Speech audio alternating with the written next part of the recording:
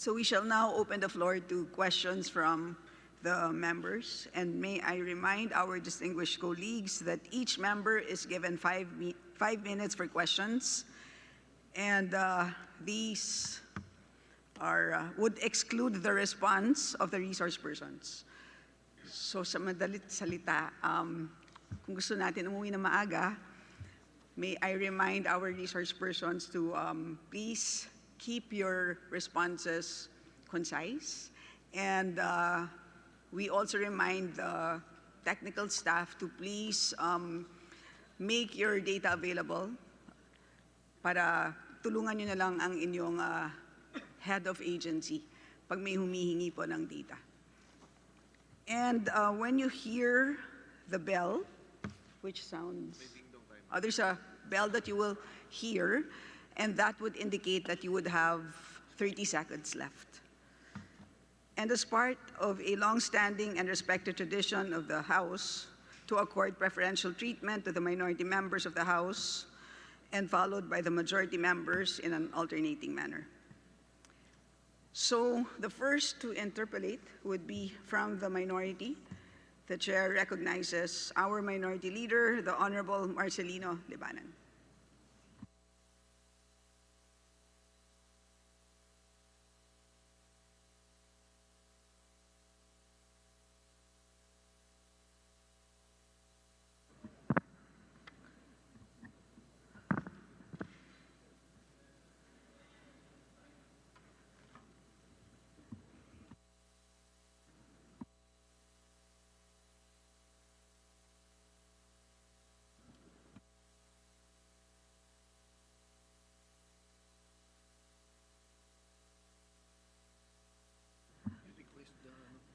May we request the technical staff to please check the microphones of our members.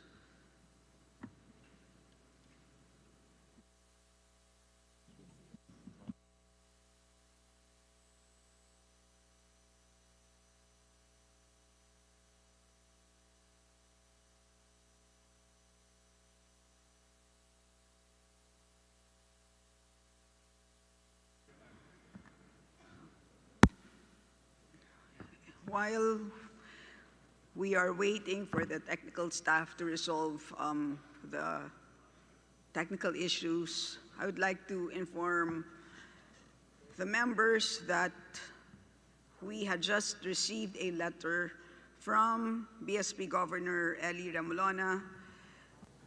The subject of the letter is a request to be excused from this briefing. And he cites as his excuse is the following, and I quote certain portions of the letter. I regret. Offsite meeting of the Monetary Board. Okay, he needs to travel in order to prepare for an off-site meeting of the Monetary Board, and therefore he is designating Senior Assistant Governor Iluminada Sicat, along with the rest of the senior officials of the BSP and the technical staff, to remain and answer all the questions.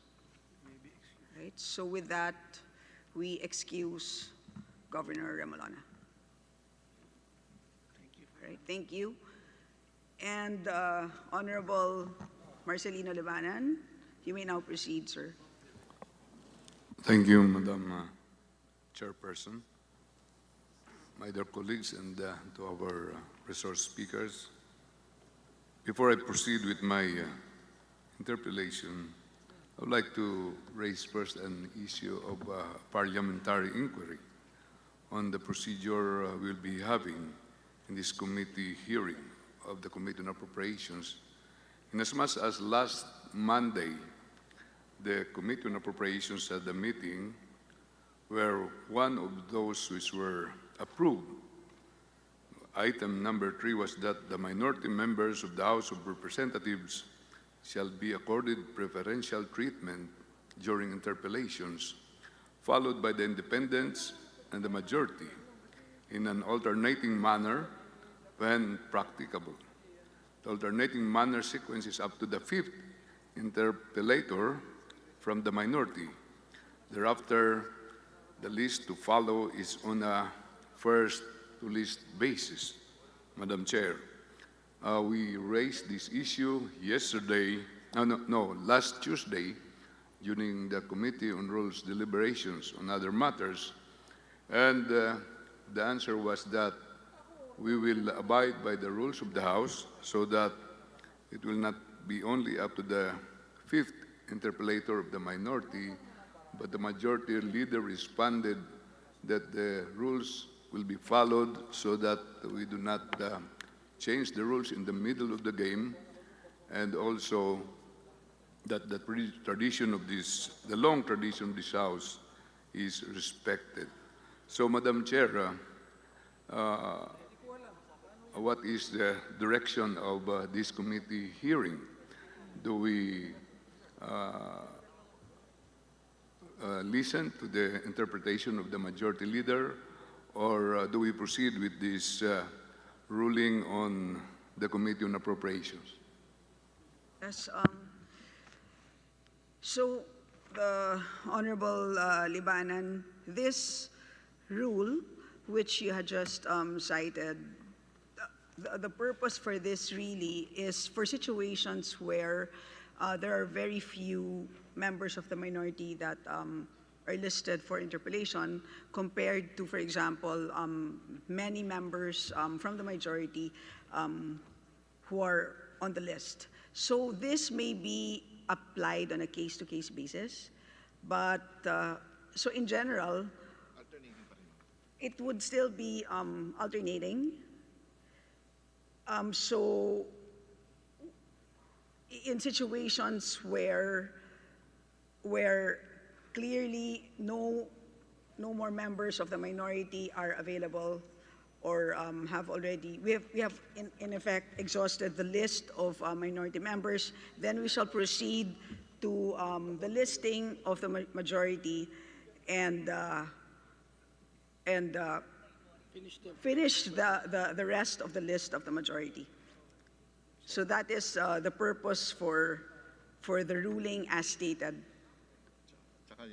Thank you, Madam Chair, for that answer. So that we agree with that interpretation that we do not limit that to 5. So that I think the purpose of this is when we do first round of questioning, all of those will be first round, unlike a situation where the minority is already in the second round, but other members are still in the first round. We would agree with that, Madam Chair. But please do not let us be limited up to 5 only. In other words, if other members would arrive, they still have the priority in questioning, provided that they are still on the first round. That has been the tradition of this House, Madam Chair. When practicable lang naman. Yes, we shall allow that, the Honorable Libanan. In fact, what we can do is we can change the wording of this ruling to just simply say that the minority members of the House of Representatives shall be accorded preferential treatment during interpellations, followed by the majority members in alternating manner when practicable. So just to simplify matters. That is what the rules of the House provide in Yes. the rules. So we will just adopt it as is. Yes, Madam Chair. Thank you for that, Madam Chair. Madam Chair. Yes, the Honorable Daja. So, Madam Chair, to clarify that, because these rules, the internal rules, were given to the members of the Committee on Appropriations, I support the contention of the minority leader. In fact, that particular rule is not consistent with the House rules. It's also not consistent with the House tradition. And as you probably know, in Section 163, tradition is suppletory to the House rules. So, just to clarify, because we did not want to get started today and set what we think is a bad precedence. I know the ComSec keeps on insisting that maybe this is okay, but it's not. So my suggestion for clarification is just to delete number 3. Anyway, the House rules provide for the for alternately asking questions, minority, majority, minority, majority. There's no need for number 3. So if you want that in a formal motion, I will do it. But if you want to clarify, because I don't like the wording suggested to you by the COMSEC, that as practicable, because then that is left to the discretion of the committee secretariat, because when we list our names, I don't want to have to double check if I was listed correctly.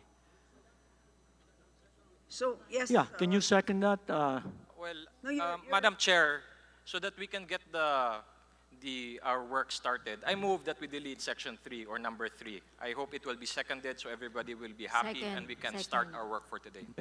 Thank you, Congressman Dimapor, Con Castro. Is this, okay, 1 minute suspension. Tanungin natin, ma'am, proper mo.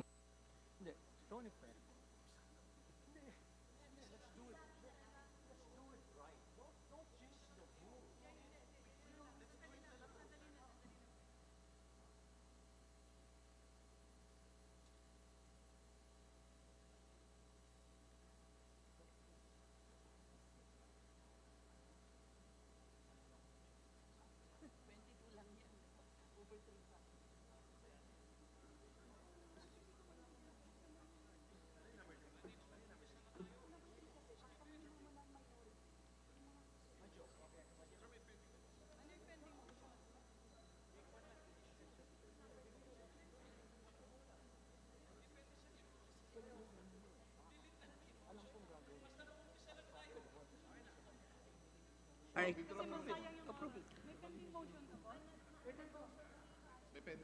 All right.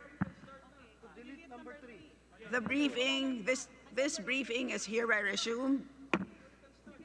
There is a pending motion to delete number 3 of the internal rules Of the Committee on of the Appropriations. Committee on Appropriations, Any second? Seconded.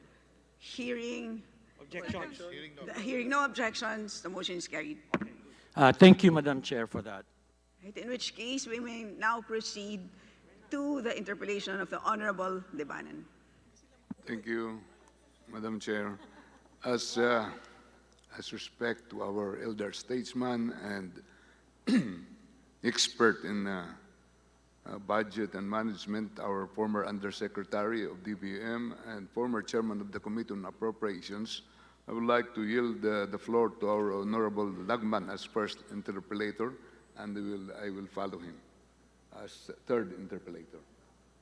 Right, the Madam Chair, Honorable Lagman Madam is Chair, recognized. I would like to express my thanks to the distinguished Minority Leader, the Honorable Marcelino Libanan, for deferring to this representation, and I will oblige.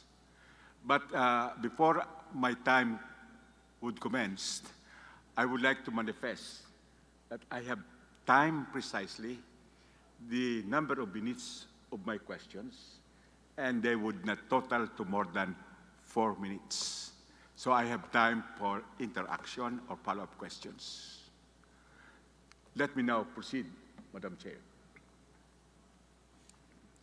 My first series of questions would be addressed to the Honorable Secretary of the Department of Budget and Management, Secretary Pangandaman. But these questions can also be answered by other members of the DBCC. May we know again, what is the percentage of debt service to the National Expenditure Program?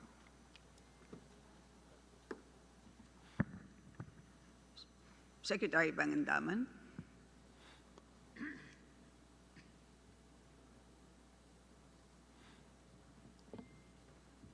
$11.6.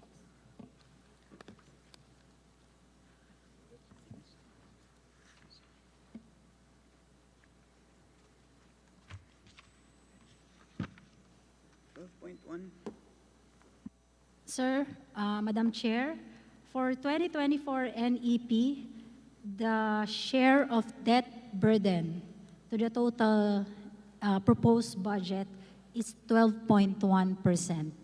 Okay. Thank you for that answer.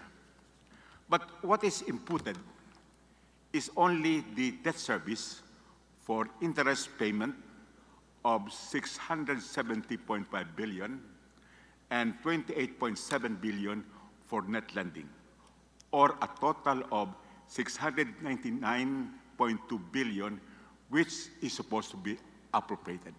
Is that correct? Yes, Madam Chair. However, debt service on interest payments and net lending is only a smaller portion of the totality of debt servicing, because the bigger portion is principal amortization in the amount of 1.24 trillion for 2024. Consequently, the universe of debt service is 699.2 billion for interest payments and net lending plus 100.24 trillion for principal amortization, which is automatically appropriated. Is that correct? Yes, could I Mr. Chair, we'll ask Secretary Benjokno to answer.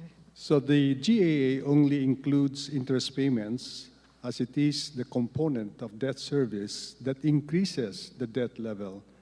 Principal payments are merely settlement of liabilities incurred in the utilization of appropriations program in prior years, which means, number one, recording it again will result in double counting of appropriations, and number two, it doesn't result in new debt because rolling over of debt only involves change in the ownership of the debt from one creditor to another, Your Honor. But when we pay the principal amortization, and we do pay that religiously, that payment should be part of the totality of the expenditure of the national government for a particular fiscal year. Is that correct? Treasurer Leah will answer that, Your Honor. Good afternoon, Your Honor. First of all, sir, if I may clarify, what we put in the budget of... Treasurer Leah, kindly speak closer to the mic. what we put under the GAA, what we appropriate is only expenditures.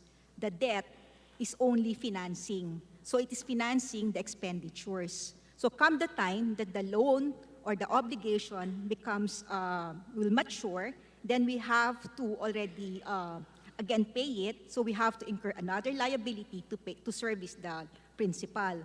So we are just postponing it. So we don't need to again appropriate it. Otherwise, as the Secretary Diokno have said, it's double appropriations. Thank you. But the amount of 1.24 trillion is for principal amortization, which we will have to pay this next year. Is that correct? Your Honor. It's correct.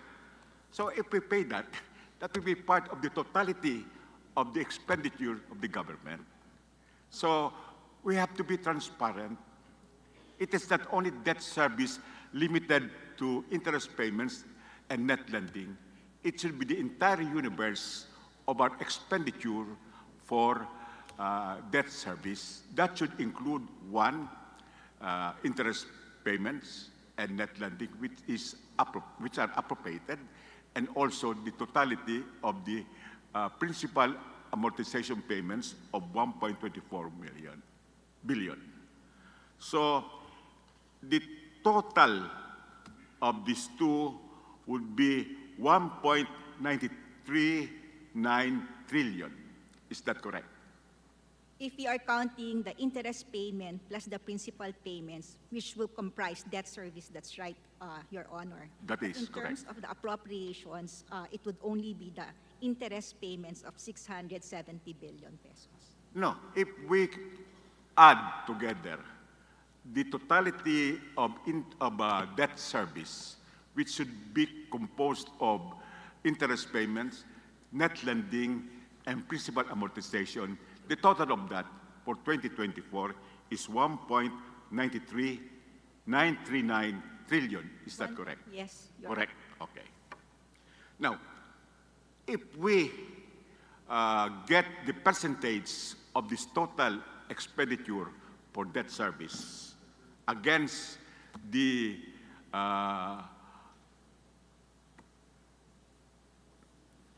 national expenditure in the NEP for 2024, what would be the percentage of the totality of debt service to the 5.768 trillion national expenditure program? About 32.9%. Yeah, it's 33%, or it's really more than 1/3 of the total expenditures of the government. Is that correct? If we will include the principal Yes. payments in the budget. Okay. Now, what is the ratio of the Philippine debt to GDP as projected? In 2022, it's 60.9 against our target of 62% of GDP. As of the first quarter, it is 61% of GDP, Your Honor. And the president was quoted that the government plans to increase the share of debt burden in the proposed 5.76 trillion budget next year. And he said that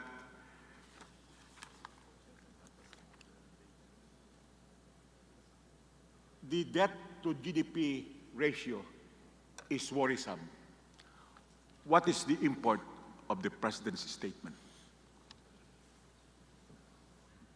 Actually, Your Honor, we have what is called the medium-term fiscal program, and we stated there the debt to GDP ratio, and actually we're ahead. We're below the proposed MTFF, Your Honor. Yeah, but what is the import of his statement that this ratio is worrisome? Well, I don't know what's the. Can anybody say? It's not worrisome, Your Honor. It's not worrisome. I don't know where. I'm quoting from an ABS-CBN televised report. Yeah. It's entitled, Marcos says Philippine debt to GDP ratio worrying. Well, the rule of thumb, Your Honor, before the crisis was that if your debt to GDP ratio is 60%, you're okay. But as a result of remember, before the pandemic, Your Honor, our debt to GDP ratio was only in the neighborhood of 40%, more or less. And we have to borrow money because of the pandemic, and it went up to around 62%. But that's still manageable, Your Honor. Right now, because of the pandemic, I would say that the new rule of thumb should be around 70%, Your Honor. Well, next question. What is the projected fiscal deficit for 2024?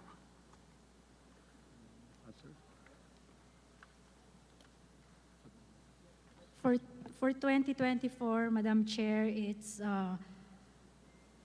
5.1%.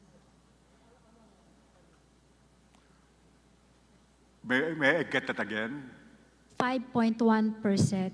5.1%. There is fiscal deficit because our projected expenditures cannot be funded wholly by our projected tax collections and other revenues. Is that correct? Yes, Madam Chair. Now, is there a way by which we can decrease this fiscal deficit?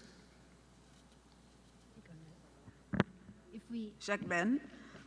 Yes, Your Honor, we can decrease, but then we have to sacrifice some of the essential programs of governments. Like we want to spend 5 to 6% for capital formation, for infrastructure. So if you force us to reduce it to, say, 3%, then we will have to cut back on some of our social programs and Yeah. physical infrastructure programs. I am not suggesting that, Correct, Your Honor. Mr. Secretary. What I am suggesting is we can reduce it without sacrificing our expenditures. For example, there was a time, and this has been followed years back, including the immediate preceding years, that the central bank, the Bangko Sentral of the Philippines, would provide an interest-free loan to the country for budgetary support. Do you recall that? That's right, Your Honor. I was governor of the Yes. central bank when that happened. We lent to the national government 540 billion pesos, interest-free. Interest. But that's allowed because the new charter of the central bank says under extraordinary circumstances, Your Honor. And the pandemic was extraordinary. Okay. And there is no justification to follow that budgetary support from the Bangko Sentral for the next fiscal year, considering that we have a huge fiscal deficit. No, Your Honor, I think that things have normalized. There's no more pandemic. And so I think it's also not fair for central banks because they really have to maintain their independence from the fiscal side that if I were governor of central bank, I would not lend money to the national government at this time, Your Honor. Now, how about securing from government-owned and controlled corporations from their excess funds in order to be used for budgetary support? Is that possible? I think, Your Honor, if you want to reduce the deficit, there are three ways of doing it. One, you cut expenditures. Number two, you increase taxes. Or number three, you change the way you collect taxes. For example, through digitalization. That's an area where you can improve tax collection. Or change the way of governing. For example, you can maybe address the problem of the military pension reform. Okay? So there are many ways you can do it. Oh, The Honorable Lagman, yes. kindly wrap up. I'm only in my fourth series of questions. But anyway, since we have a fiscal deficit, may we know where the government is going to source its subscription of 50 billion to the Maharlika Investment Corporation? That it's stated in the law, Your Honor, the central bank dividend. In fact, the central bank has already declared a 31.2 billion dividend. So that's, and the law says for 2 consecutive years, we can use the BSP dividend. We can also source it from PAGCOR. We can source it from royalties, from mining, privatization. There are many other sources, Your Honor. Well, in other words, we are prioritizing the funding for the MIF. And we are not giving preference to budget support for the budget or the expenditure program, so much so that we are not able to reduce our fiscal deficit by sourcing more funds to support the budget. And I think, Madam Chair, we are prioritizing contingent investments which could mature in the future rather than invest now, which for socio-economic services and other expenditures needed by the government to really finance the National Expenditure Program. That must be re-examine, the wisdom of which should be really re-examined, and that cannot be even brought to the Supreme Court because the Supreme Court does not deal on the wisdom of statutes. Your Honor, the amount stipulated in the Maharlika Investment Fund says 50 billion to be contributed by the national government over maybe a period of 2-3 years. The national budget that's being proposed is 5.7 trillion, Your Honor, and we're not even touching. We have already committed some sources of funding for the 5.7 trillion. But that Thank you, Honorable Lagman. If you wish to avail of a second round, we can list you. Okay, But you may I have more kindly wrap up. questions and more follow-up questions. I defer to the ruling of the Honorable Chair, and most probably, I don't know when the second round would be. Well, today as well. Not tomorrow. No. We can have unlimited rounds today. Thank you, thank you, thank you. Thank you for your kind understanding, sir. Since, do we return to?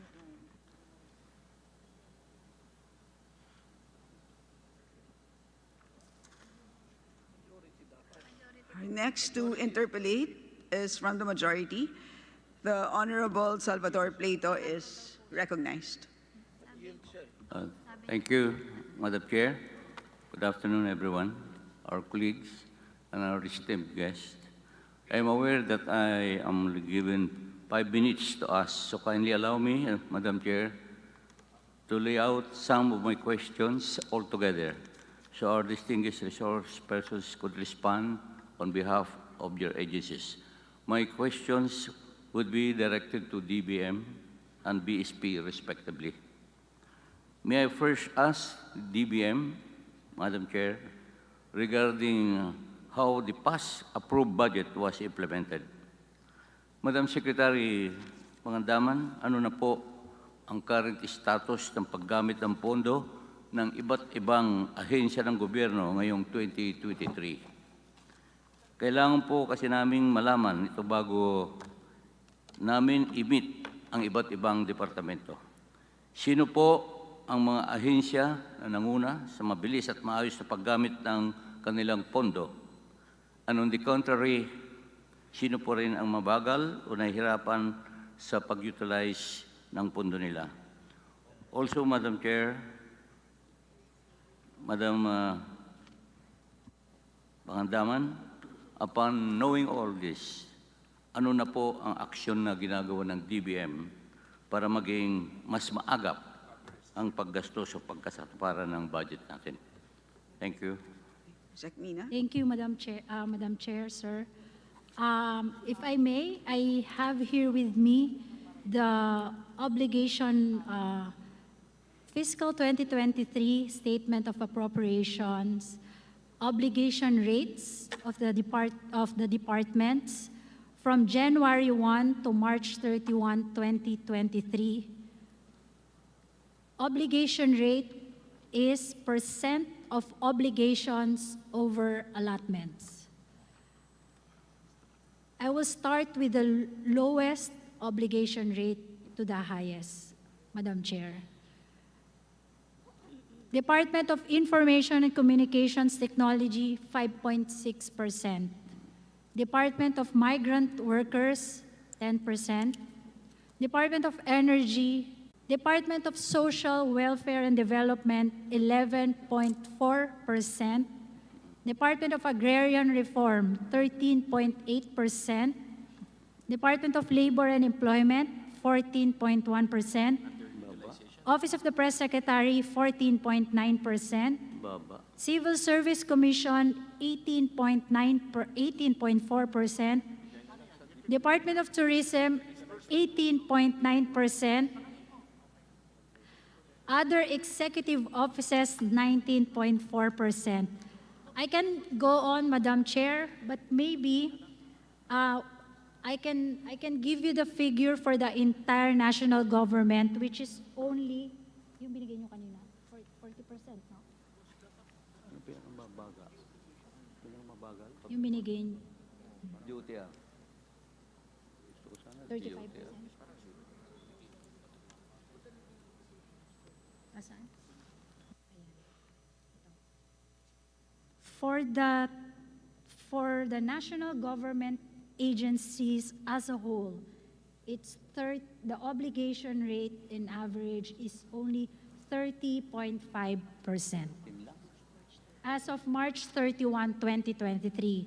Because for second quarter, we just got the data last July 31. Secretary, kindly submit that list to the committee. We will do, ma'am. Thank you. And Madam Chair, on the question on what we are doing, we already prepared a circular letter to all the heads of departments, agencies, SUCs, including commissions, offices under the CIFAG, GOCCs, LGUs, heads of finance and planning units, and other concerned agencies. The subject matter is submission of agency catch-up plans to facilitate budget execution for the rest of the fiscal year 2023. We released this morning.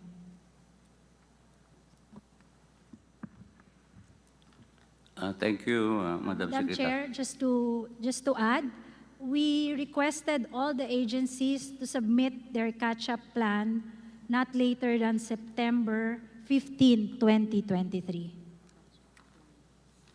We'll also provide a copy of the circular to the committee, Madam Chair. Thank you, Madam Secretary. My next question is still for the DBM o kaya pwede sa NEDA. Ibang topic po naman to, Secretary. According to the Local Government Code of 1991, the share of LGUs on national taxes are allocated as follows. Provinces and cities get 23% each.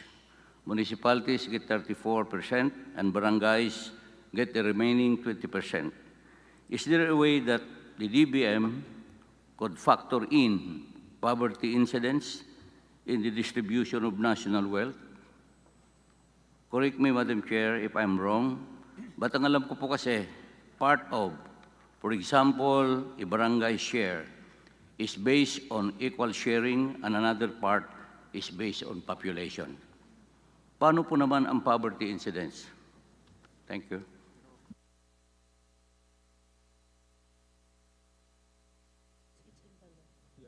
Madam Chair, the computation is provided for under the law, RA number 7160, Madam Chair.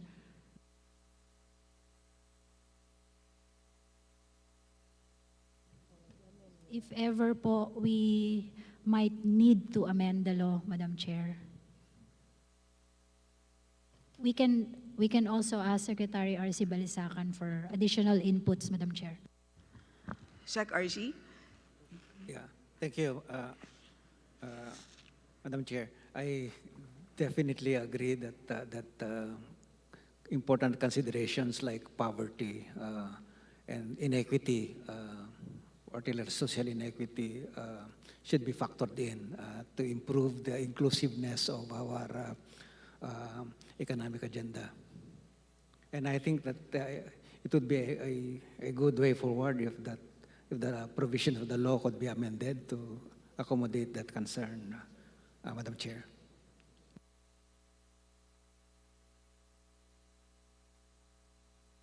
Salamat po. My last question po ay are directed to BSP. Good afternoon. Wala na ba si Governor? Governor Ramonola? Wala na ba? Anyway, kahit sino po sa BSP. We have noted in the budget of expenditures and sources of financing, or tinatawag natin BESF, of 2023, specifically on Table A.1 on macroeconomic parameters. you are still using the London Interbank Offered Rate, or LIBOR. However, this was already changed to SOFR, or the secured oversight, the overnight financing rate. Am I right? Yes, Madam Chair. Can you explain what SOFR is? How did the transition or shift affect the operations of banks? Ano po ang naging feedback ng Bankers Association of the Philippines dito? Thank you po. Thank you for the question, Madam Chair. As stated by the good Congressman, SOFR stands for Secured Overnight Financing Rate, and it replaced the LIBOR, which ceased to exist last end June 2023. Because of that, we need to identify another reference rate to price US-denominated loans. So in our macro assumption, we're now making use of the SOFR for 6 months as reference for US-denominated loans for the government. And as to the question on whether this is something that the bank, they have already accepted the use of SOFR as a reference rate. If you give me a chance to give a follow-up question, just a quick follow-up question, if I may, Madam Chair. Please proceed. So in practical terms, BSP, is this the benchmark that the BSP recommends to be used by the general public as borrower or housing or business loans from banks? Thank you. Madam Chair, when we, in the process of transitioning to another benchmark, we had consultations with the public, including the banks, particularly the banks, as well as we discussed this to the principals in the DBCC. We were really looking for another reference rate to value US-denominated loans upon the cessation of the LIBOR. So this is something that the public as well as other users of the reference rate is aware of. Thank you. Thank you very much. That is all on my end, Madam Chair. Thank you. Thank you. We now return to our Minority Leader Marcelino Libanan, who earlier yielded to the Honorable Lagman. Sir, you may now proceed. Thank you very much, Madam Chair. Let me start by the allocation of funds to the DBM Secretary. We observed that for 2024, there is an allocation of 112.8 billion for 4-piece beneficiaries, an increase in 10.99%. Kami po'y masaya dito dahil marami sanang makaka-benefit na ating mga kababayan. There are about 600,000 to 700,000 families who graduated from the program. Kailangan mapalitan kaagad ng other beneficiaries ng mabilisan kasi marami pang dapat tayong matulungan. Ganun po ba ang ating gagawin na mapalitan yung graduate ng mga families?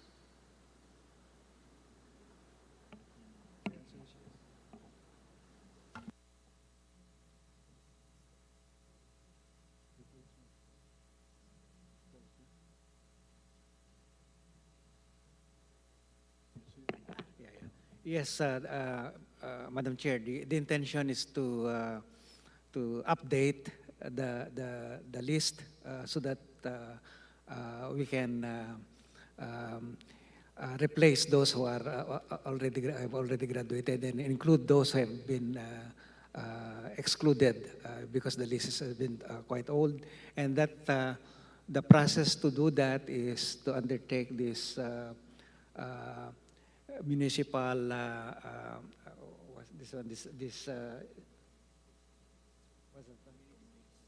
the community-based monitoring system that we are actually asking Congress to fund that so that we can roll out nationwide the completion of that survey is very critical for our poverty targeting system, Your Honor.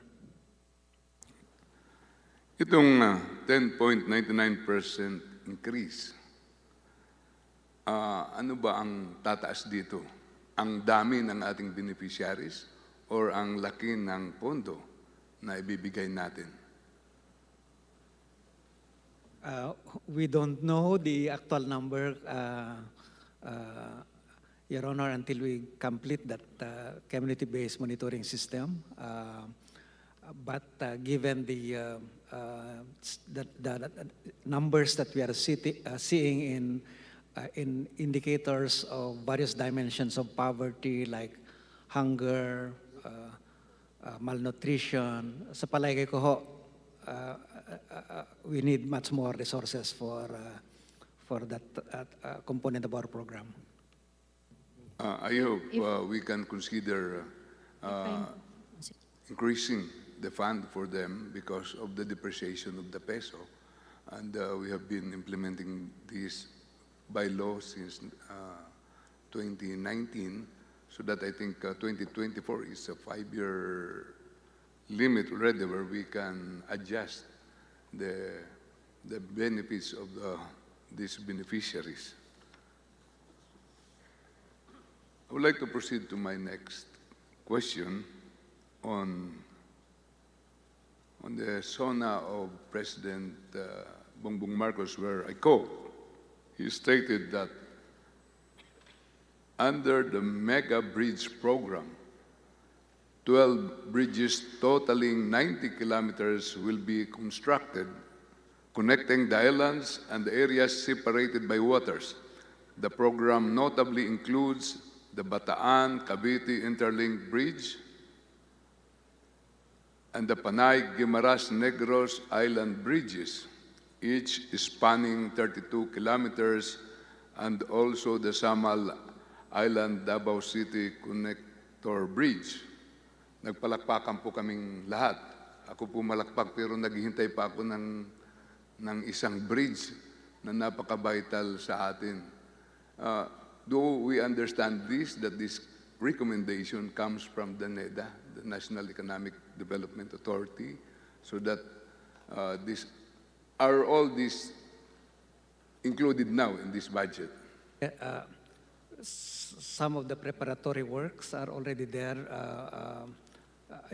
Madam Chair, the Bataan-Cavite Bridge, for example, that is it's already the detailed engineering design stage, and that will be funded by ADB, so it's almost guaranteed. And the Samal Island is already ongoing. The construction that's funded by the China, China, and the Panay-Guimaras Bridge, the feasibility study there. I think, but all these projects, Madam Chair, are already part of the infrastructure, yung flagship project, the IFP's infrastructure flagship project of the government. And under this scheme, they are given high priority for the implementation in the funding for right-of-way, for feasibility studies, and so on, so that they can move forward. And we have developed already a system at NEDA, Your Honor, that you can see on a quarter-to-quarter basis the progress in each of these 194 flagship projects. And we report to the President and the Cabinet on the progress of these projects. Quarterly, we do provide that report so that our implementing agencies have to explain to the President, to their colleagues, why certain projects are being delayed. Ang Matnog-Alin Bridge ay napaka-vital po na tulay sa atin, which will connect Luzon to Samar and of course to Mindanao. Siguro sa lahat ng tulay dito, ito po yung pinaka-importante. And this spans only 24.5 25.4 kilometers. And I assume that this has already been approved by NEDA. Bakit wala po dito sa budget proposal for 2024?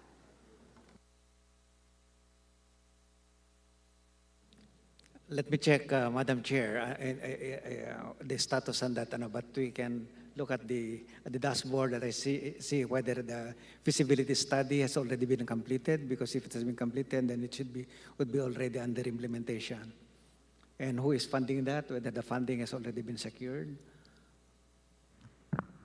While the data is being retrieved, would you like to proceed to your next question? I will be glad to have a report on that. And I hope we are in agreement that this bridge is very vital to our country. So, We'll provide the report, Madam Chair. so let me proceed to my next question. This is on the budget of the DICT.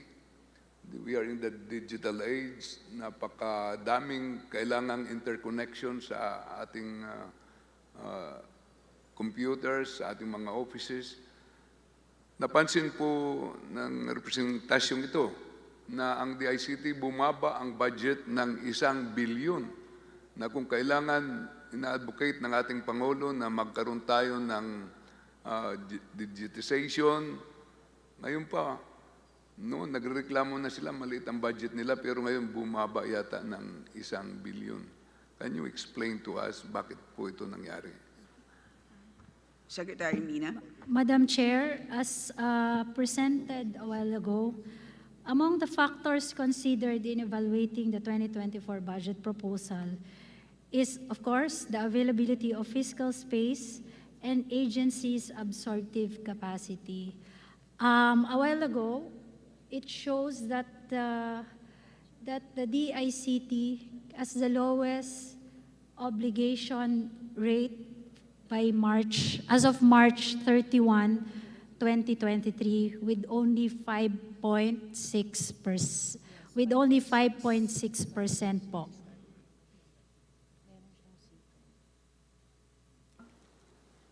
And also, there's an amendment from NEP 2023 to GAA 2023 of also 1 billion pesos. So, did I understand with your answer that it is their absorptive capability na nahirapan sila? Yes, Madam Chair. Because in 2022, we also noticed a low obligation rate from the agency, and then the same with 2023. So I think they will find it, the committee under the DBM thought that it will be kind of hard for them to catch up given a larger budget. Madam Chair, itong mga ganitong klaseng ahensya natin ng gobyerno, minsan mabagal nga dahil nag-organize pa lang. Marami pa tayong problema sa national ID system natin. Siguro solusyon, hindi bawasan ang budget, pero dagdagan ang magagaling na mga empleyado dyan. Kasi pag binawasan natin ang binawasan po yan, lalo tayong mahuhuli sa digitization. Ito na po yung language ng modern times and of the future. We have to be strong in this DICT department natin. Madam Chair, my time has expired, so thank you. And can you answer that? Yes, and that was your last question, Honorable Libanan. Well, Yes, I agree. There's a learning curve given that it's a new administration.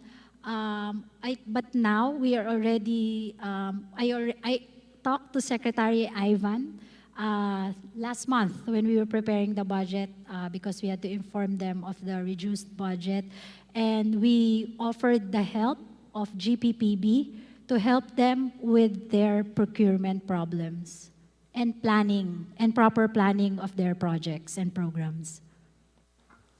Thank you, Madam Chair.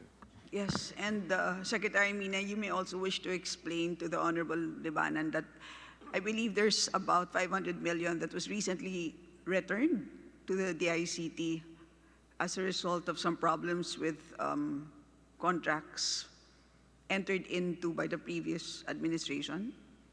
Yes, it was also explained that the previous administration entered a couple of contracts, but apparently, maybe we can ask Ivan at the proper time to explain further, but what we learned is that some of the documents are missing.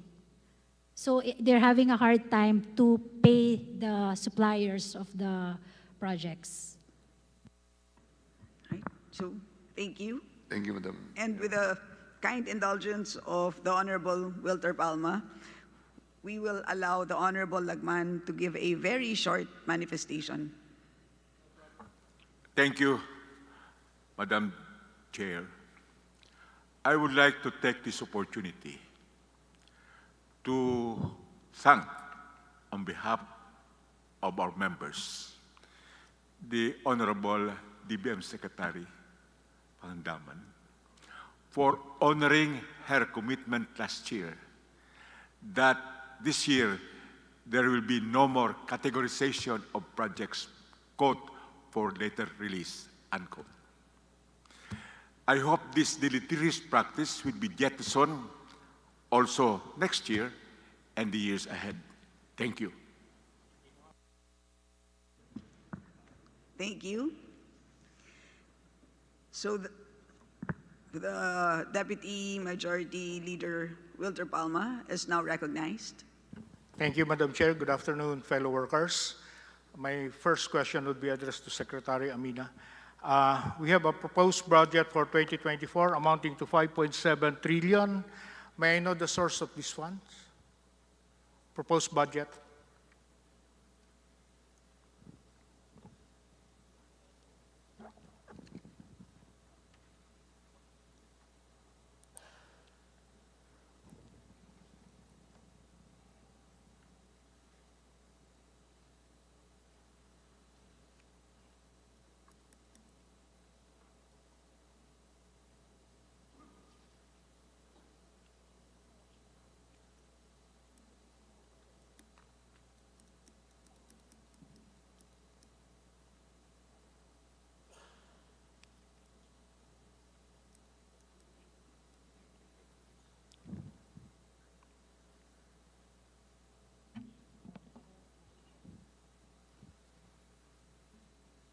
Madam Chair, to answer the question,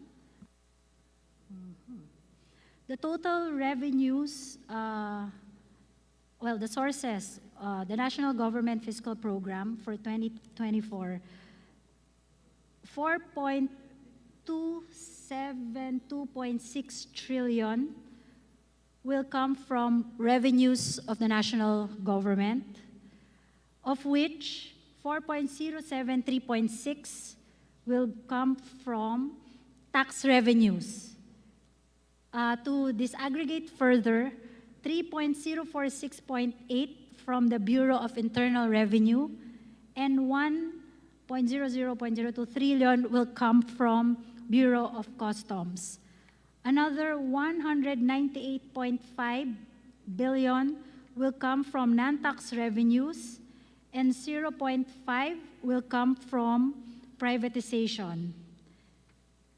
And the deficit will be through borrowings of the national government. Okay. So that I'm just smiling because Secretary Amina was also smiling. So may I know, we have a BIR here.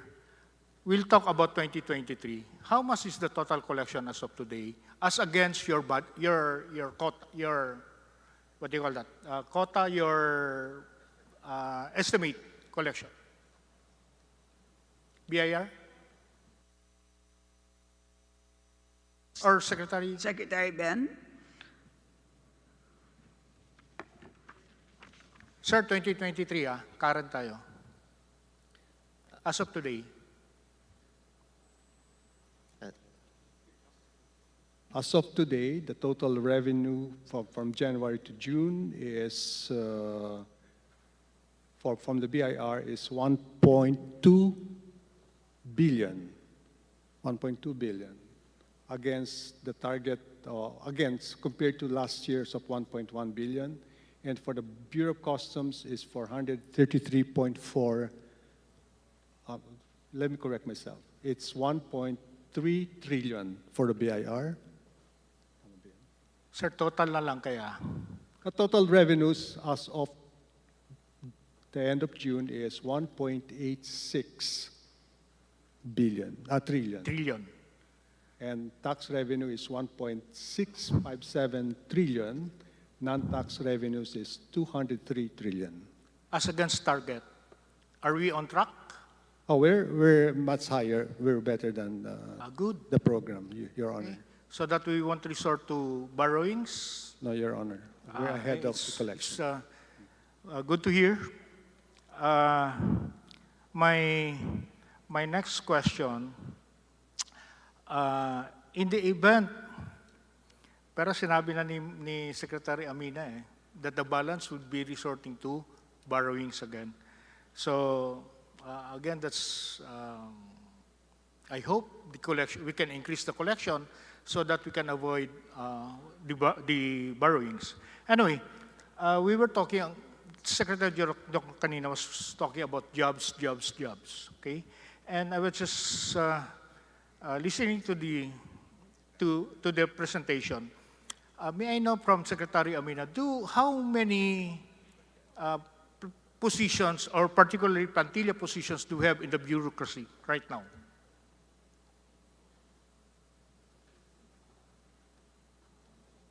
Authorized?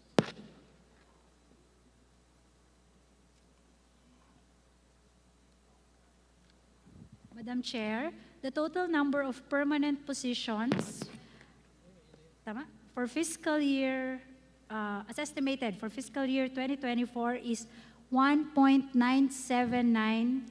2023 na lang, ma'am. 1,979,564. Okay.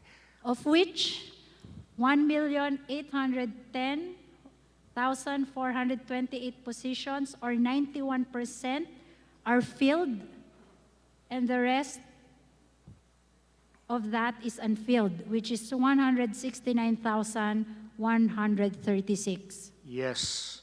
But during our budget, we allocated funds for this 169. Since you said that there's 169 unfilled position, what happened to the budget?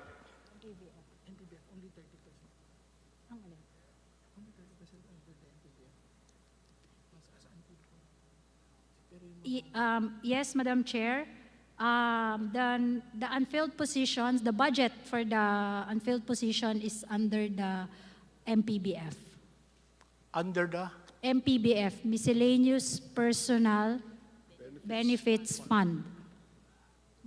This covers the whole bureaucracy? Yes, sir, 30% for of the example? 169,000. Okay.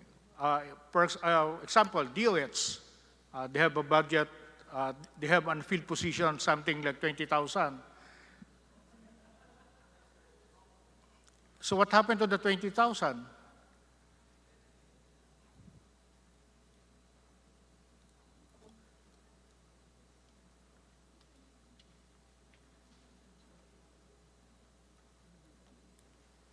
Boss.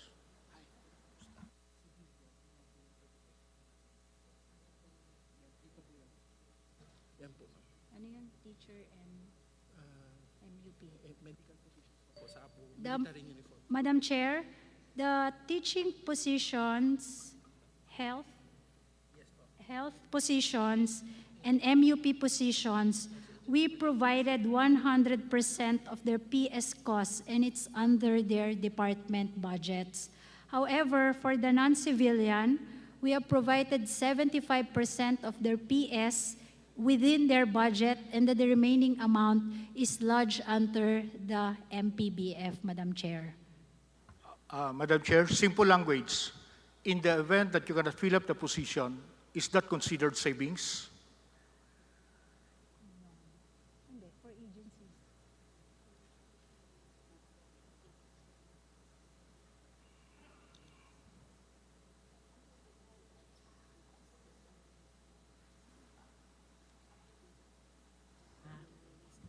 According to the, hindi comprehensive ang PF. According to the definition of savings, it cannot be considered savings because it has not been released yet. Yeah. In short, it's January. For example, we cannot use it in 2023. The savings will be realized on January 1. Am I? Madam Chair, pag hindi pa po na-release yung pondo, hindi pa po siya savings. May definition po ang savings under the GAA. Savings. 2 seconds lang po. Definition of savings. Wala akong section dito.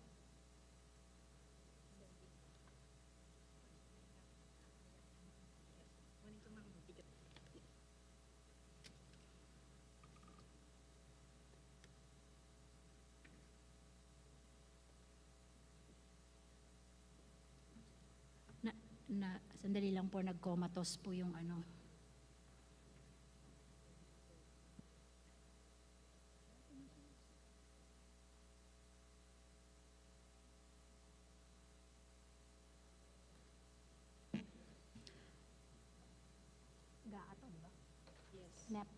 Under the NEP and GAA from previous years, Section 77, the meaning of savings. Savings refer to portions or balances of any released appropriations in this Act which have not been obligated as a result of the following. First, completion or final discontinuance or abandonment of a program, activity, or project for which the appropriation is authorized. Next, implementation of measures resulting in improved systems and efficiencies and thus enabled an agency to meet and deliver the required or planned targets, programs, and services approved in this Act at a lesser cost. Madam Secretary, Madam Chair, Madam Secretary, I'm just asking the PS. Yes, sir. Hindi po kasi naka-release ng buo yung PS for the unfilled position ng January. So, meaning to say, when it's already in the budget, the Department Secretary will ask authority from you to release the amount intended for the PS. Once filled, Madam Chair. If it is not, what will happen? Kasi naka-earmark na yan eh. Unused appropriation. So what will happen to that? Mag-expire po. Once it's already downloaded to the department, is the department secretary authorized to realign that? Po siya downloaded, Madam Chair. Until January? Or hindi? You have to return that to the department? Hindi po siya mabibigay sa department pag hindi pa po siya filled. Okay. So wala pa po sa department yung pera. You know, the reason why I'm asking this, we keep on saying jobs, jobs, and then we have 169 vacancies. Why don't we fill this up? Anong reason na bakit hindi natin fill upan?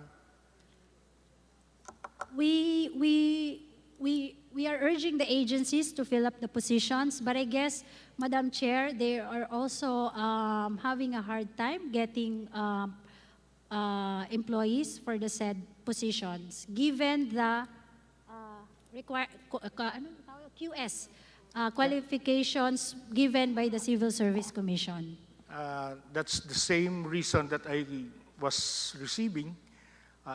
In my experience, just post something in the Facebook, people will flock and ask for, because they need jobs. I'm sorry, Madam Secretary, but can we do something with the secretaries, department secretaries, to make double time, to fill this up, because money is already allocated for that matter, and why don't we fill it up? Yes, Madam Chair. Okay. I hope in the next, can we expect that during the proper budget hearing in the plenary? Yes. Okay. Yes, Madam Chair. Okay. We'll do that. Thank you, Madam Secretary. One more. The budget utilization, you said it's obligation rate. Can we have a disbursement rate? Kasi madali na mag-obligate, ma'am. ang disbursement ang kailangan namin.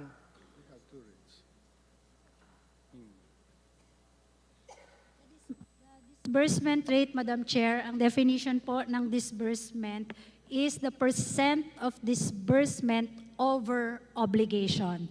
Meaning na contract na po siya kasi yung obligation lang po ang ating denominator. So, Yes, ma'am.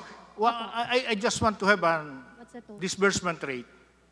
Halimbawa, the number one is the ICT, sabi mo. Kano yung disbursement rate nila?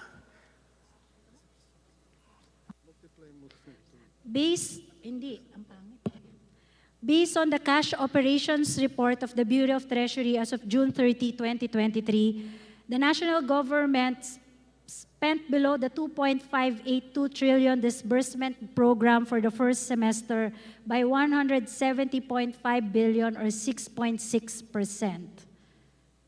Ma'am, total na lang, ma'am, para madali tayo. Out of 100%, magkano ang na-disburse? Hindi yan yung sorry.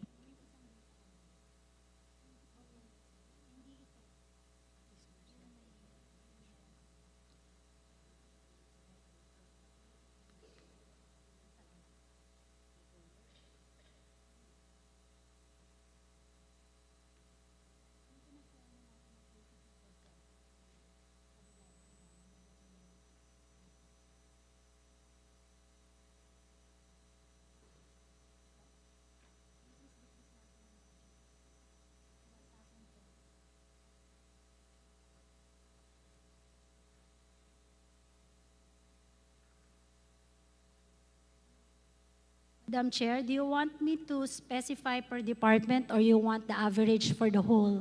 The totality na lang.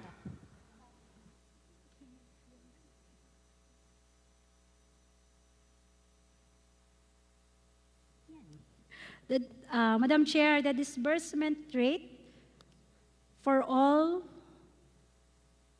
the national government agencies as of March 31, 2023 is 44.6%. As of? March 31, 2023. So that's first quarter. Yes, Madam. So we are on target that we can disperse the 5.26 trillion. It's disbursement over obligation, Madam Chair. Meaning, yung na-obligate na po ng ahensya. Meron pa pong ibang part ng pie na hindi pa po na-obligate. Kasi po, 33% pa lang po ang na-obligate doon sa lahat ng pondo ng ahensya, ng mga departments po. Sige, ma'am. Sorry for that kasi ang training namin, galing kami sa LGU, disbursement yung aming iba yung sa inyo, iba yung sa LGU. Anyway, I will not so much labor Secretary Amina. I was listening to Secretary Jokno kanina. You mentioned about MUP. Can you please brief us? What's the status? How is this going? And so on and so forth. Sir? On the MUP, I understand the Speaker has created a technical working group chaired by Joey Salceda. And we have done extensive consultation with all the services. And that will be an input to what Joey will be doing, Your Honor. But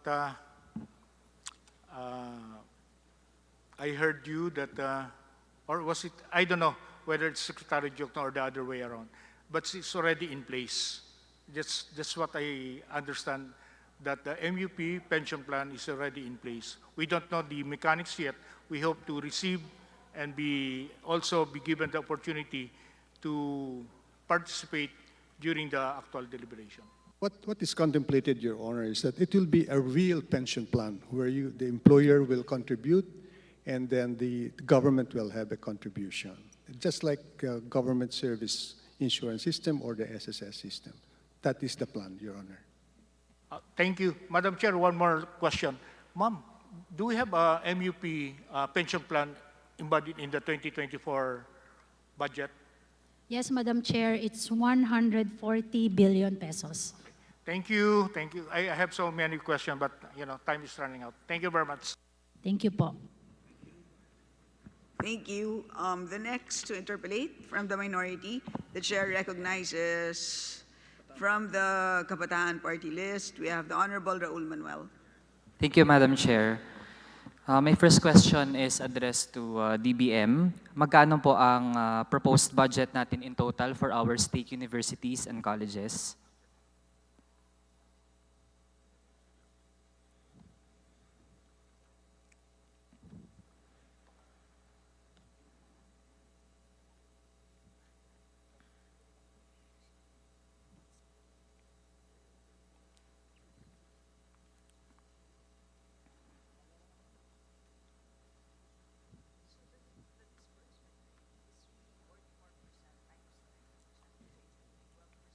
Madam Chair, for 2024 proposed, the total budget for state universities and colleges is 105.58 billion pesos. Ilang percent po ang diferensya niyan sa ating JA budget for this year?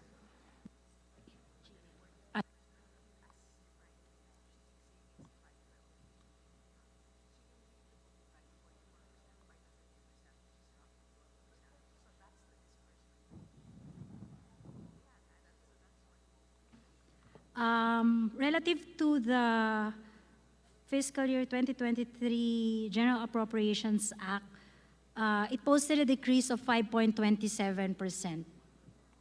It posted Decrease, it's lower Decrease. by 5.7%. Okay. Kasi po upon observation, our proposed budget for 2024 will increase by 9.5%, pero ang SUCs natin bababa yung budget. It seems like hindi natin priority ang education sa SUCs. Why didn't DBM propose a higher budget for SUCs? Madam Chair, much of the budget po, the 5.7, is congressional initiatives po or amendments during the budget deliberations. But in the first place, bakit hindi po DBM na mismo ang mag-propose ng sapat at mas mataas na budget for SUCs?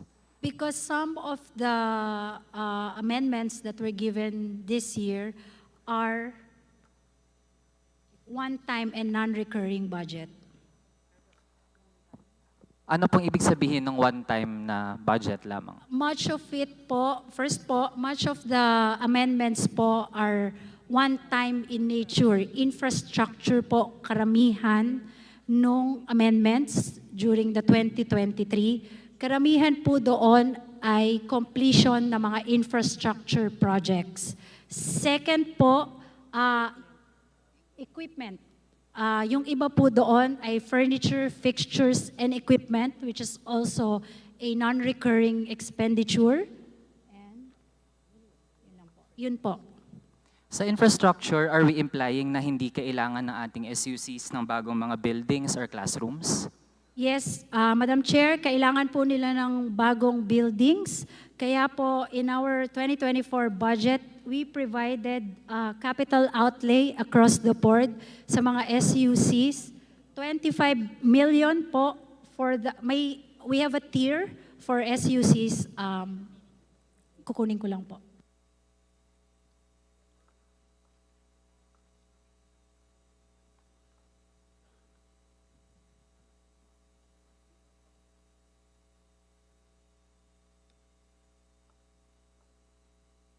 While waiting, Madam Chair, I'd like to proceed sa aking question. It's a low of 25 million per SUC to as high as 50 million per SUC. Okay. But in total, Madam Chair, still yan ay nasa 60% na cut sa capital outlay sa ating SUCs. Habang marami po tayong SUCs, nagkakakulangan talaga sa classrooms yung kanilang estudyante. So, I don't find the rationale bakit po pare-pareho yung ating, almost pare-pareho yung capital outlay sa SUCs kahit iba-iba yung kanilang populations. What is the logic behind that?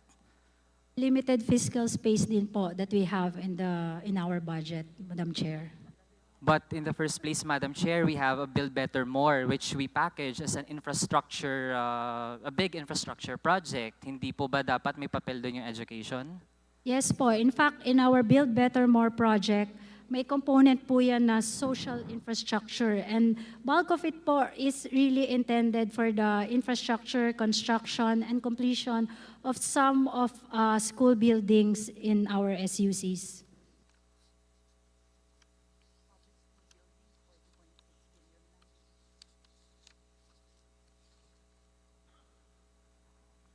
Wait, Madam Chair, I'm just checking the document given by the DBM kasi po mismo sa document na binigay nila ay napakababa po ng share ng education infrastructure. Kalakhan po talaga hindi po education. Kaya po we cannot say na malaki po yung chunk ng education doon sa Build Better More program. At magsasuffer po yung ating SUCs with that. Yeah, only 2% yung education sa Build Better More.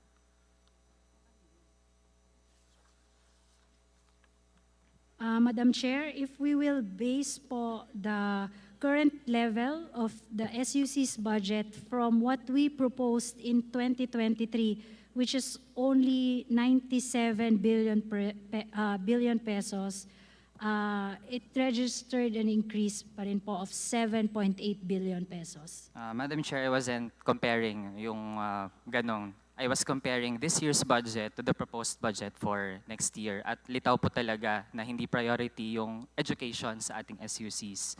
Now to my next topic, Madam Chair, on confidential and intelligence funds, can the DBM confirm na may mga newcomers tayo sa confidential and intelligence funds, namely OVP, DA, DepEd, and DICT? Is that correct? Madam Chair, yung budget po ng confidential fund ng OVP and DepEd are all existing budget. In fact, it was included in their Tier 1 proposal during the budget preparations. Madam Chair, if I may po, ang mga additional na budget for confidential and intel fund are as follows.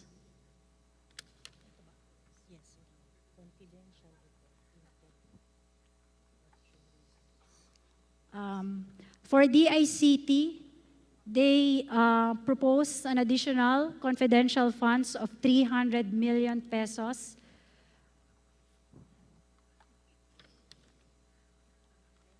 For Bureau of Customs, 30.5 million pesos. For DFA, 5 million pesos. For Department of Agriculture, 50 million pesos. Under the Department of National Defense, Intel of additional 60 million pesos. PSG, 60 million pesos. And General Headquarters, 60 million pesos. PSG. National Security Council, confidential fund of 30 million pesos. OPAPRU, confidential fund of 6 million pesos. Office of the Ombudsman, confidential fund of 20.46. These are all the increases. With that, Madam Chair, under this current term lang na nagkaroon ng confidential funds ang DepEd. Tapos yung OVP din compared to the last term, ngayon lang din nagkaroon. Para bang pinapayagan ng DBM ang ganitong kalakaran sa iba't ibang mga ahensya? Question ko po, ano ang naitutulong ng confidential and intelligence funds sa paglago ng ating ekonomiya?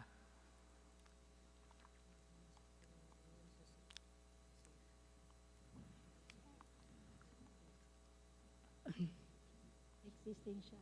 Kaya nga. As mentioned, Madam Chair, the confidential funds under the OVP and DepEd are already existing in their 2023 budget. Yeah, I think that has been clarified, Madam Chair. But I'm comparing historically kasi ito po may graph po tayo. Dati po sa mga nakaraan, hindi po ganun kataas ang confidential and intelligence funds sa OVP tsaka OP. Nadagdag pa po ang DepEd tsaka DA. Kaya again po, back to my question, ano po ang naitutulong ng pag-allow ng confidential funds across various agencies sa ating economic growth? Madam Chair, the confidential fund can be used for security, national security purposes po and safety. But not all agencies have that function. We have civilian agencies, kaya po tayo may delegation of tasks across the bureaucracy.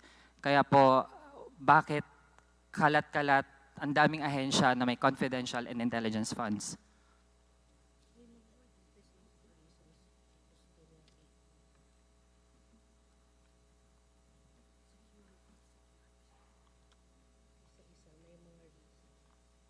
Ito.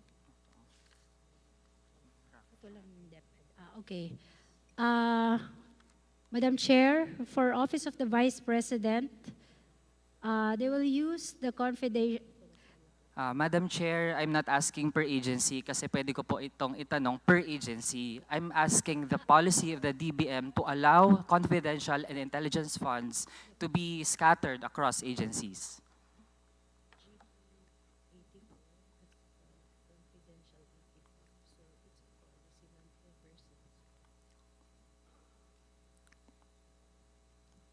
Meron pong existing guidelines and definition on confidential and intelligence fund.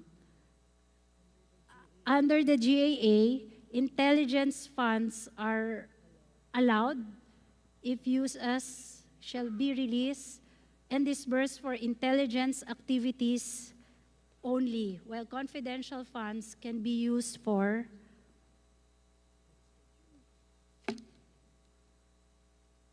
are authorized, for example, in GAA Section 85, Madam Chair, confidential funds are authorized in this act and shall be released and disbursed only upon approval of the Department Secretary and can be used related to surveillance activities in civilian government agencies that are intended to support the mandate or operations of the agency. So pag ganun ba, Madam Chair, is DBM saying na yung iba't ibang ahensya natin ay attached agencies na or para bang extensions na ng ating intelligence agencies talaga? Yung Intel funds po, Madam Chair, hindi po siya pwede sa mga agencies na hindi for defense, for national security. For military and intel agencies only. The confidential funds po, as provided here, can be given to civilian government agencies that are intended to support their mandate or operations. Pero Madam Chair, ang OP, Office of the President, Civilian Agency, meron ding intelligence fund. Pati DOT, Civilian Agency, may intelligence fund din 10 million. Other executive offices, 340 million. Yes, Madam Chair, meron po silang confidential fund. No, intelligence fund, Madam Chair. Hiwalay pa sa kanilang confidential fund. So they have both intelligence and confidential fund. For Office of the President po, kasi under po, meron po silang PSG, Presidential Security Group, Madam Chair. Okay, since Madam Chair, I have only 1 minute left and parang hindi maipaliwanag ng DBM ano yung economic logic at pag-aayos ng pagpapagana ng pamahalaan, yung function ng CIF, I'll proceed to my next topic. On NTF-LCAC, ano po ang basis ng 864 barangays na nasa listahan?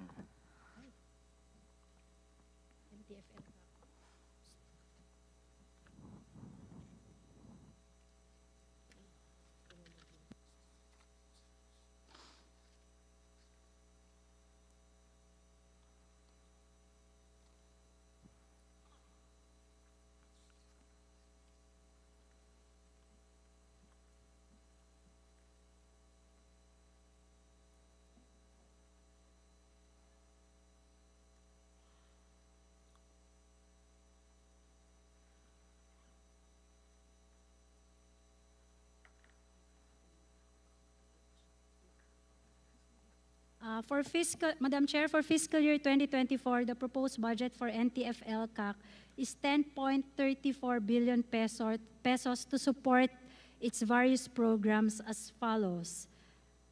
We have support to the Barangay Development Program, with 8.64 billion pesos, Philippine National Police with 1.08 billion pesos, for operational requirements for activities that address the root causes of insurgencies, internal disturbances, and other armed conflicts. Under the DSWD, 241.73 million pesos for livelihood settlement grant through the Sustainable Livelihood Program. Under DILG, communicating for perpetual end of extreme violence and forming alliance towards positive change and enriched communities with 85.44 million pesos, and funding requirements for the preventing and countering violent extremism and insurgency with 25 million pesos. And under the Department of National Defense, enhancement of civil military operations with 36.81 million, and development, implementation, and monitoring of defense system management with 4.65 million pesos. And they also have under National Commission on Indigenous Peoples with 72.24 million pesos for the implementation of indigenous rights advocacy and monitoring of treaty obligations and gender and rights-based services. Thank you, Madam Chair. Pero I patiently listened, pero sana po hindi mabawas sa time ko kasi I was asking for the basis for the 864 barangays na nasa listahan dun po sa makakapal na libro na binigay sa atin as part of the breakdown of the proposed national budget.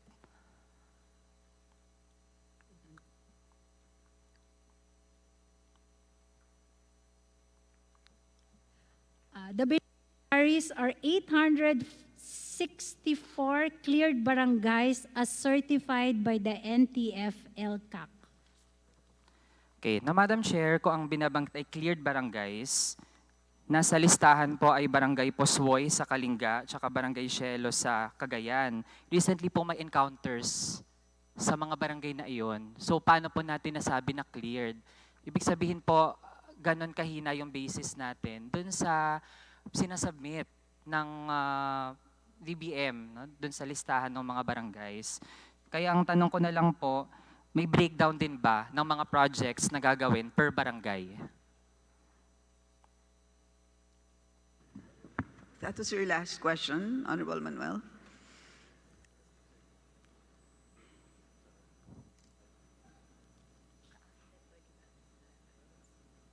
Yes, Madam Chair, the projects are provided. There's a list. And pagpipilian po nila, Madam Chair, are the following projects: farm-to-market roads, school building, water and sanitation system, health station, and electrification.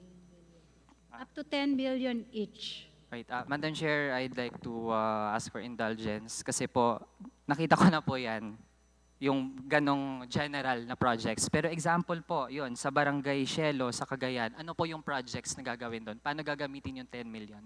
Meron ka, Barangay Cielo? Asan yung listahan?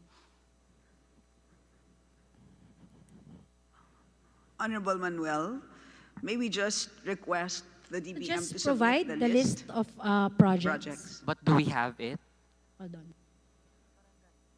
Kasi last year wala, I remember walang nabigay na listahan sa amin. DBM. We can will you provide the comment? list of projects per barangay, Madam Chair. Sige, now to end lang, Madam Chair, as a rejoinder, tingin po natin itong 2024 national budget, while it has increases for defense and big ticket infrastructure projects, pero po measly yung increases sa education, hindi ma-address yung learning loss, and it is riddled with forms of pork, presidential pork, vice presidential pork, and general's pork. That would be all, Madam Chair. Thank you. Salamat, Honorable Manuel. And before we proceed, Secretary Mina, earlier you were reading the disbursement rates of various agencies. Could you also kindly submit that list to us? And ComSec, could you kindly monitor all the submissions of the DBM, including yung pinapasubmit ni Honorable Manuel? We will do, Madam Chair. So next to interpolate is from the majority. The chair recognizes the Honorable Samantha Santos.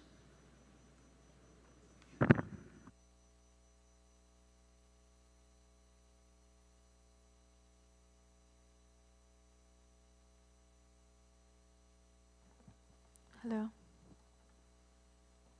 Good afternoon, Madam Chair, and of course, Madam Secretary. To our colleagues from the Department of Budget and Management, I will touch on in 4 topics for today, and each topic will have a question. The first topic that we want to touch on is the exclusion of infrastructure projects. The first one is regarding the prioritization of projects under the NEP. Back in 2022, our president made a statement that one of the priority programs in the Department of Priority programs is the development of infrastructures, including airports. Airports are crucial to the improvement of mobility and food security, which are both national projects or priorities of the president, as it was mentioned, and it is a factor to actually attain the 8th socio-economic agenda of the president, as mentioned in the SONA of 2023. That said, a lot of airports have been constructed in different regions all over the country. Kagaya na po ng Central Mindanao Airport sa amin sa Cotabato. However, based on our coordination with DOTR, there are airports that are proposed and slashed by the DBM. We want to understand that the previous year, the reasons were given to us was because the prioritization for 2023 were the railways. But it was also we were also informed that by 2024, airports will be the priority and 2025, ports will be the priority. However din po, sa pagdating po ng budget or pagbigay po sa amin ng NEP, marami naman pong pondo ang nawala para nga po sa ating mga airports. Especially if it is one of the reasons why we want to attain food security. Kaya, Madam Secretary, we want to know how the DBM selects its priority infrastructures, especially when it comes to transportation. Is there a criteria so that our colleagues would know on what to provide in order to ensure the funding for infrastructure, especially for regions such as Region 12, especially Cotabato, since it is already identified by the DA as the food basket of the Mindanao?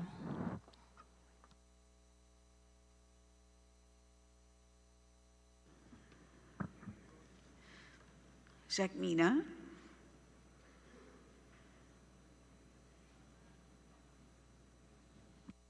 During the budget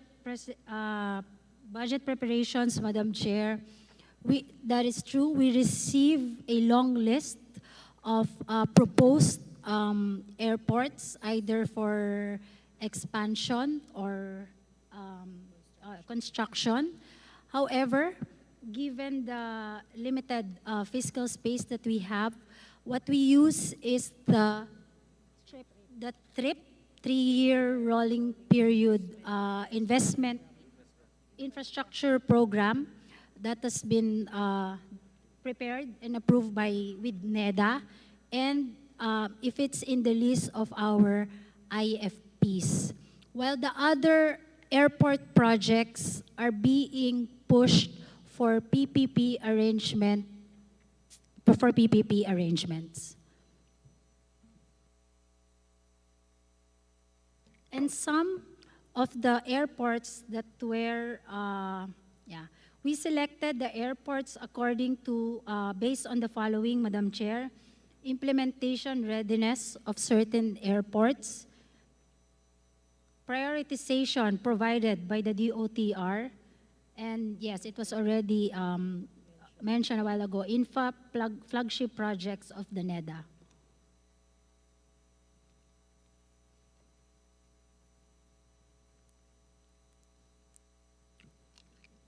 Madam Chair.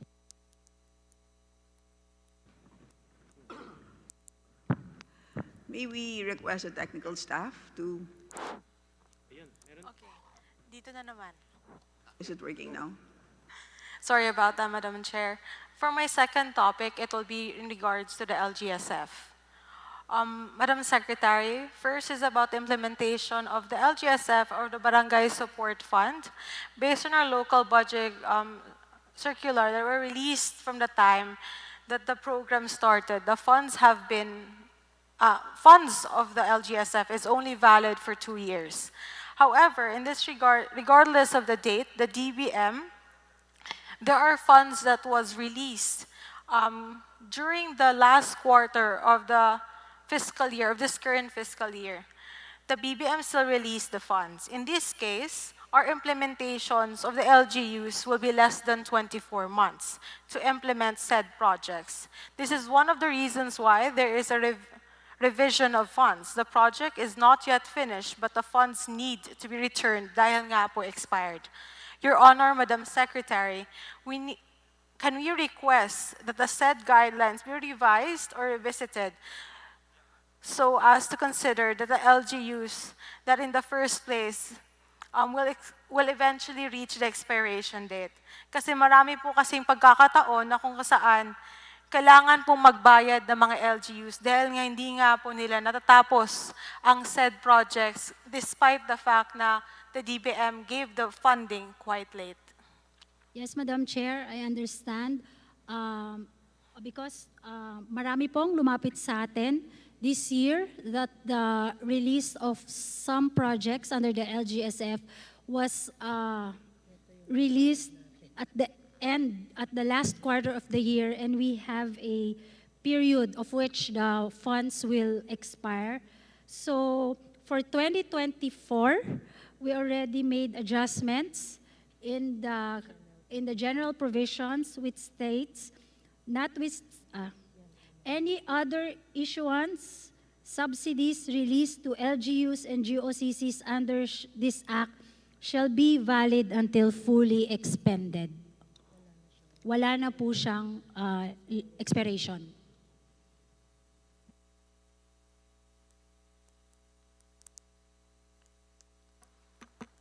Hello. Thank you, Madam Secretary. Siguro gusto lang po namin ma-secure nga din po, mabibigyan na po ng panahon ng ating mga LGUs, especially when it comes to implementation. Dahil malaki din pong bagay ang 5 million na bibigay po sa ating mga barangay at 10 million po na binibigay po sa ating mga munisipyo. And of course, to the province, that is worth 20 million if I'm correct. Moving on to the third topic po, it's relation po sana sa allocation of funds when it comes to regions. Kasi marami pong pagkakataon, especially with our RDCs or Regional Development Council, that is taking place quite yearly when identifying the projects for our region. One of the concerns from the RDCs with my fellow Kongs of Region 12 is our allocation. Alam po namin na there's quite disparity when it comes to allocations, especially in Mindanao, na despite the fact that we are very underdeveloped, there is conflict in Mindanao, marami pa pong kulang na mga daan when it comes to agriculture. Ang tulong po at programa across the board from DOLED, DSWD, from DPWH, we are always receiving the least, despite the fact that we need the most. We were just asking, how do you actually allocate the funds? Do you identify when it comes to the prioritization ang pangangailangan nga po ng bawat region? Or meron po talaga tayong pinaprioritize na proyekto bago nga po matugunan ang pangangailangan po ng ating mga kapatid dun nga po sa Mindanao, and especially Region 12. Sana nga po mabigyan ito ng pansin dahil kami po sa Region 12 hindi po namin kaya makipagkompetensya sa ibang regions dahil nga po sa budget na ibinibigay sa amin. Kaya kung meron pong problema when it comes to poverty, when it comes to when it comes to conflict, it's very difficult for us to address it despite minsan kasi sinasabi sa amin, hindi naman namin nararamdaman ang tulong ng gobyerno. So yun lang naman po. I wish it will come to your attention and you will reconsider the budget that you're giving to Region 12 in the following years or even this year. Yun lang naman po. Maraming salamat, Madam Secretary. Honorable Santos, that was your last question. Sec Mina. For the programs and projects, yung mga proyekto po ay binibigay po sa atin ng mga ahensya. Sila po ang nagpa-prioritize ng mga programa based on the submission, of course, and consultation during the RDCs. It's also, for Mindanao po, maybe it's also nice to note that the budget for the Mindanao Island is increased to 2.7% or 22.1 billion. And this is on top, of course, of the 80 billion that we have provided under for BARM. And then there are some projects po na centrally managed, parang nasa OSEC pa po ng mga ahensya, and hindi pa po nila yun binababa. So I think this amount will still increase in the implementation stage of each department and agencies. But yes, I understand. I'm also from Mindanao. Pareho po tayo, so we'll take note of your recommendation, Madam Chair. Thank you. Next to interpolate from the minority, the chair recognizes Deputy Minority Leader Franz Castro.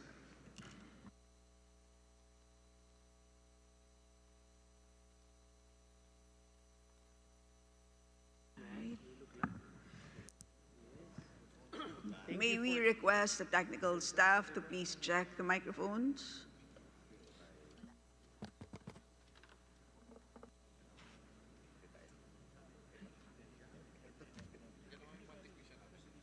Thank you for the fruits.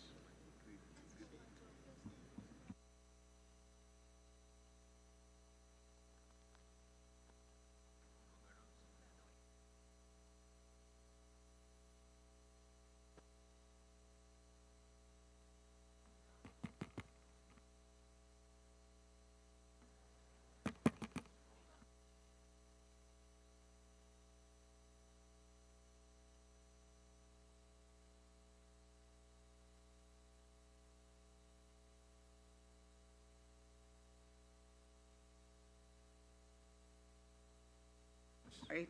Session suspended.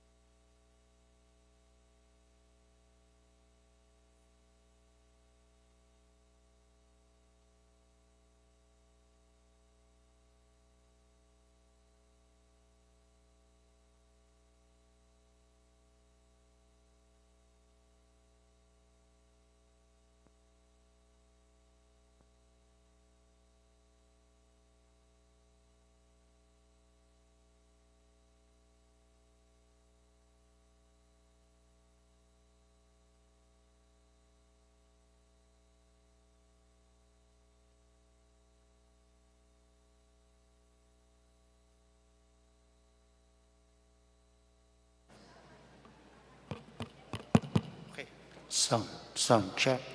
Audio check.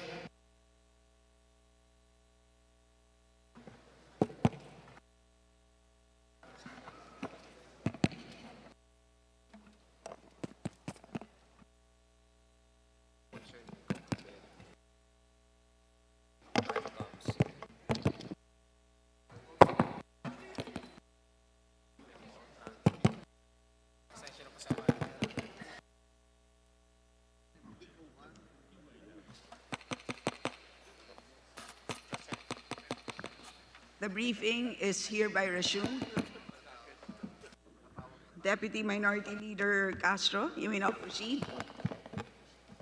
Thank you, Madam Chair. Magandang ang lakas ng ano. Sabi ko kanina, Madam Chair, mukhang sinabotahe ako ni Kong Tony Pet. Ako na magtatanong. Anyway, magandang hapon po sa ating mga miyembro ng DBCC at sa ating mga colleagues at sa ating mga kababayan. So, Madam Chair, dahil hindi naman binanggit ng ating secretary, ng DBM, yung tungkol sa salary ng mga government employees. So just the same, tatanungin ko pa rin. So ano ba yung, wala bang maasahan o may maaasahan ba ang mga government employees na salary increase by 2024? Under the 2023 General Appropriations Act po, we appropriated 48 million to be given to GCG for the procurement of consultancy service for the review study of our compensation and position classification system for the government sector. As of now, they are undergoing procurement, and they said they will be able to provide the results of the study by October, ma'am. And we think, assuming there's a recommendation of an increase of salary, I think kaya pa naman po before we pass the budget. Okay. So nangangamba akong kakayanin kasi dapat makikita natin yan na allocation or allocation sa ating budget. So wala akong nakikitang ganyan, Madam Chair. Madam Chair, initially, for 2024, under the MPBF, we have provided 16.95 billion pesos to support the compensation adjustment that may be pursued starting next year. Okay. So, medyo maliit ito, no, Madam Chair, yung 16.95 billion. Okay, anyway, sinabi niyo po merong study at sinabi niyo rin po yan, Madam Chair, noong last year na tinanong ko yan. 48 million for the study. Sino po ba yung contractor nito or magkakonduct ng study po? Ma'am, yung magpo-procure po is GCG, pero yung magko-conduct po ng study, they're still undergoing procurement, bidding process as of now. Bakit po 49 o 48 million? Based on market survey, Madam Chair, when you procure a program or a project, it will cover NGA and GOCC's positions. So before we have the Salary Standardization Law 5, nag-study rin, di ba, nung panahon na yon. Magkano po yung budget doon? Dati? Still the same amount, Madam Chair, 48 million also.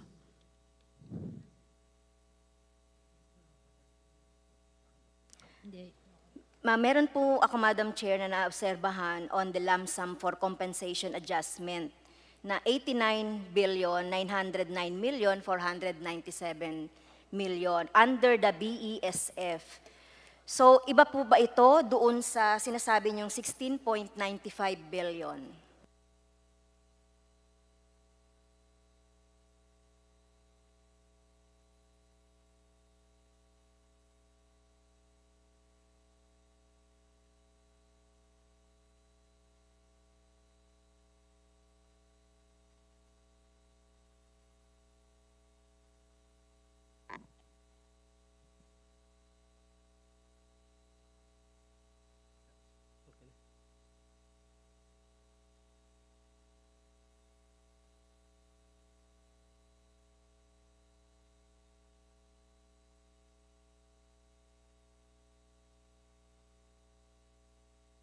1 minute, Madam Chair.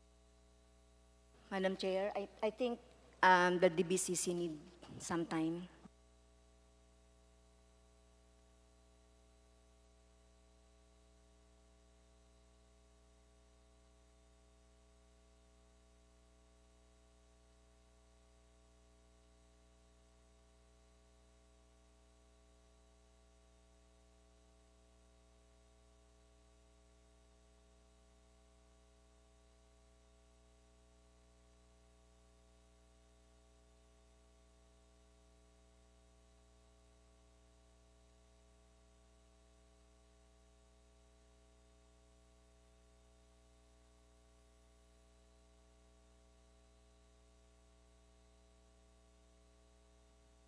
Madam Chair, the proposed MPBF for 2024 is 137,749,429,000. The breakdown as follows po: 20 billion for performance-based bonus, 12, almost 13 billion for funding requirements for the filling of civilian positions, legal defense fund of 200 million, for payment of other personal benefits, 7,193 million. For payment of contributions to Philippine Health Insurance Corporation, 1.461 billion. Funding requirements for staffing modifications and upgrading of salaries and other compensation adjustments, 93 billion. And reclassification of faculty positions of 100 million pesos. That's the breakdown of 135 billion pesos, Madam Chair. Okay, thank you for the information. Ang tanong ko po, Madam Chair, yung nakita nating lump sum for compensation adjustment, 89,909,497,000. And sinasabi nyo meron kayong 16.9 billion for additional compensation earlier. So yun yung tanong ko, Madam Chair. Itong 137, so ito naman nakikita natin dito, no? Pero ano po itong 89 billion? Madam Chair, the increase will support personal services cost for the upgrading of faculty positions in state universities and colleges, as well as the creation of critical positions in other different agencies, such as non-teaching, support staff positions in Department of Education and SUCs, and medical and allied medical items for hospitals and other health facilities under the Department of Health.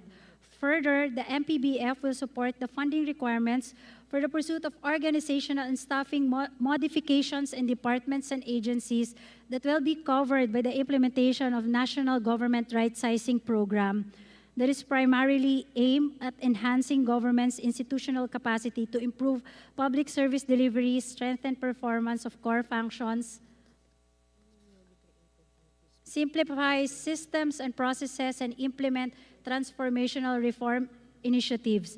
And the MPVF will also be used for PS budget that will be required by newly created offices and departments, such as the Department of Migrant Workers, National Commission of Senior Citizens, and National Authority for Child Care, among others. So, malinaw po doon sa mga budget natin na sinabi dito, wala po dito talaga yung additional or increase ng salary aside from yung sinasabi nyo, 16.95 billion on additional compensation. So, paano natin ma-realize, Madam Chair, yung sinasabi natin, increasing the purchasing power, kahit nga government employees ay walang increase by 2024 aside from hindi naman sasapat itong 16 billion. So, how will you reconcile that logic, Madam Chair? Sec. RC, you might wish to respond tungkol daw sa purchasing power.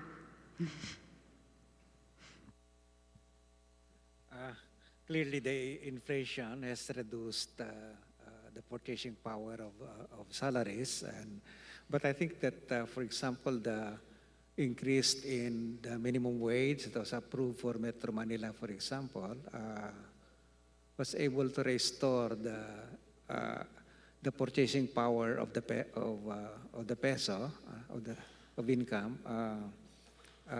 to the level that just match the rate of inflation. No? So,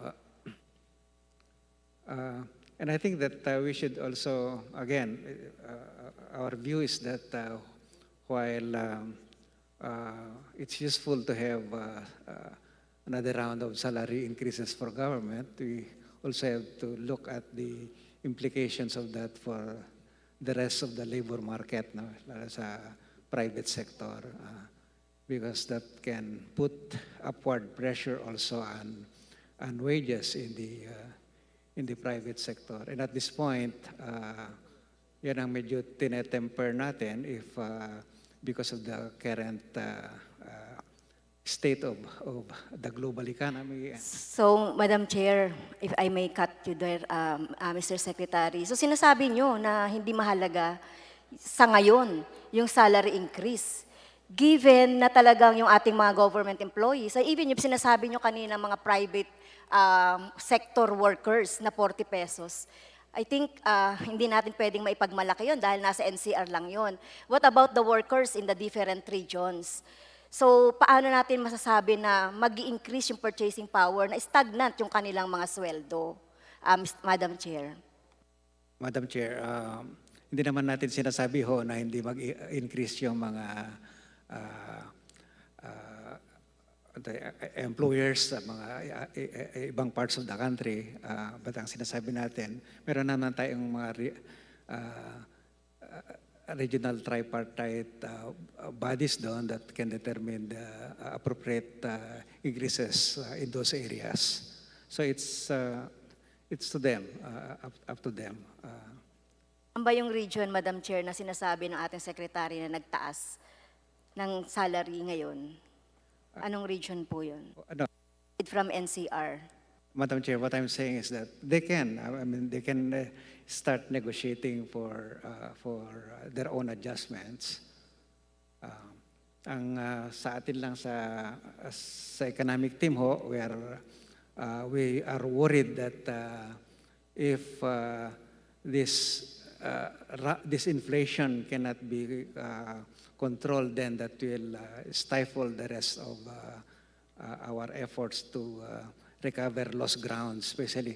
Remember ho that the COVID, the pandemic, effectively made us lost 3 years of economic development. Kasi yung kaya na yung pinakita natin kaninang umaga, many of the sectors have not even recovered yet their pre-pandemic levels. So, worried tayo na yung habang ang dami pang underemployed doon, ang dami pang unemployed, pagkatapos maglalagay tayo ng mga other measures that might even. So I'm okay with just to make my point. So medyo mahaba yung inflation tsaka employment, Madam Chair. Even hindi rin naman ako sang-ayon na dahil bumaba yung inflation ay naramdaman na yan ng tao sa pamimili nila, no, sa mga basic goods and commodities and even yung mga utilities. At ngayon nagtataasan talaga, Secretary, no, kung titignan natin, even yung yung mga utilities, kuryente. But anyway, Madam Chair, gusto ko lang i-point out at isabihin natin sa ating administration, sa executive, na kailangan talaga ngayon ng government employees ng pagtaas ng sweldo. Lalong-lalo na yung mga private workers. At inaasahan natin na gagawin, sa madaling panahon ay meron na kayong recommendations. Dahil alam ko may mga naka-file na rin naman dito na bill for SSL 6 just in case. So kailangan mapag-aralan natin yon at mabigyan natin ng priority rin, Madam Chair. Madam Chair, going to my next topic. Madam Chair, on the unprogrammed appropriations. So pansin natin sa NEP 2023, meron tayong 588,162 million. Pero noong GAA 2023, naging 807. So, ano pong nangyari dito, Madam Chair? Kasi yung mga usual na mga menu sa UA, ayan, makikita natin dyan, yung support sa foreign assisted projects, hanggang 10 yan. Doon tayo sa table, no? Doon sa... Pero bakit, ang tanong ko, bakit, Madam Chair, na dun sa unprogrammed appropriation ng 2023 as against doon sa GAA, ay dumami po yung mga listahan. Ayan, makikita niyo dyan, Madam Chair, na hanggang 61 yan. There are 51 na pinark na nilagay doon sa 2023 budget. Pwede bang ma-explain, Madam Chair, yung tungkol dyan sa pagpapark noong mga unprogrammed na mga items na nanggaling sa regular funding sana?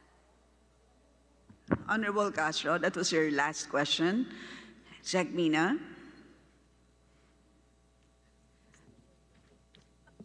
Madam Chair, our proposal in 2023 is much lower.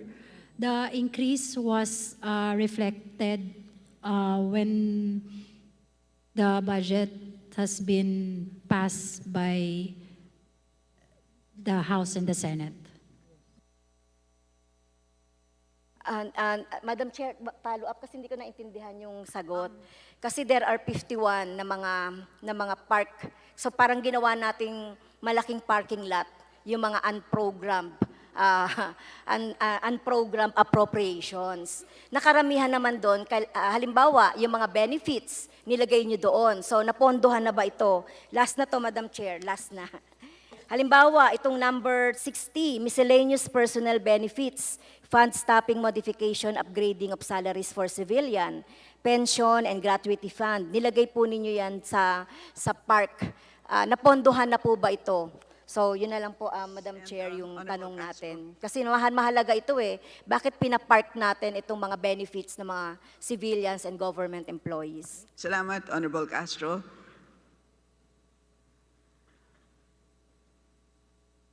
Madam Chair, yung number 60 po, if you will notice, Madam Chair, sa NEP po, the proposal from NEP, wala po kaming nilagay na funding. Hindi po namin siya nilagyan, pero lumabas po siya nung nagkaroon po tayo ng General Appropriations Act. So, amendment po siya during the budget deliberations ng Congress. O hindi ito napondohan, Madam Chair? Wala pa po tayong pinapalabas sa unprogrammed appropriations for this year. All right, thank you. Next to interpolate.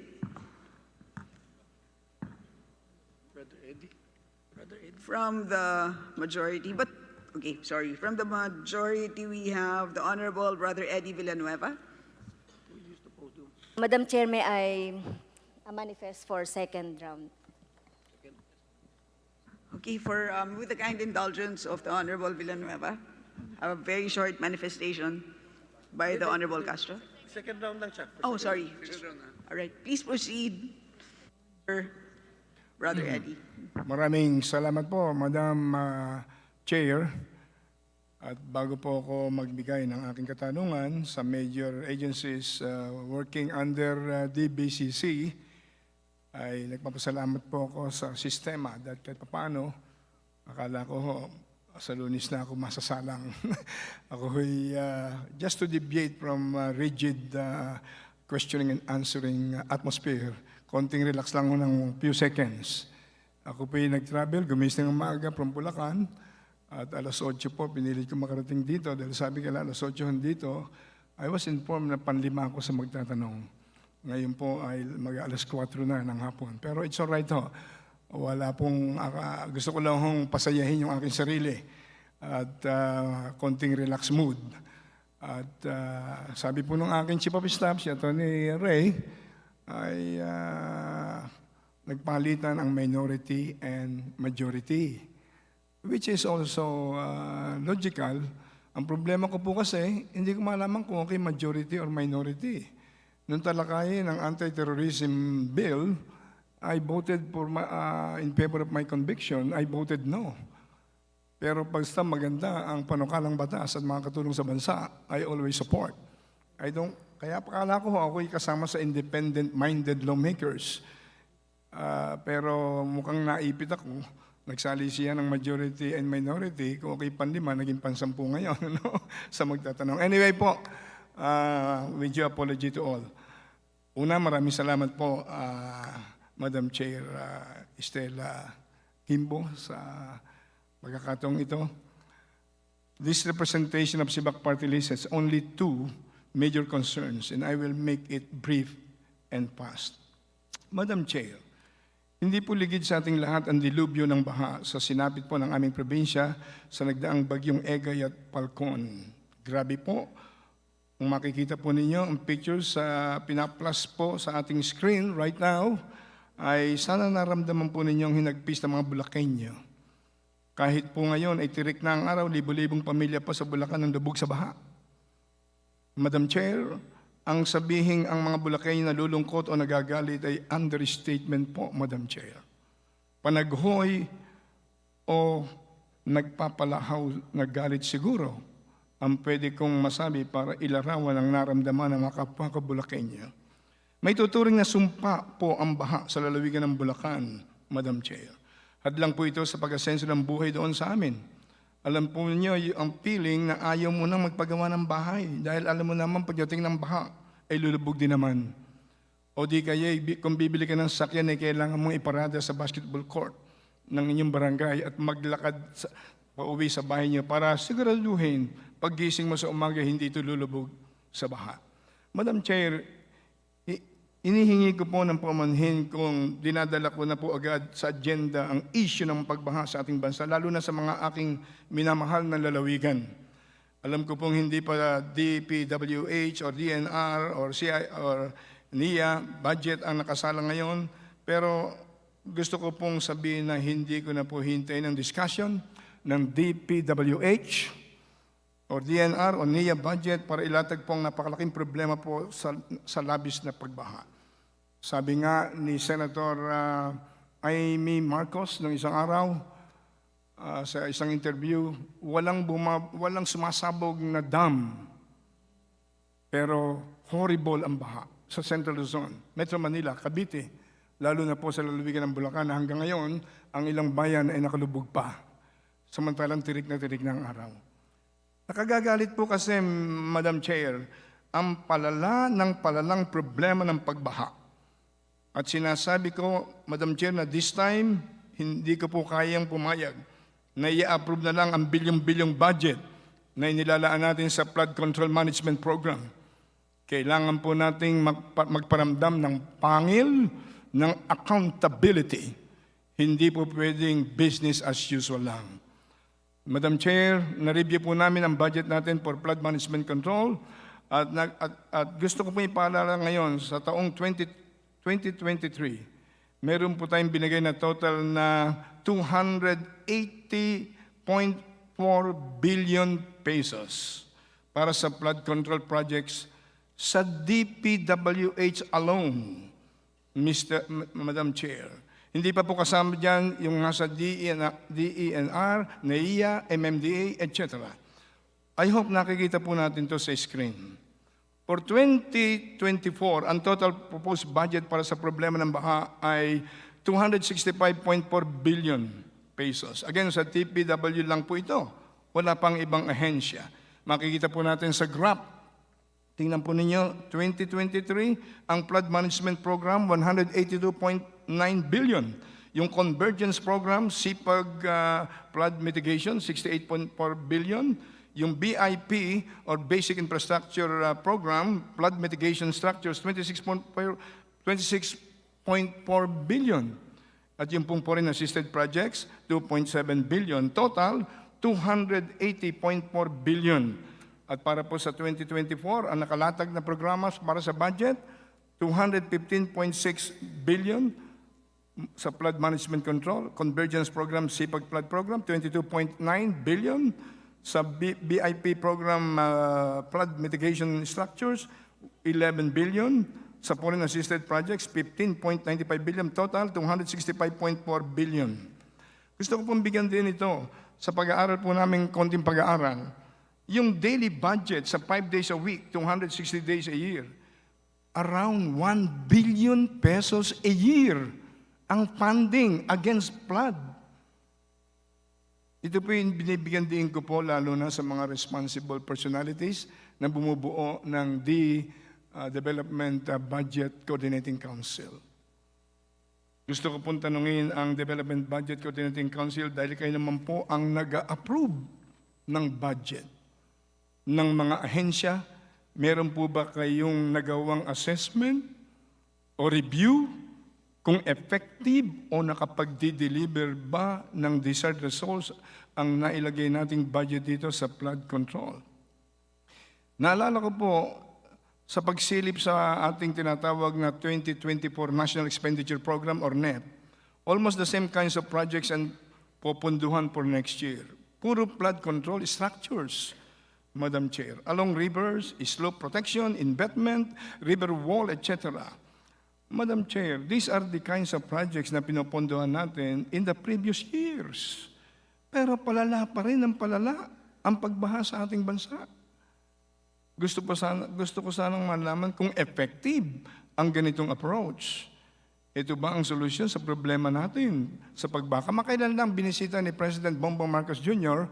ang Bulacan at ang Pampanga. At naalala ko nung Lunes ay sinabi ni President Bongbong sa mga opisyal ng lalawigan ng Bulacan at Pampanga sa kanilang meeting na lumutang na solusyon ay dredging or desilting ng mga ilog o pagsasagawa ng mga water impounding structures among others. Hindi masyadong na-emphasize doon ang pagpapagawa ng mga flood control structures na nasa proposed budget natin for 2024. Naalala ko po doon, Madam Chairman, meron nga dike sa ilog pero umaapo naman ang tubig. Sir? Yes, kanina po ay nagtisa kong maupo. Lahat na nagsasalita, puro time expired. Ang tagal. Tatapusin ko lang po ito, 2 tanong lang naman po eh. Sige po. Kasi gusto kong malaman ng mga taga-Bulacan at buong taga-Central Luzon. Hindi po tayo dekorasyon lang sa August body ng Kongreso. Katulad ng marami sa inyo, I believe you have innate goodness in your heart, in your conscience. 1 billion a day ang ginagawang ang funding ng Kongreso against flood control. Bakit nagkaganito ang ating bansa? Kaya po ang tanong ko, dito po meron po bang integrated approach? Itong unang tanong ko po sa 4 na major departments, Department of Finance, Department of Budget and Management, Bangko Sentral, at saka yung isa pa, NEDA. Meron po bang integrated budgeting ng flood controls para po hindi nasasayang yung pera na 1 billion a day? Tapos ang daming naapektuhan. Kaya nga po, yun lang ang aking pakiusap. Alang-alang sa milyong-milyon po nating kababayan na taon-taon ay nalulubog sa baha, lalo na sa aking lalawigan sa Bulacan. Bigyan po nawa natin ng special pagsilip ng mga flood control budgets during this budget season. Ito po ang reason kung bakit ito po nilalatag ko sa unang araw pa lang ng ating budget hearings. Your Honor. Para may pakita po natin ang ating mga kababayan na seryoso ang Kongreso sa biglang solusyon ang problema natin kanina. Madam Chair, kanina po, ang dami-daming nag-interpellate. Reviewin natin sa video.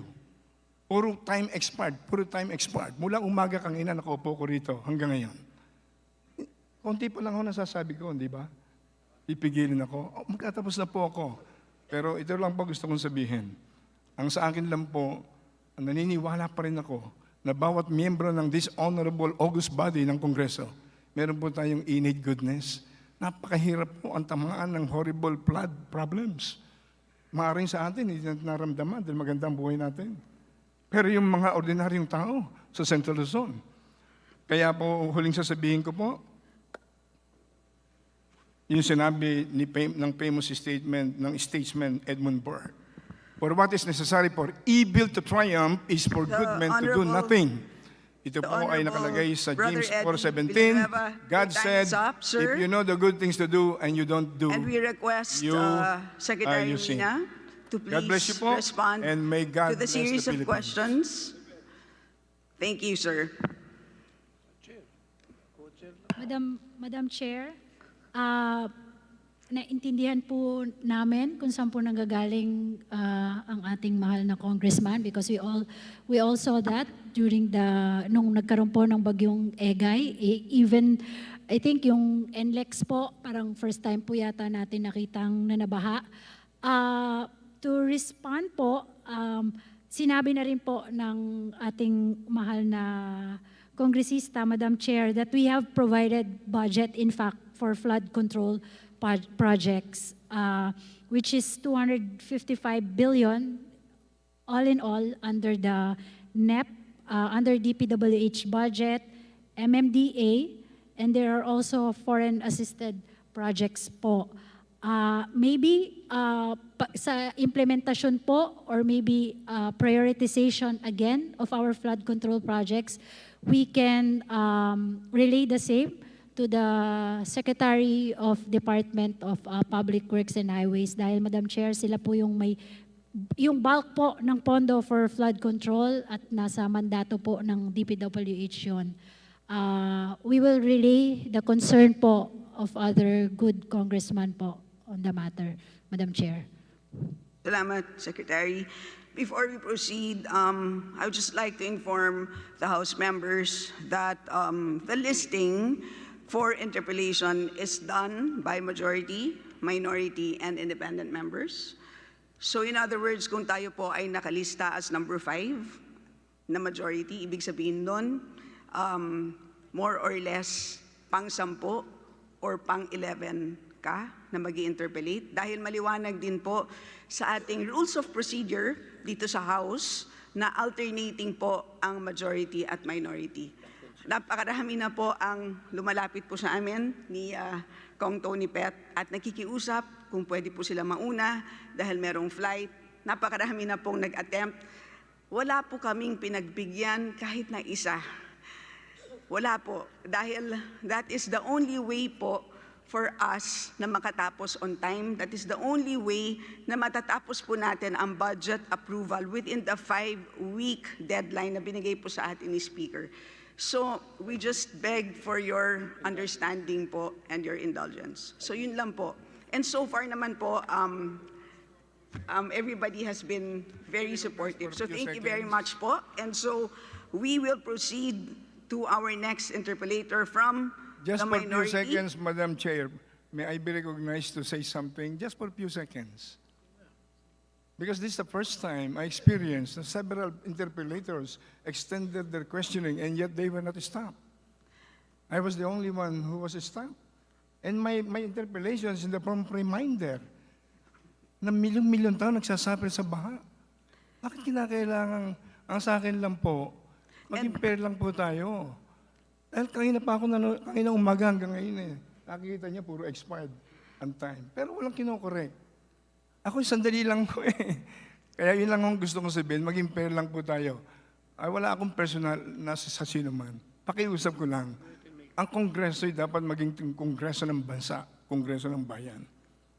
Yes, Kaya, and again with due respect, salamat po. I had... God bless you and God bless the Congress of the Philippines. Kahit and God po bless si the Philippines. Manong Edsel Lagman ay sinabihan ko, hiyang-hiya po ako kanina, pero napagsabihan ko po 3 beses po yata.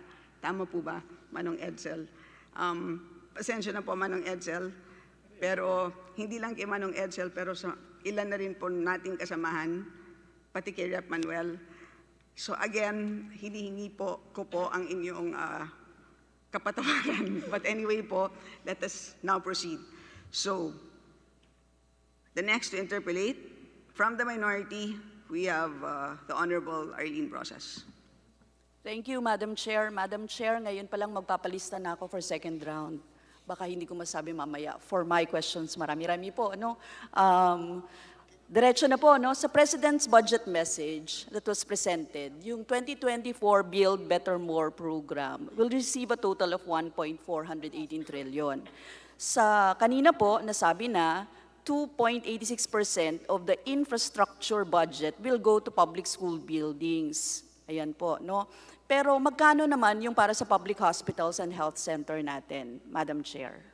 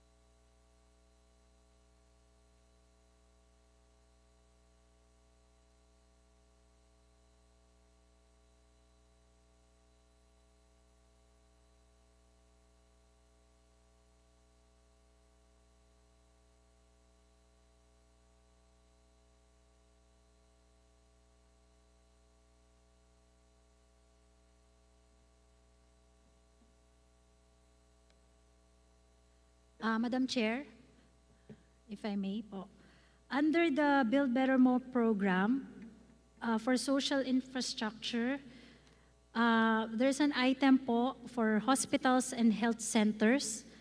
Ang total proposed budget po for 2024 is 15.31 billion pesos po. Thank you, Madam Chair. Madam Chair, isn't this gravely alarming? Ano po, kasi kanina sabi natin 2.86% infra budget will go to public school. Samantala ito, yung 15.3 billion na in-identify is 1.08% sa public hospitals and health centers. Ang lion's share of the infrastructure budget goes to DPWH at 822.2 billion for roads and bridges. Is this correct, Madam Chair?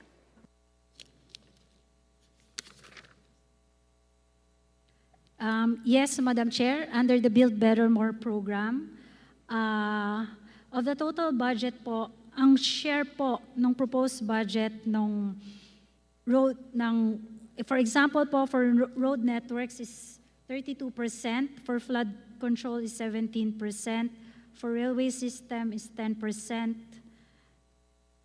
Yun po. And this includes the allocation of 148.1 billion for road construction and road widening. Is this correct? And as much as 115.6 billion for road maintenance alone. Is this correct, Madam Chair? Yes, Madam Chair, for the total aggregate budget for road networks is 463.25 billion pesos, Madam Chair. Tinatanong ko to, Madam Chair, dahil sa panahon na nananawagan pa rin yung mga tao ng tulong dahil sa mataas na presyo ng bilihin at kawalan ng trabaho, 4 na beses pang mas malaki ang buong pondo para sa daan at tulay kesa sa buong pondo ng 204.6 billion para sa pension, 4Ps, ayuda, at iba pang programa para sa social protection sa ilalim ng DSWD at DOLE. Ngayon, the Marcos administration proposes to spend 1.4 trillion on infrastructure yet again, and only 204.6 billion goes to social protection in the 2024 budget. So this just goes to show, Madam Chair, that social protection is not a priority of the Marcos Jr. administration.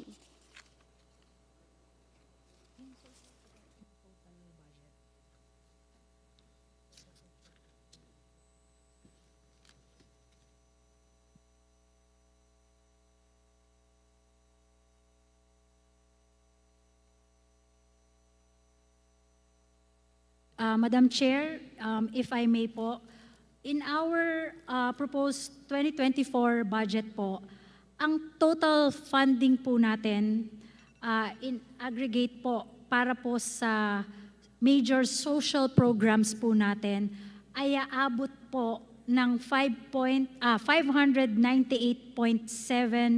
billion pesos. Ang pinakamalaki po dito ay yung ating Pantawid Pamilyang Pilipino program under DSWD with 112.8 billion. Meron din po tayo sa National Health Insurance Program na 101.5 billion. Kasama din po dito ang Free Tertiary Education na 51.1 billion. Ang social pension po for indigent senior citizens with 49.8 billion. Education assistance and subsidies po under DepEd, CHED, and TESDA with 41 billion. Medical assistance program or MAI po under DOH with 22 billion. Public emergency health allowances for health workers po with 20 billion.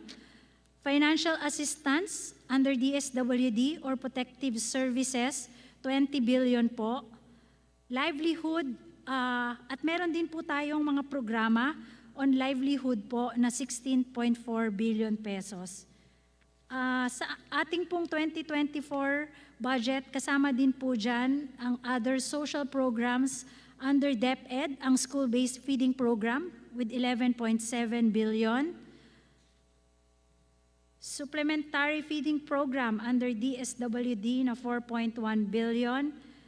Meron din po tayong Sustainable Livelihood Program under DSWD na 5.6 billion pesos. Among others po, marami din po ang nai-provide po natin sa pondo natin para po sa ating mga major social programs.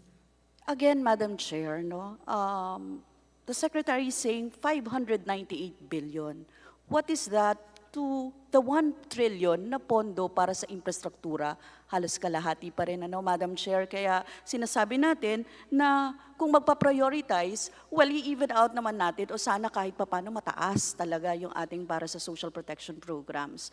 Madam Chair, on to my next question. Para saan ba yung 1 trillion na pondo para sa infra? The President's budget message reports that the NEDA board has approved a total of 194 infrastructure flagship projects, 123 of which were initiated during Marcos administration. Tama po ba? How is the Marcos Jr. administration going to fund this program for 2024? Maaari po pang sagutin ang tanong na yon. Madam Chair, kung pwede po, ibigay ko po kay Secretary R.C. Balisacan. Madam Chair, tama yun.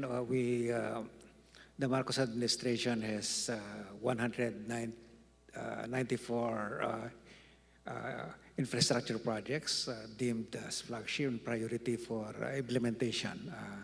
And over 100 of those are new projects identified during by this administration.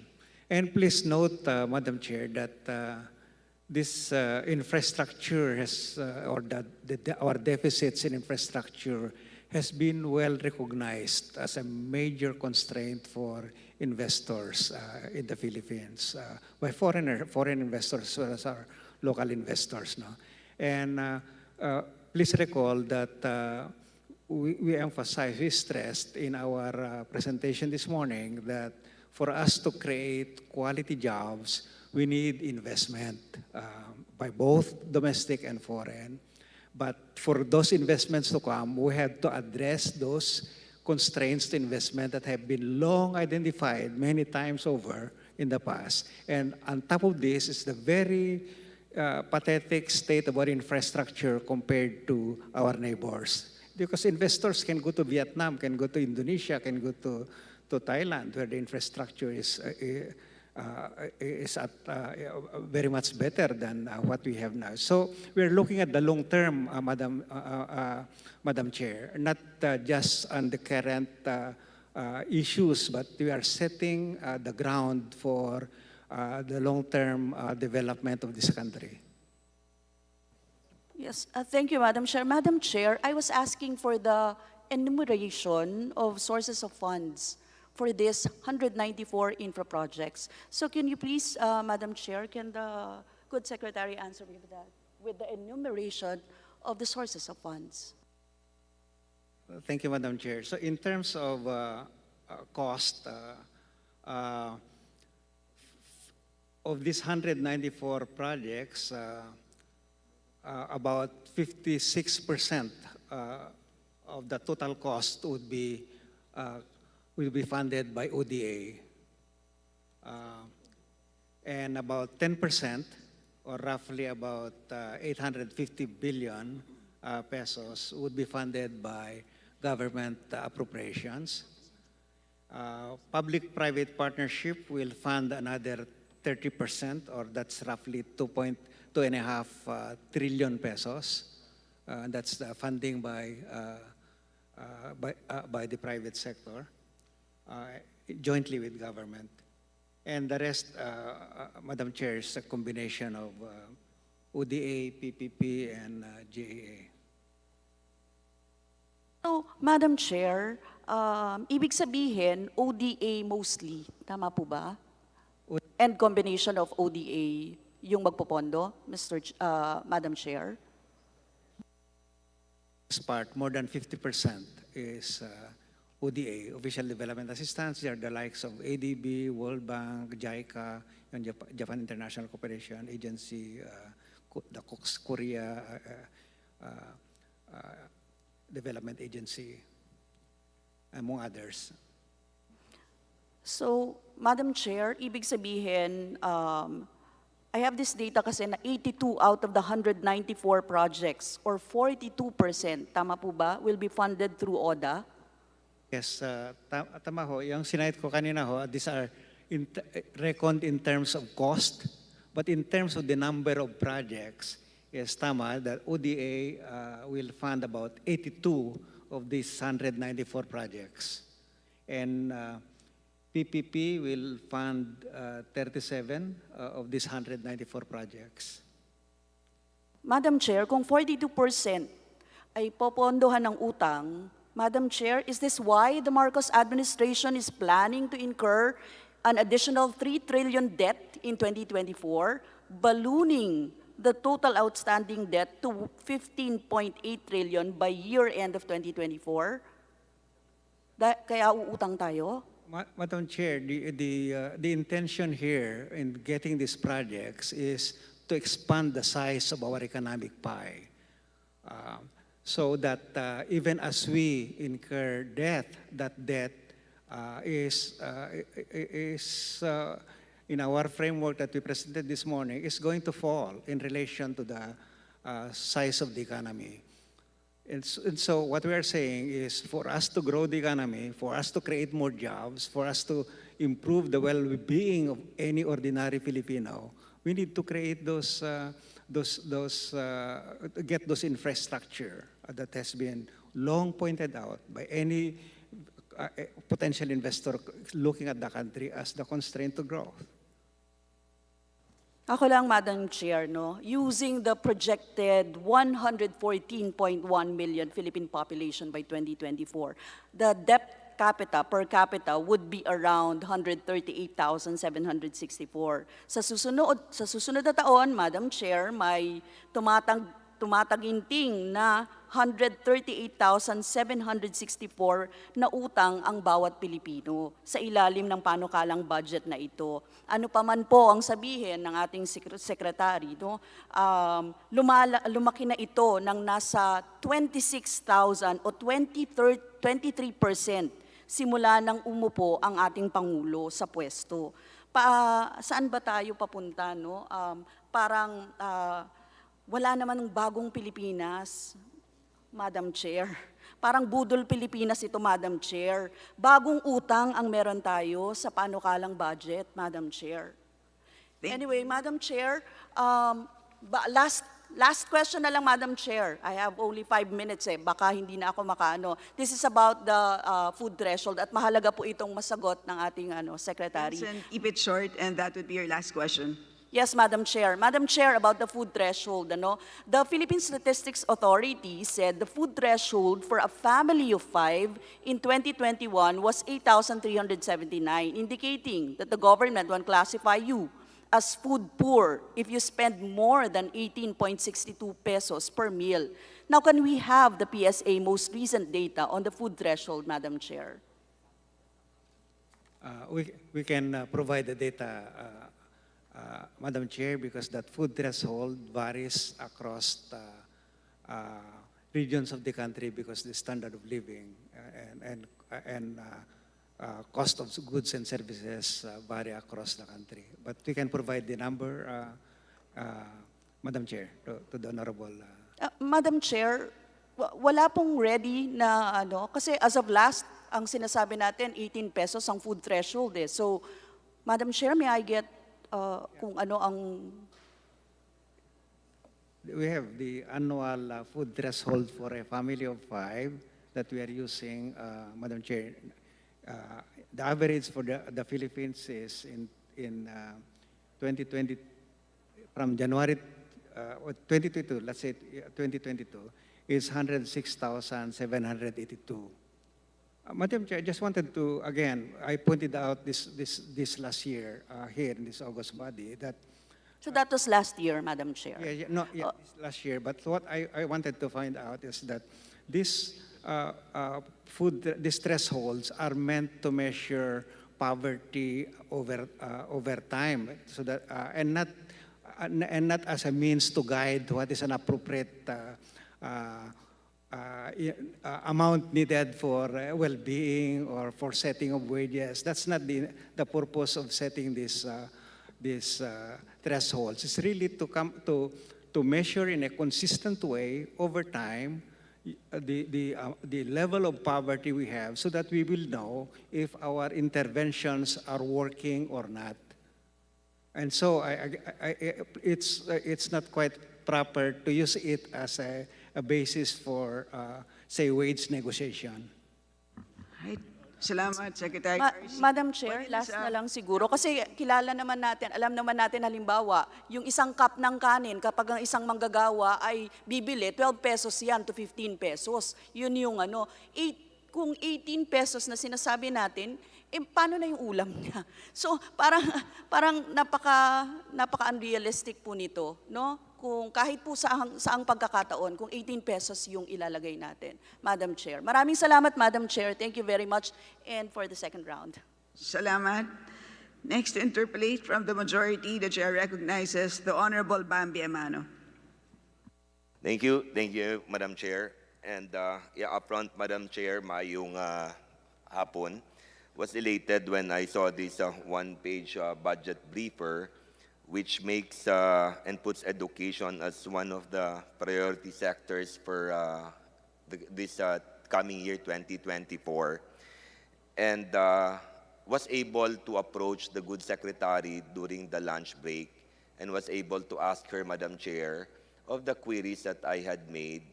And one very minuscule problem that the province of Misamis Oriental was encountering under USTP and under the education package for the priority sector. And she was kind enough to answer it, Madam Chair, and to commit to hopefully be able to solve the challenges that USTP Claveria is facing as of the moment. And I promised her, Madam Chair, that I will not anymore ask questions. And I will be true to my word, Madam Chair, not anymore ask questions to her. And hopefully, the gentle lady would also be true enough to fulfill the commitment that he has given to the province of Misamis Oriental. Thank you, Madam Chair. Thank you, Madam Secretary. All right. Salamat, Honorable Amano.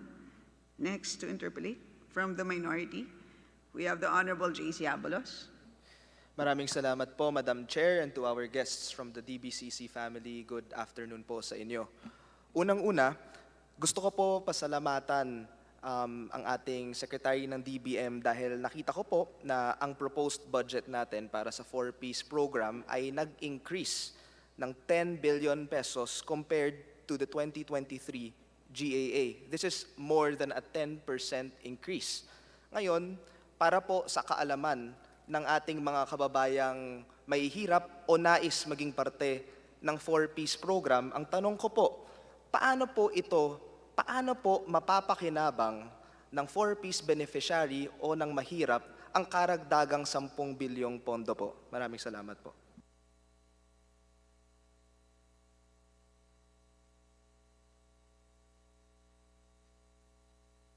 Madam Chair, I'll just get the breakdown of the total budget of 4-piece.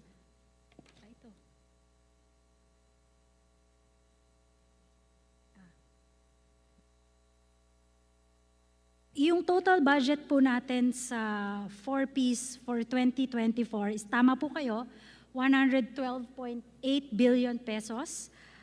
Ito po ay may breakdown at ibibigay po siya sa 4.4 million household beneficiaries po for 2024. 38.4 billion po ay gagamitin para sa mga health grants. 33.2 billion po ay gagamitin for education allowances. And 31.1 billion po ay gagamitin po para sa mga rice subsidies. Madam. Madam Chair, I would like to ask, so this increase in the budget is not necessarily an increase in the amount of services and the amount of beneficiaries under the program? Madam Chair, the 4.4 million household beneficiaries po is the same as for previous year. But I know po that our good secretary is working on the listahanan. Nililinis po nila yung listahan ng ating mga beneficiaries. Now, yung sa education po, ang binigay po nila dito na numero, ito po ay galing sa DSWD, yung provision po for educational assistance is between 300 to 700 pesos a month. For health po, 750 pesos a month, as well as rice subsidy po of 600 pesos a month. I guess po ang DSWD po ay naglalabas po ng regulations sa paglalabas po ng grants for 4Ps. Madam Chair, I would like to thank the NEDA for somewhat increasing our proposed budget for the 4Ps program. For my next question po to our good secretary, sa ngayon po kasi sa Kongreso, sa aming komite, sa Committee on Poverty Alleviation, we are currently working on an amendment to the 4Ps law wherein we will increase the cash grants for 4Ps beneficiaries. For children in daycare and elementary, from 300 gagawing 500. Sa junior high, from 500 gagawing 700. Senior high, 700 to 900. Health and nutrition grant, 750 to 1,800 pesos. This is because, alam naman po nating lahat, grabe yung tama ng inflation, sunod-sunod ang mga tumama sa ating peligro tulad ng pandemya at bagyo. Gusto ko lang po malaman, susuportahan po ba ng ating mga agency ang panukalang i-increase ang mga cash grants na natatanggap ng ating mga poorest of the poor? Of course, kinakailangan that when inflation has eroded the purchasing power of the grant, then useless, the benefits that you will get from the program will be diminished. No? So kinakailangan i-maintain yung purchasing power ng grant. And I might suggest that if you intend to amend that particularly, that you provide there say, adjusted every 5 years or every 3 years automatically by the rate of inflation, so that you don't have to amend it, change it. I think even with the current amount, if you adjust it for inflation, that would be a significant improvement already. Madam Chair, napansin ko rin po, meron po tayong proposed budget para sa food stamp program ng DSWD. And sinusuportahan po namin ito at ng maraming mambabatas dahil para po ito sa mga pamilyang hindi umaabot sa ating food threshold. Nakalagay po dito, meron pong 1.89 billion pesos. Sa pagkakaalam ko po, kaka-launch lamang po ng program na ito, and this was made possible because of donations from the ADB, if I am not mistaken. Ngayon, hindi ko po alam kung ilan ang current number of beneficiaries natin. Ang alam ko lang, 300,000 ang target by the first quarter of 2024.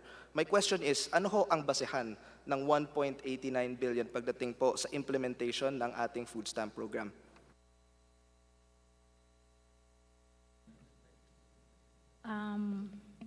Sa listahanan din, no?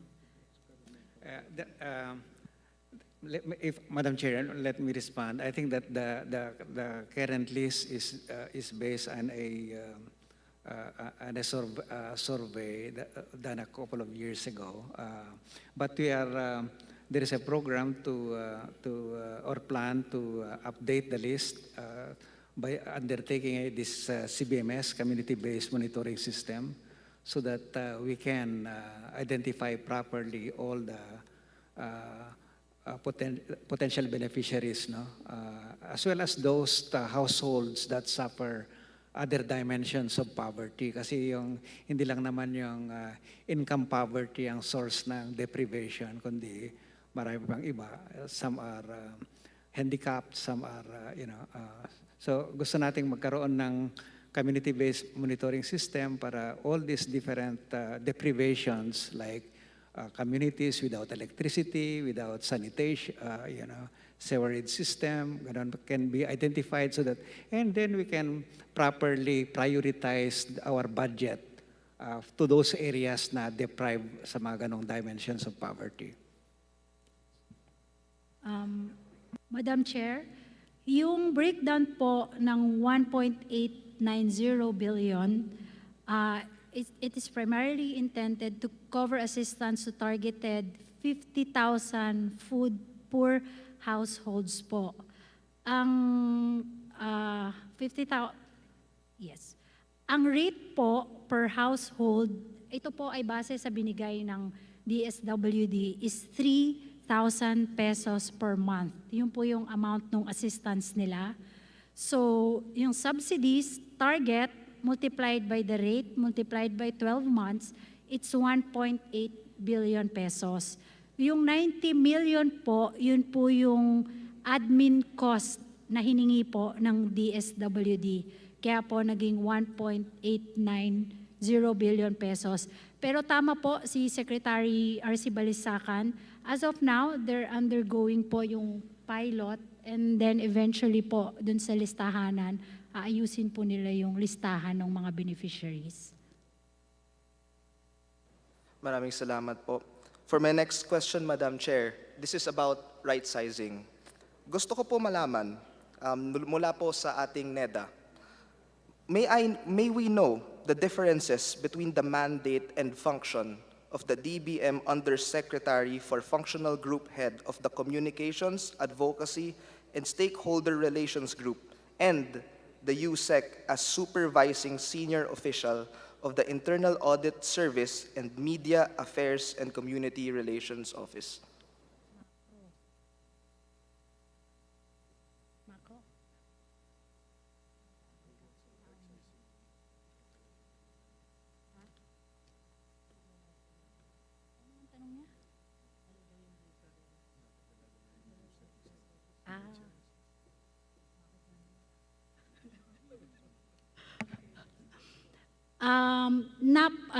Madam Chair, if I may po, yung napakarami pong, apart from the pagpe-prepare po ng budget ng national government, napakalaking portion po for my end po ang management part ng ating budget. So, and napakalaki din po ang halaga na maintindihan po ng ating mga kababayan kung paano po ginagawa ang budget, kung paano po siya pinaplano, kung paano po ang tamang pag-procure, kung paano po ang tamang pag-implement ng mga project para po makita ng ating mga kababayan kung saan po napupunta ang kanilang taxes po. So kaya po nagkaroon po tayo ng unit para po malaman po ng ating mga kababayan. You know, in this, iba na po kasi ang mundo natin ngayon. No? Importante po na ma-explain natin ang bawat, ang mga nangyayari po at ang mga issues unlike before because of the growing social media and engagement po and sa network po. So, yun po yun. Apart from that po, ang DBM din po ay naatasang may mga priority advocacy programs din po tayo na kailangan po nating i-engage ang national government at ating mga kababayan. Yan po, una po dyan yung digitalization po natin. Meron din po tayong PHOGP na meron din po tayong executive order dyan. Yung sa digital payments, meron din po tayong executive order dyan. At meron din po tayong mga ginagawang mga training programs on PFM, Public Financial Management, para po lahat ng ginagawa natin sa national government in terms of public financial management, maibaba po natin sa ating mga LGUs. Yun po. Madam Chair, I would like to manifest na on my end, medyo nako-confuse lang po ako.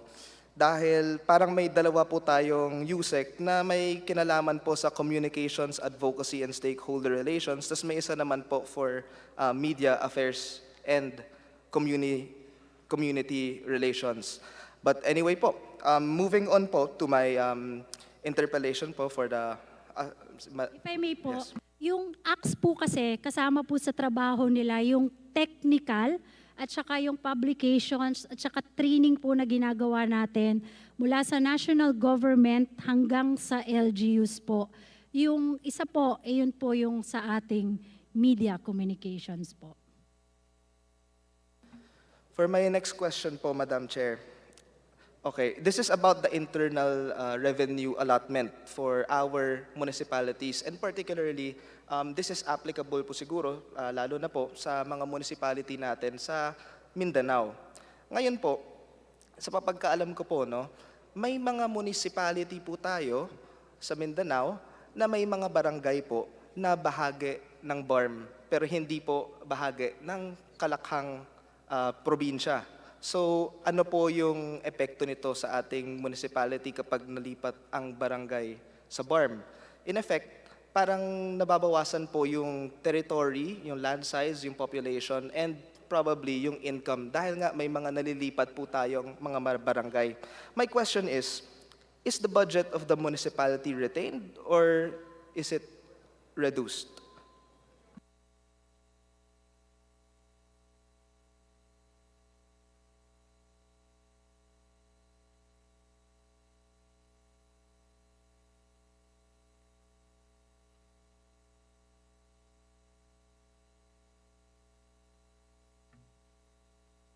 Madam Chair, yung sa NTA po, as previously mentioned po, meron po tong formula based on the local government code. And we stick by that.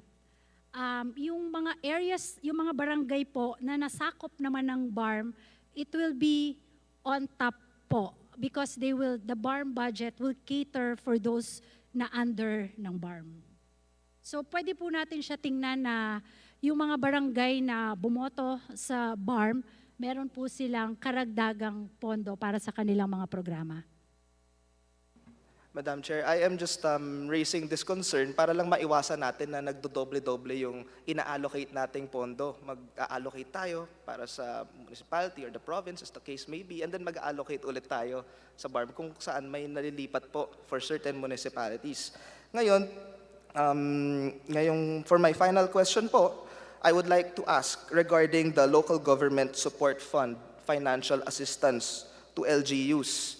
Kamusta po ang ating disbursement and utilization rate? Kasi alam naman po natin, maraming LGU ay maraming concerns po pagdating po sa LGSF. Gusto po namin malaman kung ano yung mga measures na ginagawa ng DBM para ma-utilize effectively ang mga fund na ito upang magkaroon ng positive social and economic impact sa ating community. Maraming salamat po. Thank you, Honorable Abalos. That is your last question.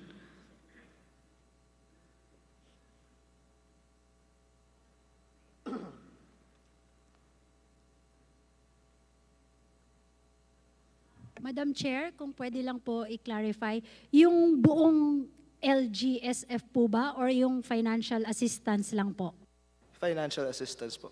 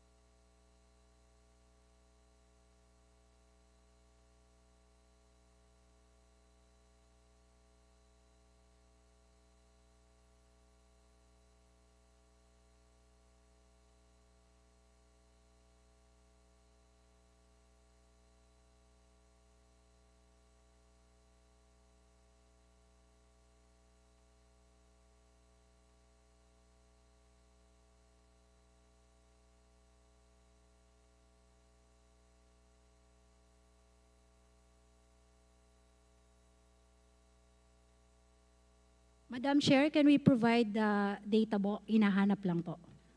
If we can submit to the committee within the day po. All right, thank you. So we now proceed to Deputy Majority Leader Marlene Primicias Agabas for her manifestation. Thank you, Madam Chair. Madam Chair, distinguished colleagues, ladies and gentlemen, magandang hapon po sa ating lahat. Madam Chair, I don't have questions with our guests.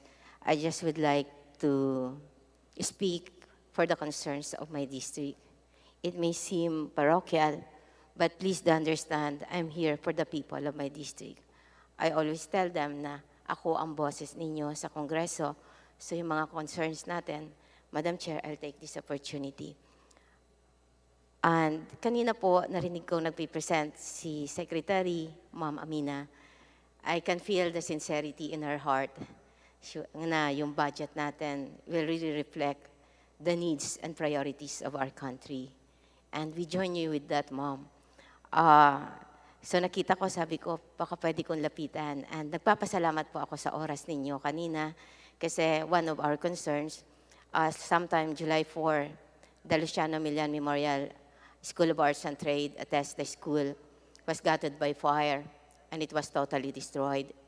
And our worry is that TESDA has no capital outlay to help us.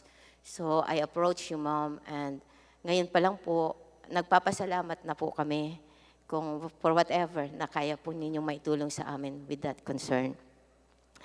Madam Chair, I am a representative from the 6th District of Pangasinan. Sa buong Region 1 po, as per consultation with our Regional Director, the biggest producer of palay, rice sa Pangasinan and in Region 1 ay ang distrito po namin. Unfortunately, ang inaasahan lang po namin sa DA ay ang farm to market road. Wala po kaming share sa coconut levy kasi wala naman po kaming tanim na coconut. Sa fisheries naman po, wala naman po kaming dagat. Sa excise tax, meron naman po kaming 2 bayan na nagtatanim ng tabako, pero meager po. I'm sorry. Kaunti lang po ang share. Unfortunately, last SNEP, medyo konti lang po ang naging farm-to-market road namin. Ngayon po, may 4 din po kaming farm-to-market road. But our district is consists of 10 municipalities. So, hindi ko po alam kung kailan po namin matatapos ang mga farm-to-market road ng aming distrito. Sa irrigation naman po, ang pondo po natin is 17, sa farm-to-market road, we have 17.270 billion. And fortunate enough, ito pong taon na to, ang sabi po ng staff ko, may 4 na farm-to-market road po kami. Kasi dati-rati 3 lang po, nadagdagan po kami ng isa. Sa irrigation naman po, sa presentation kanina, may 31.1 billion. Ang distrito ko po ay host ng San Roque Dam. Napapaikutan po kami ng bundok. Ang boundary po namin, boundary ng Benguet, boundary ng Nueva Vizcaya, Nueva Ecija at Tarlac. Nandun po ang Agno River. Unfortunately, lahat ho ng promises ng San Roque Dam, nagawa na po. Pero yung irrigation component po niya, until now, hindi pa po tapos.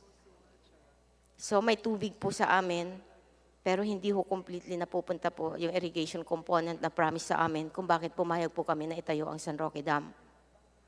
So, last year, I was informed na more or less, kung hindi po ako namamali, we only have a share of 60 million in the irrigation fund.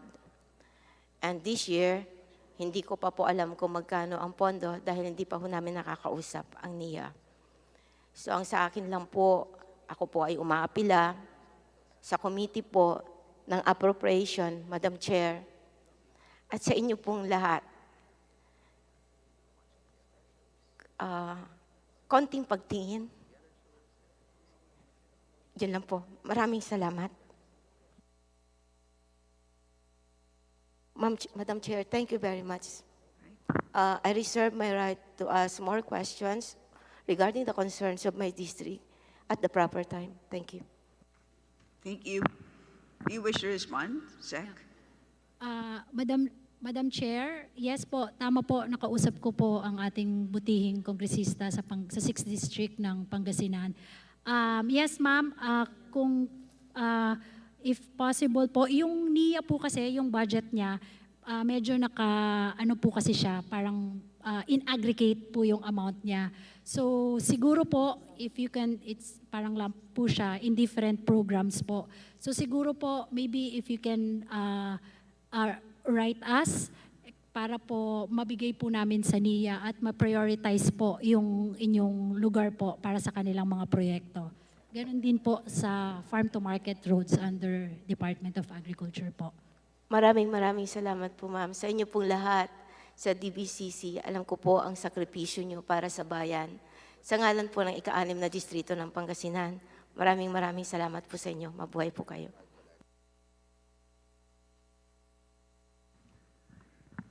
Next to interpolate from the minority, we have the Senior Deputy Minority Leader, the Honorable Paul Daza.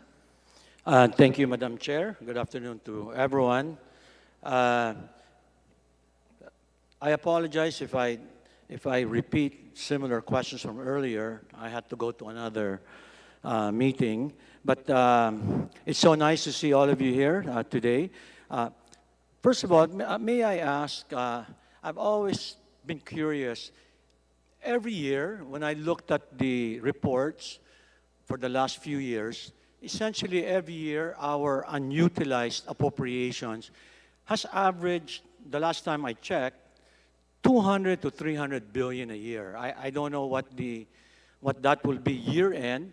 When the DBCC does its forecast and you do your macroeconomic parameters, do you incorporate in your forecast, because as we know, government spending is supposed to have so much percentage in creating GDP and all that, but the perennial underspending or underutilization, I'm curious, anyone, how do you factor that in when DBCC deliberates and actually sets the budget for the following year?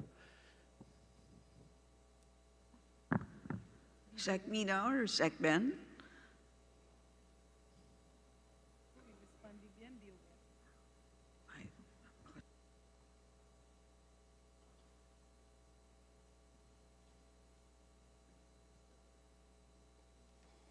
As you know, the government agency cannot spend more than what you give them, what is appropriated, right?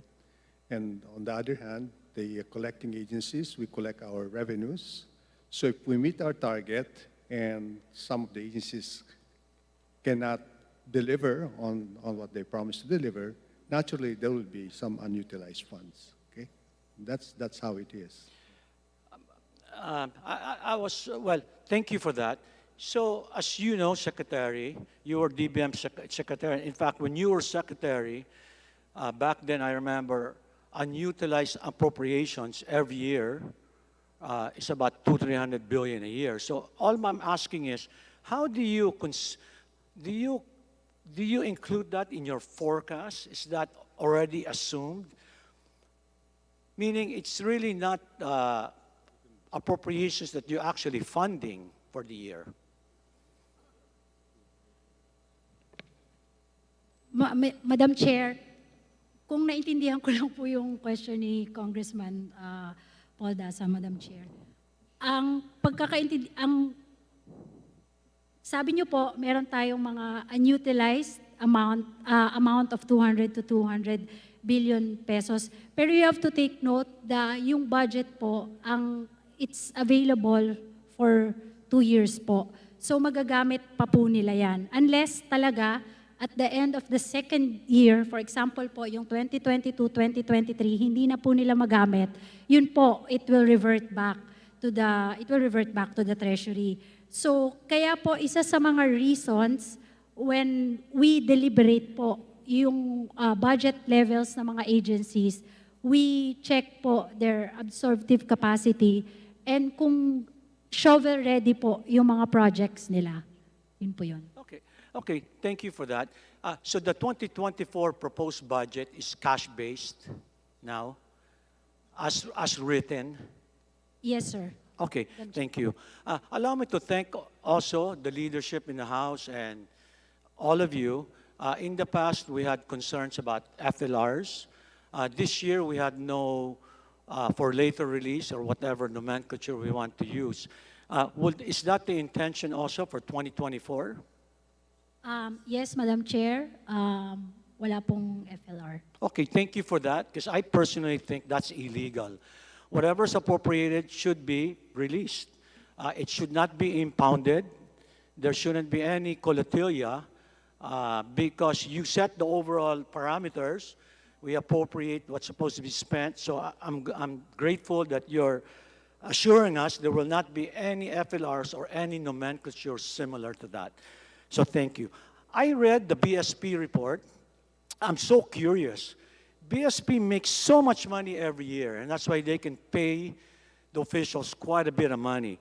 I think last year they made 132 billion pesos. Could somebody tell me, is it from the reserves? How do they make so much money?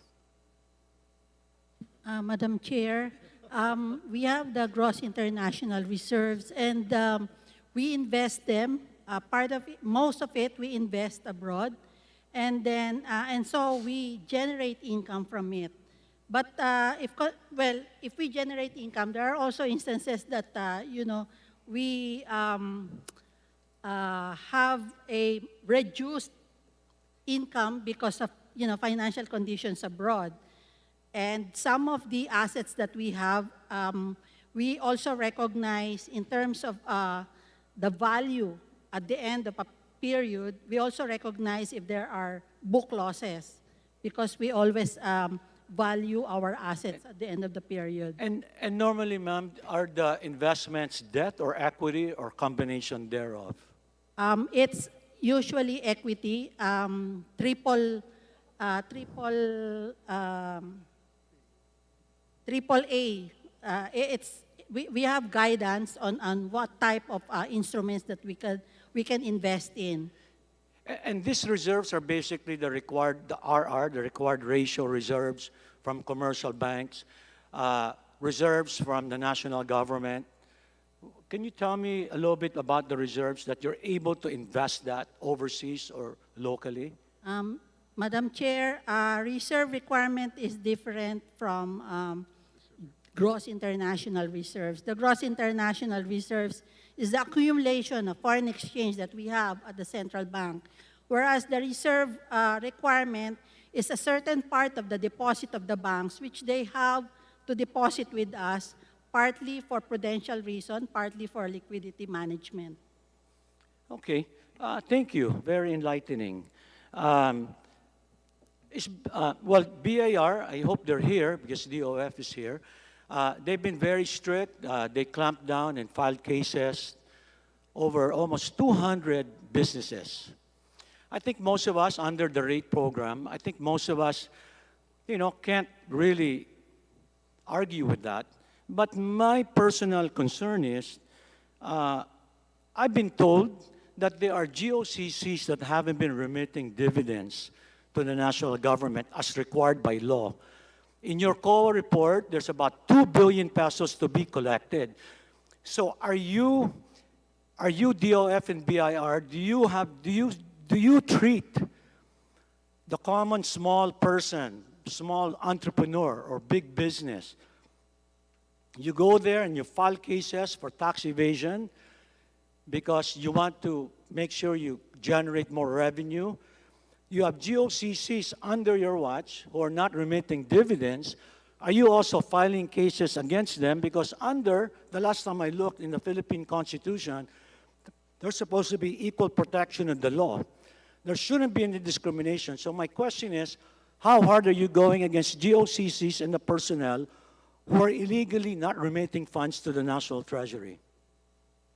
Okay, let me call on Treasurer Leah, who will talk about the dividend, and maybe Secretary Lumagi for BIR on how he treats the ordinary person. Okay. Commissioner. Commissioner Lumagi. So actually, well, for the GOCCs, there's like every year we see how much net income they generate. And from there, because based on the law, there should be the 50% of their net income should be remitted to the national government. But in some cases, they would be asking for waivers or partial remittance of dividends. So there will be an evaluation to be conducted by our corporate affairs group to see whether this is justifiable in terms of the waivers of the dividends or how much more dividends that they would have to be remitting to the national government. But in the case of the waivers, they would also go all the way up to the Office of the President to get the approval of the Office of the President. Because in the case of the Department of Finance, we are only recommending for those waivers. Well, Madam Chair, my 5 minutes are almost up, so I'll just do a manifestation. I'll continue this at the plenary. But all I'm pointing out to you, especially to BIR and Department of Finance, I'm reading here, the COA report. Unremitted dividends to the BTR, and I'll name Alabang Santo Tomas Development Court, APA Production Unit, Cultural Center of the Philippines, DBP Data Center, LBP Resources. There's 18 GOCCs that owe the government with penalties 2 billion. All I'm pointing out is if you're going against small taxpayers, entrepreneurs, small businesses, you're filing cases, are you doing the same thing to people in government who owe you money, who owe the government money? So my request is if you could give me a report on that. I just want to point out that there might be some unequal treatment here. We're so harsh with businesses, some of them are small, but you're not doing the same rigid, tough stance against government officials who owe money to the BTR. I have the COA report here. So maybe you could submit to me, Madam Chair, a report on this, and I'll discontinue now, and I'll just continue at the future time. But may I request a report, a response, a detailed response on the 2 billion pesos owed by GOCCs as pointed out by COA. Yes, BTR, kindly submit as requested. Yes, May I Madam just Chair. know, Your Honor, what year was that report? What year was that report? By the COA report, what year was that? I'm sorry, the question is which COA report? Yes. Yeah. Observations and recommendations. I believe it's 2022. I'll give this to you before I go, Secretary. So just send me a detailed report on that, and maybe I can move on with other issues during the plenary. So thank you, Madam Chair, for that time. Thank you. Next to interpolate is the Honorable Marco. Thank you for waiting, sir. Thank you. Thank you very much, Madam Chair. Good afternoon to our honored guest this afternoon. I have some questions that I would like to ask. It was mentioned earlier that the total plantilla positions that we have is about 979,564, and only 91%, or a total of 1,810,428, are filled up positions. Thus, you have unfilled positions of 169,000. And according to Secretary Pangandaman, we cannot consider the unfilled positions budget as savings. And apparently, these are all in the budget of the Department of Budget. They're still with you. Now, would you consider this, if you calculate this, how much is the total amount or value of this 169,000 unfilled positions? We'll just get the numbers, Madam Chair. Okay. While we are waiting for the number, I would like to have a follow-up. This amount, I suppose, is, if it is still with you, with the Department of Budget, because it's not obligated, it's not spent already or paid, would you consider this as probably a reduction of the total budget of the year, let's say in 2023?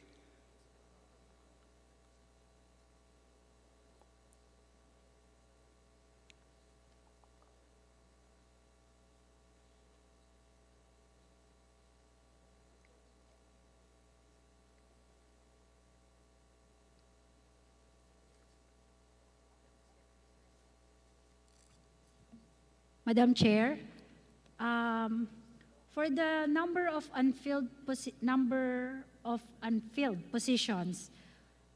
it's 168,969.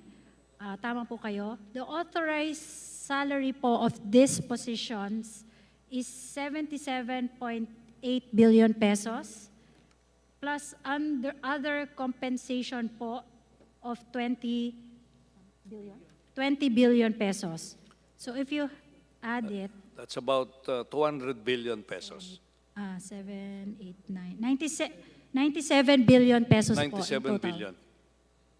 Okay. So that amount, you have borrowed that amount, right, already at the start of the year? Treasurer Leah. Early. No, sir. Kasi we also have a program in terms of how much disbursement. So if those positions are not yet filled, so that means there's no releases. So that would not also require any funding from us. Yeah, but if you look at the total borrowings that we have, it comprehended the difference between the budget and the actual collection that you will have. And therefore, whatever amount that is not used, can be still, it's already borrowed funds by the national government. Not necessarily, Your Honor, because our borrowings would also constitute some of the funding that would be for the spillovers from the previous years. Kasi po, remember, the obligation po is valid for 2 years. So there would also be some accounts payables that would have to be paid during the current year. But, you will not pay this anymore because those unfilled positions, you cannot retroact the payment on this. Let's say, for example, 2023, you have unfilled positions of 160,000 plus, and the equivalent amount, as stated, is about less than 100 billion pesos. So in that case, that amount is actually unused fund for 2023, or even in the previous year, because you don't retroact the payment for this, because you're gonna hire them in the future only.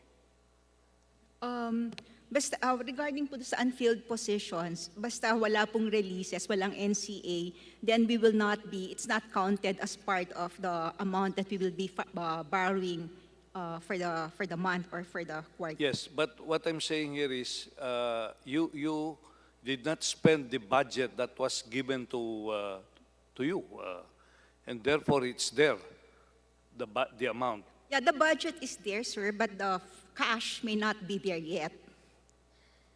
Yeah, but for example, right now, the proposal is to have 5.768 trillion your budget. And the total collection as expected here is about 4 trillion. And because of this, you will borrow. And you normally borrow at the start of the year. Sir, we don't borrow everything at the start of the year, so we also calibrate our borrowings to ensure that we don't have a lot of negative carry. And of course, we also take into account the cash requirements of the budget. So we don't also want to be holding a lot of cash balances. So that's what I'm trying to say. You borrow at the start of the year and you pay the whole interest for the whole year. Samantalang you only need probably certain percent every quarter. Do you plan or have you done this before, that you only withdraw the borrowings that you have on a quarterly basis based on the need or the requirement of the government? So, Your Honor, we have what we call a cash programming committee. So that committee, we meet and we find out how much would be the collection of the two revenue agencies like BRR and BOC. And then we also, in the cash programming committee, we also have the Department of Budget and management. So we will calibrate in terms of how much more we need to borrow para nga po we don't have a huge negative carry and funding cost. And at the same time, whatever po yung cash balances that we have would really be just sufficient for the cash requirements for the following month to ensure that we have the continued flow of business of the government. So we are very prudent kasi we are also mindful in terms of the interest cost, the fund. yes, so in other words, you only withdraw your borrowings when you need them. Yes, and sometimes pag nakita ho namin na yung our deposit would be even better than our funding cost, then magde-deposit kami sa Bangko Sentral. So we're very prudent in terms of our borrowings. That's why if you can see, in terms of the interest payments, we're even below the target as of June. So in other words, you manage the borrowings by ensuring that you only withdraw them when Or you borrow need them. Yeah. Opo. And if you don't need them, you don't withdraw them. Yeah, so even you can even see in our auctions, we reject, we don't accept the full award. Pag nakita namin na yung pong what's being asked of the Treasury is a huge rate, no? So we really have to be very calibrating in terms of the requirements of the cash requirements of the government. So all those positions that have not been filled up, you have not, of course, you have not obligated them and you have not paid them, and therefore, you will not have to reserve that amount by borrowing or a part of it because you don't need them. Yeah, kasi wala rin pong SARO na re-release si DBM, sir, eh. Walang NCA. So the cash is not yet required from us. I asked this before, you know, when I started, when I was the congressman during the 17th Congress, I asked, is there any plan or a roadmap that we draw in such a way that instead of only targeting 60% or less than 60% ratio between our debt and GDP to, you know, to reach a level where we will even cut it down to 30% or to a level of 30%? Congressman, we reached a point where it was only 40% of GDP, okay? So we do everything that we can to reduce our indebtedness. What is the timeline, Then, Mr. Secretary? I think for the, I look at the numbers, 4 years before the crisis, the pandemic, we were below 40% of GDP. And then, of course, it went up. And now our target is that we should be around 50% by the end of the president's term. Okay, I think we will be saving a lot of money in terms of interest even when we can cut down our borrowings. As stated here, our interest rate is, or our interest is more than almost 700 plus But that's, billion dollars, Your Honor, billion pesos. that's only around 12% of our total budget. I've seen the days when our interest payment alone was about 1/3 of our budget. Okay, thank you. Thank you very much, Madam Chair. I think my time is up. So thank you. Thank you very much. Salamat. So just as a rejoinder, so the issue with respect to unfilled position has to do with unutilized appropriations rather than cash. Tama ba yun? Tama po. Kasi pag wala namang SARO and NCA, we will not really be releasing the cash. Yeah. So in other words, the appropriation is unreleased, right? The cash is unreleased. The cash is unreleased. So ang nangyayari is, just in case there is cash that is set aside for those unfilled positions, kumikita naman ng gobyerno. Parang ganon. Yes, we make sure that it's even higher than our funding cost. Salamat. Thank you. Next to interpolate from the minority, we have the Honorable Ramon Rodrigo Gutierrez. Thank you, Madam Chair, distinguished colleagues, our fellow public servants from the DBCC. Good late afternoon to us all po. Madam Chair, this representations issue this year is the same as last year. I am, of course, referring to the MVUC. So just to go through it very quickly. Madam Chair, Table B15, page 374 of the BESF, am I correct to say that the December 2022 balance of the MVUC is 66 billion?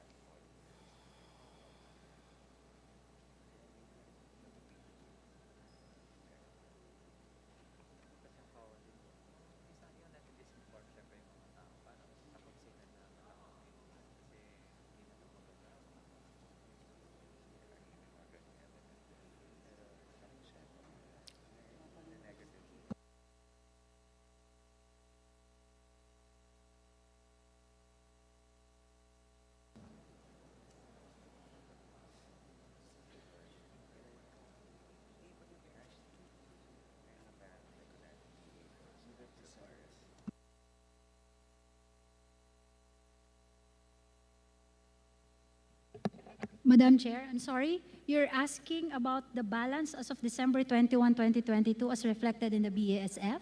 Madam Chair, yes, balance as of December 2022. Yes, it's 66,188,936,000.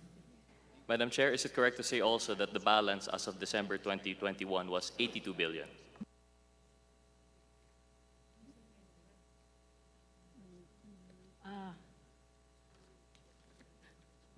Wala akong 2022. We'll check the figure first.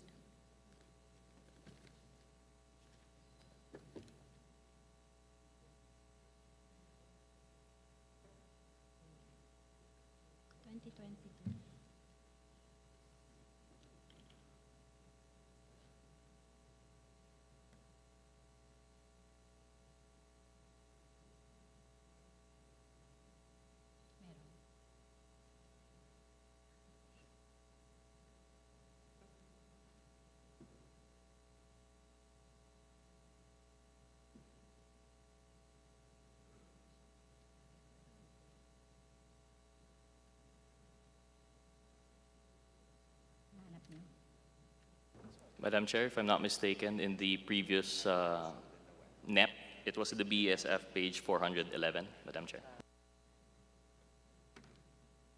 You know,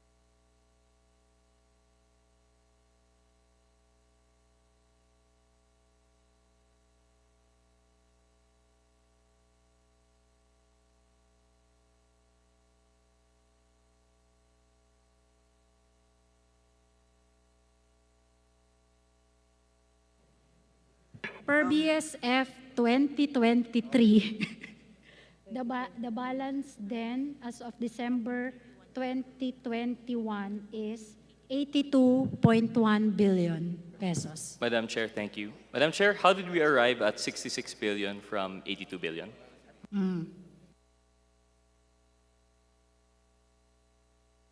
Noting a 16 billion difference within 1 year, Madam Chair.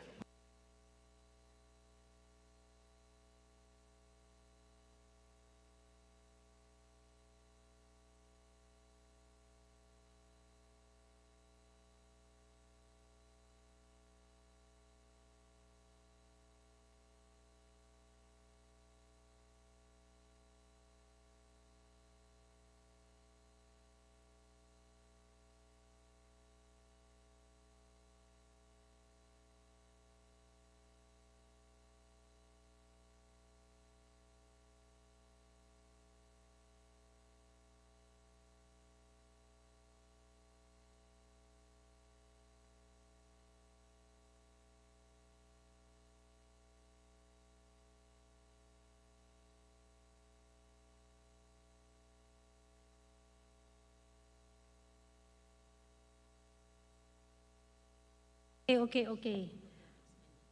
So the 82 billion in 2021, less the actual expenditure of 16 billion in 2022, so that brought us to 66 billion balance as of December 2022. Madam Chair, how does this play into the revenues actual 2022 of 19.8 billion? Pasok, diba? It's included in the level of... Madam Chair, considering the actual 2022, a revenue of 19.8 and an expenditure of 16.3, by my calculation would be a 3.5 net gain, Madam Chair.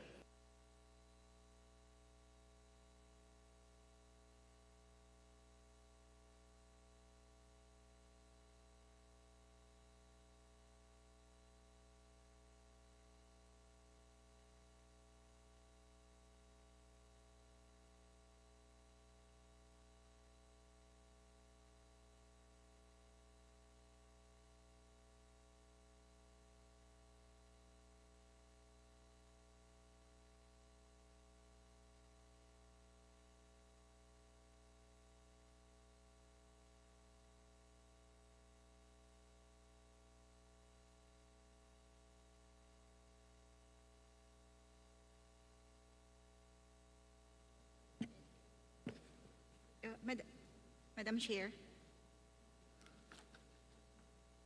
Madam Chair. Shirley. Yeah. Okay.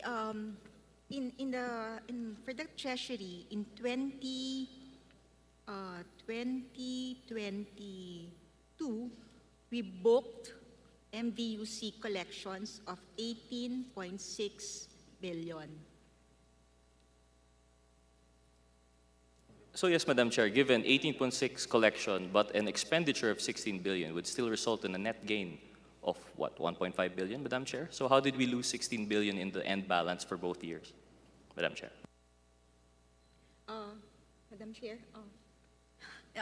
for the MVUC collections on the part of the Treasury, so since our records would show that since 2001 until 2023, the subtotal, the collections is about 231.8 billion. But there were also adjustments that were made of about 18.9 billion.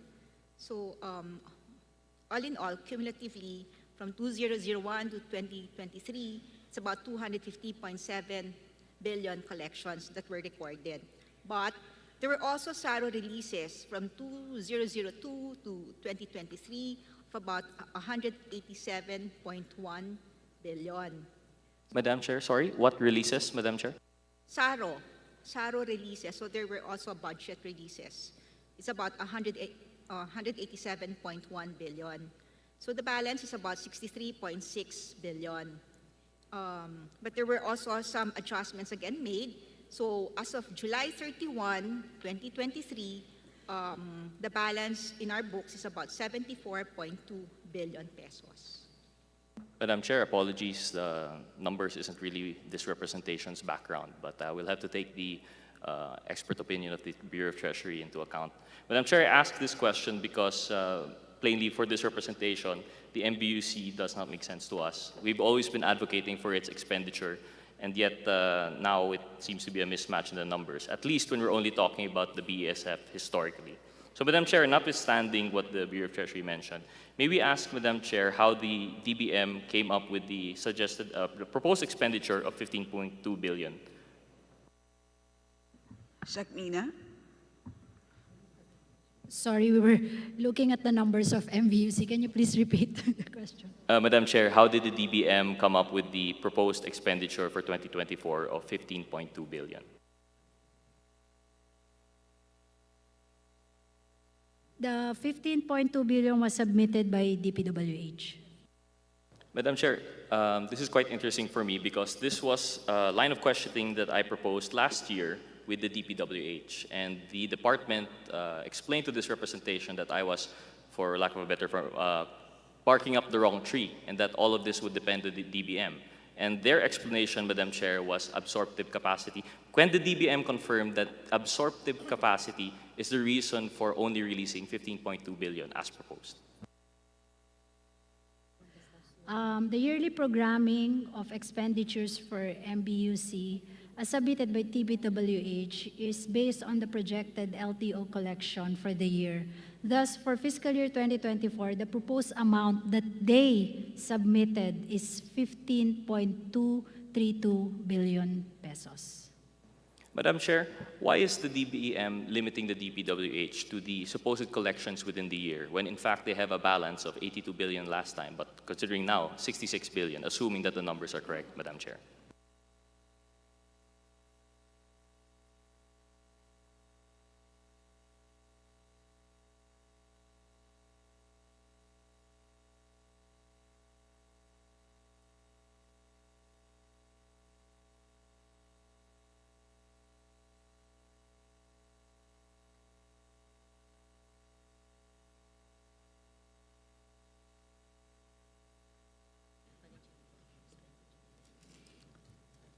Madam Chair, for special accounts in the general funds or SAG-F, this is how we,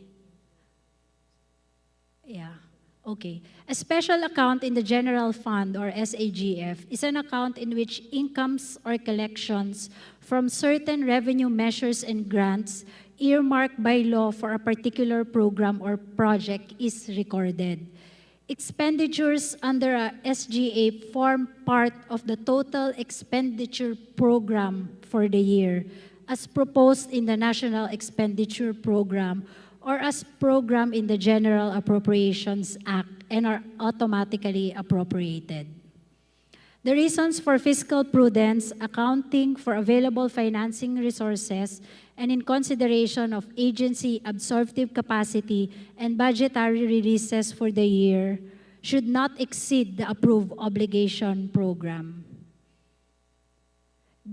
These additional releases can, however, be accommodated within the total obligation program to be offset against the program expenditure items.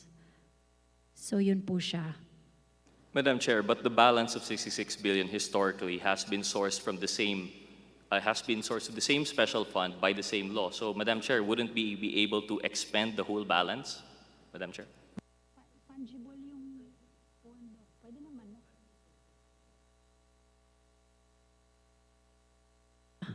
Yes po, pwede naman po. Pero mababawasan yung regular nila. Kasi may limit po tayo when we prepare the totals for the budget of each department.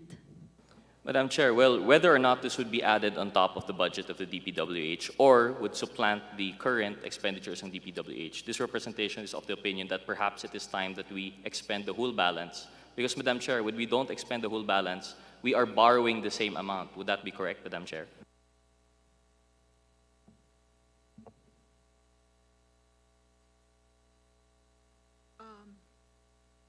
Sir, Your Honor, to explain. So, since it's SAG-F, as explained already, when there's already the collection from the MVUC, so it is booked as revenues. And then, and it's, if you're also familiar, sir, with the Malampaya accounting, so it is, okay. So, it will be booked as revenues, then there would be also the corresponding expenditures, but it's not a 1:1. So it is really, from the total revenues, then we also use this to be able to fund our expenditures. So meaning to say, this amount has already been booked as revenues, and if ever we're going to use this amount, then there would have to be some borrowings on our end, and that would also entail additional amount in the fiscal balance of the government. So additional po to sa deficit.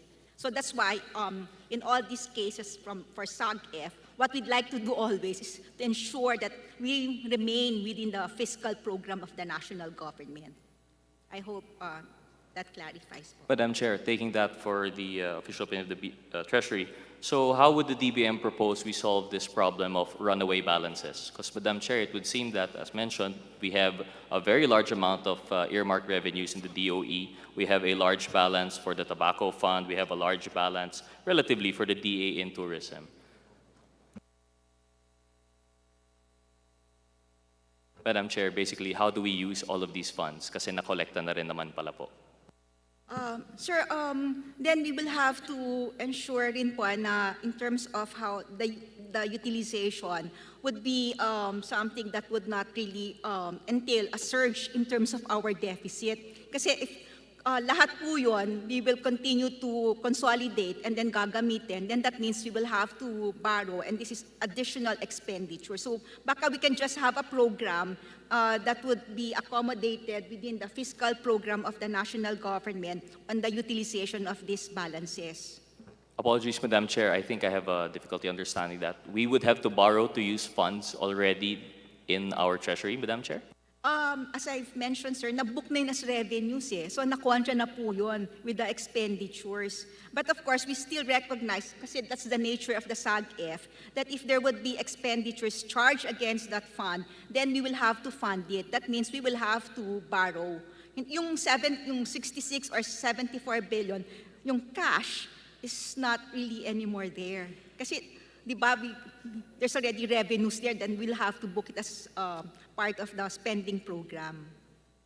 So, Madam Chair, if that cash is not already there, how much do we have, Madam Chair?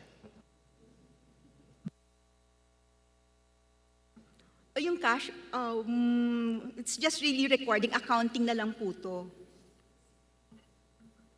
Well, in that case, Madam Chair, may this representation respectfully request a written explanation na lang po, no? So that we may properly appreciate the same through the committee, of course. Madam Chair, siguro lang po, para lang we can, if your concern is about the MVUC, I know that in 2018, you amended the MVUC law.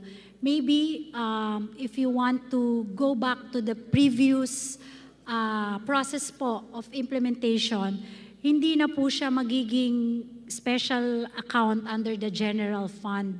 Kasi with the new law that the Congress passed during that time, naging automatic na po siya, napapasok na po siya sa general fund natin. So it forms part already of our fund, of our revenues. We all know that it's fungible, nandiyan na po lahat. So maybe if you are looking into, I know your rider party list po, you want to use the money for roads and repair and po of our bridges and other, for maintenance of our roads, maybe we can revert back to the previous process po, but it needs amendment to the existing legislation, Madam Chair. Madam Chair, thank you very much. Actually, that is the same concern that we have. Not so much as to change the process, pero yung sa amin lang po, the way that we see it, notwithstanding the explanation of the Treasury, nakikita po namin as pag sinabing cash balance, ang akala namin yung pera nandyan sa kaban ng bayan. So ang sa amin lang po, gusto na namin magastos po ito. That is our concern. And Madam Chair, when it comes to the process, actually, I ask this because currently, as mentioned by the President in his SONA, that the MBUC is now being a priority. And in fact, there are pending bills in the House that have actually passed the committee level regarding the change of how it is to be used. Our main concern talaga, Madam Chair, is how to actually use this fund and make sure it is expended. So given the lack of material time, I would just like to perhaps thresh out the other issues in another time. So Madam Chair, yun lang po, if I may respectfully request the DBCC to submit to this committee and that this representation be given a copy of the explanation po on the balances according to the Bureau of Treasury. Madam Chair, thank you very much, and to the DBCC, maraming salamat po. Right, so to the BTR, kindly submit a written explanation on the expending of the MBUC fund. Thank you. Next to interpolate is from the majority, we have the Honorable Ernesto Dionisio. Oh, sorry. Sorry. The Honorable Solomon Siungalaw.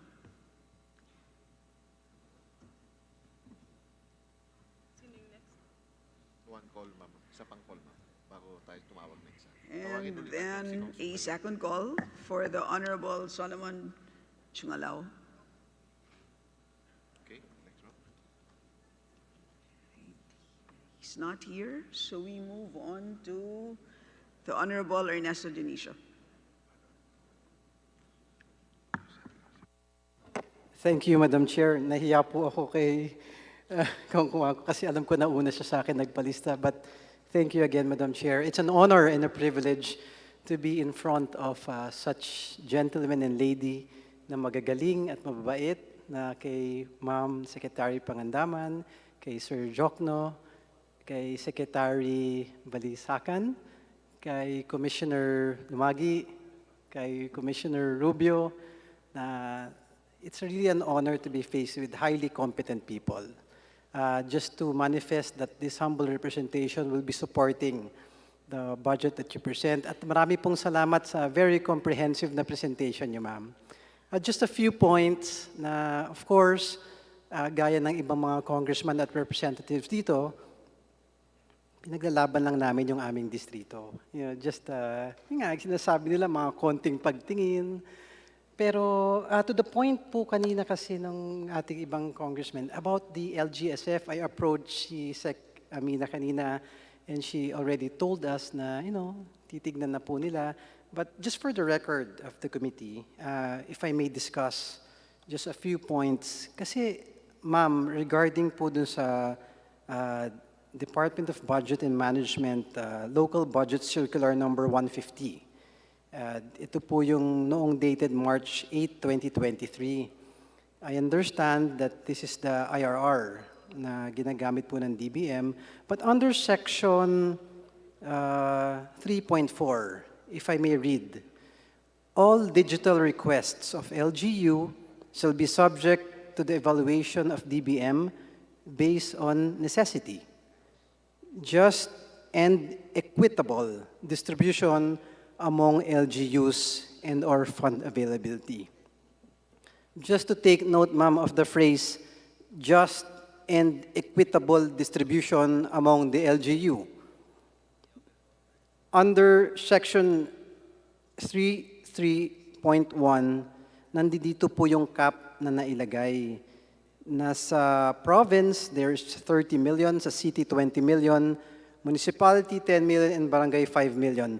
Going back to the point, dun sa previous section 3.4 saying that just and equitable distribution among LGUs, it is the opinion of some congressmen of Metro Manila, ma'am, that it's probably not equitable because population ng city sa ibang probinsya is very different from the population or per capita sa Metro Manila cities, ma'am.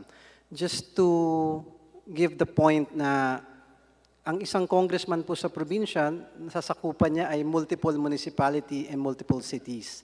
Sa amin naman po sa Maynila, to be specific, we are 6 congressional districts in one city.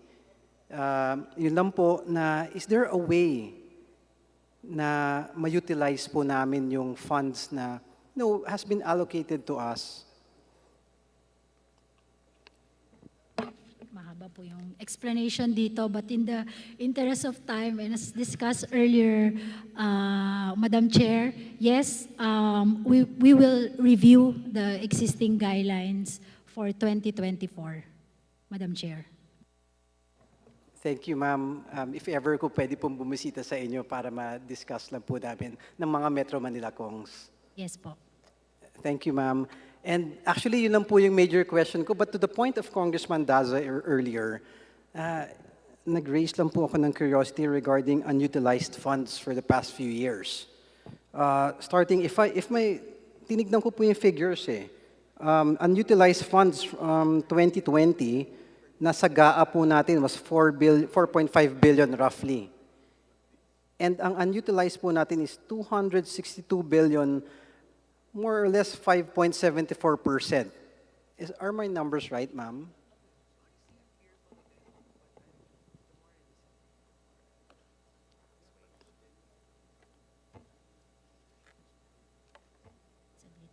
Saglit lang po.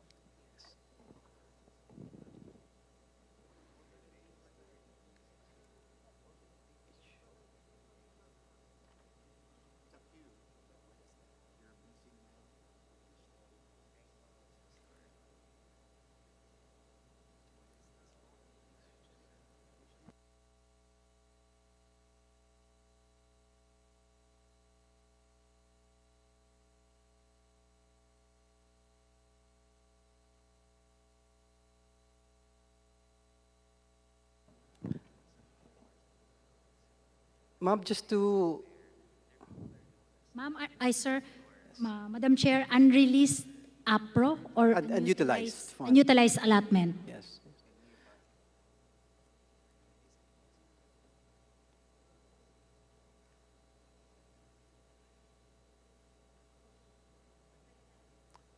For 2020.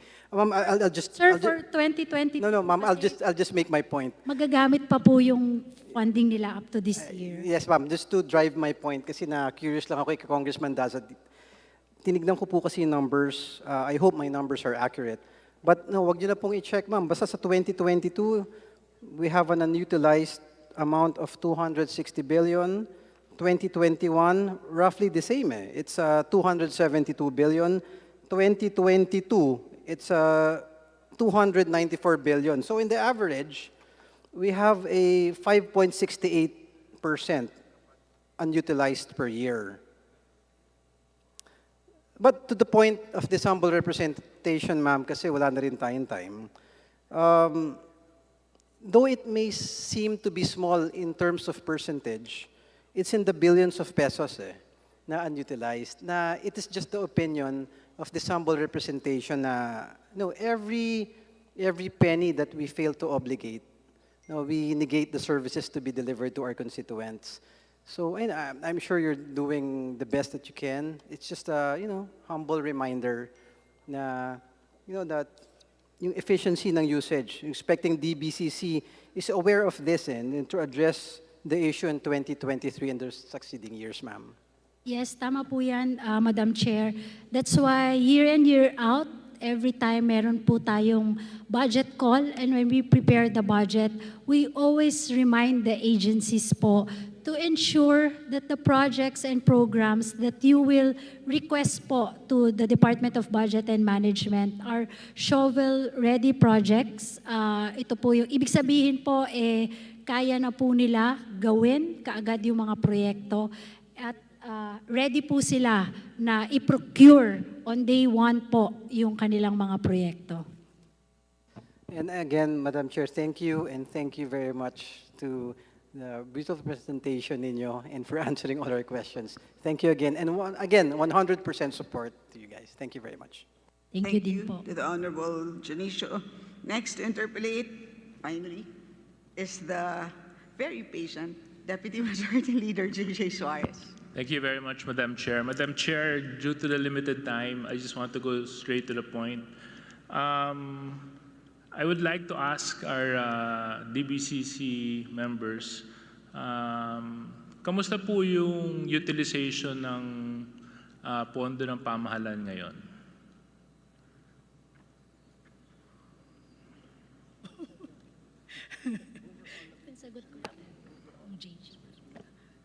Madam Chair, as previously mentioned po, to date po, ang obligation rate po is 32? Mahaba. 32% of the total. Ayan. Ayan. Ayan. Ayan po. The total obligation rate po as of March 31, 2023 of national government agencies is 30.5%. And 30.5% po. And the disbursement rate, percent disbursement over obligations is 44.6%. As of? March 31, 2023. Because what we're noticing, Madam Chair, in my district, for example, is yung mga nasa GAA for 2023, marami sa mga projects ay hindi pa rin nai-implement hanggang ngayon. So mukhang yung utilization expenditure program natin, may problema tayo. Kaya gusto ko po malaman kung paano nyo po nababantayan yung performance ng mga departments and agencies when it comes to the utilization of funds that you provide to them. That's why po, we released a circular letter po for the agencies to provide catch-up plans to facilitate budget execution for the rest of the fiscal years. We asked them to submit their catch-up plan by September 15, 2023. One problem we have, Sec and Madam Chair, is we have to deal with weather. So when we talk about agriculture, there are only certain months that you can utilize the projects for agriculture. When you talk about infrastructure, there are only certain months that you can actually start building and constructing, especially in provinces like mine in Quezon, na wet and dry po talaga. May panahon po talaga ng implementation. So, isa po sa nakikita kong problema, Madam Chair, is yung utilization ng pondo ng mga departamento. So, other than the measures being undertaken by the DBM, how can we be assured that this will further be avoided in the 2024 budget? Sir, if we're talking about LGUs po, we understand po their conditions. That's why po in 2024, may general provision po tayo. Yung budget po nila, basta na ibigay na po sa kanila, shall be valid until fully expended. I'm talking about of national government. National government po, pag hindi, meron po silang 2 years to obligate their budget. Pag hindi po nila na-obligate, of course, we consider that when we prepare the next year's budget, their next year's budget. Yeah, the reason I stress this point, Madam Chair, is of course yung impact ng government spending pagdating sa ekonomiya ng ating bansa. So kung mapapaganda po natin yung paggastos at mapapabilis po natin yung gastos, siguro sa ganung paraan, mapapaigi din po natin yung ekonomiya ng ating bansa. I also want to have another question to address to NEDA. Sec, earlier you were mentioning major contributors to inflation, which were vegetables, sugar, flour, 21.8, 21.4, 10.1%. Ito yung mga pinakamalalaking drivers ng inflation. Kaso lang kung titingnan natin, yung alokasyon na ibinigay natin sa pinaka-ahensya na dapat tumugon sa agrikultura, pang-8 ang natanggap niyang pinakamalaki sa mga departamentong inisa-isa kanina. DA receiving only 181 billion pesos. So how are we supposed to address the key drivers of inflation if we're not properly allocating funds to address it by increasing the budget to those programs and projects that will actually improve food security, agriculture sector, farm productivity, and fishery productivity? As presented earlier this morning by our colleagues from DBM, Sec Mina, it was clear that a big portion of the budget, increase in the budget for DA, are in items that will increase productivity for agriculture. These are irrigation projects. Of course, the irrigation is not just for rice, but for other crops as well. There's a big amount on farm-to-market roads. There are logistics budget, and so on. So I think that what the Department of Agriculture is addressing is to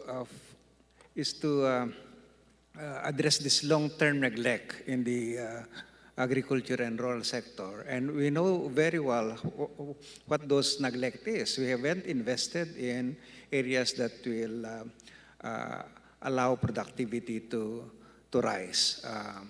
And I think that if we succeed in investing that amount in the proper places, and that's why monitoring is very important. And I think that with these modern technologies that DBM are employing to improve, enhance the monitoring of infrastructure projects like farm-to-market roads, then we can be more assured that these monies will end up in those areas that will increase productivity. Now, of course, that those will not directly address the current problems now on inflation, because these are inflation is happening, these high, elevated prices are happening, but they will address this perennial problem that will come and go, hitting us every now and then if we don't get to the bottom of the problems. Kasi, with 181 billion, hindi naman ibig sabihin na yung buong 181 billion will be focused on projects for the agriculture sector kasi may mga personal services pa yon kasi that's the department's budget. I was just hoping that since we already identified the key drivers of inflation, food being one of them, sana yung pondo ng pamahalaan nakatutok para doon, di ba? Yun lang yung point na gusto ko po mabanggit, Madam Chair. Before my time elapses, during the President's State of the Nation address, and it was a program that Sec. Mina mentioned in her presentation, it's about the supplementary and nutrition program that will be implemented by the national government. Can I just ask for further details on this program?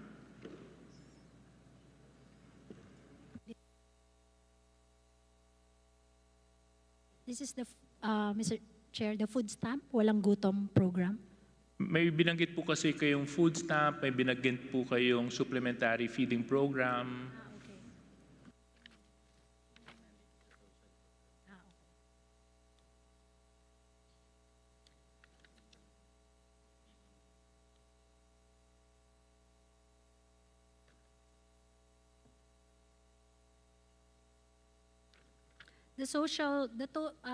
Madam Chair, the total funding for the major social programs is 598.7 billion.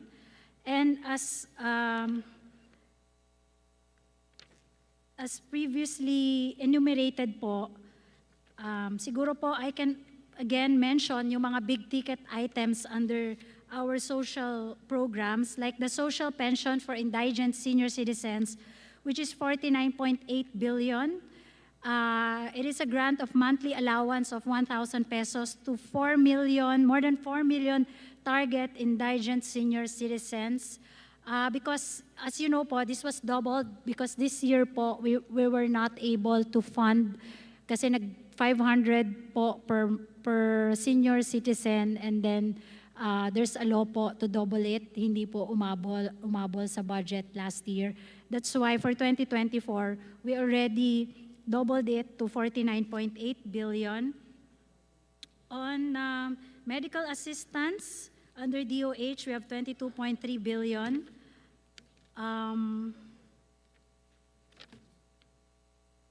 For school-based feeding program under DepEd, there's 11.7 billion.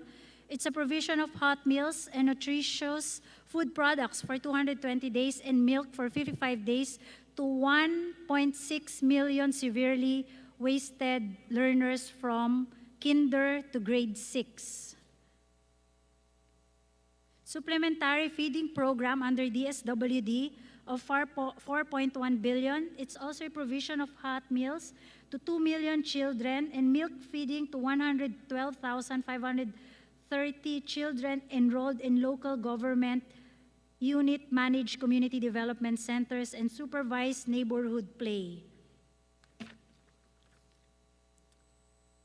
And then we also have Philippine Multi-Sectoral Nutrition Program being undertaken by DOH and DSWD with 2.8 billion. This aims to deliver a package of nutrition-specific and nutrition-sensitive interventions and improve key behaviors and practices known to reduce stunting in 235 municipalities. Philippine Food Stamp Program with 1.9 billion. The program targets to alleviate hunger and malnutrition among 50,000 Filipino households belonging to the lowest bracket income through provision of cash-based assistance in the form of electronic benefit transfer cards to pay directly to the merchants. Iyon po. Thank you very much, Sec. The reason why I asked this, so ang dami nang ina-allocate natin pondo, kasi lang, sa experience ko po kasi, baka maaksaya lang, because the President mentioned the first 1,000 days in his State of the Nation address. In my experience, being an LGU, and I think I was one of the first provincial governments to actually implement the program, we started counting day zero on the first trimester of the mother's pregnancy. So hindi namin hinahabol yung pagbibigay ng intervention kung kailan naipanganak na yung bata o kailan nag-aaral na sa daycare o kailan nag-aaral na sa paaralan. Dapat habang buntis pa lang, binibigyan na natin yung intervention to ensure na pag ipinanganak yung bata, malusog na siya at hindi natin siya hahabulin kung kailan dulo na. And before I go, so I think the DOH may program naman doon. Before I go, I'd just like to commend the Department of Finance, BIR, and Customs. Congratulations for exceeding your collections. I hope you continue doing this, and I hope you continue going after tax evaders and smugglers, because you're in the right path. Tuloy-tuloy lang. Huwag kayong matakot. Nasa likuran nyo kami. Congratulations. Maraming salamat. Right? Salamat. Thank you po. The Honorable J.J. Suarez. Next to interpolate is the Honorable Marco Wangco. Madam Chair, I'm going to ask four agencies questions. May I just rattle off all my questions? Yeah. So for the DBM, how are unprogrammed appropriations funded?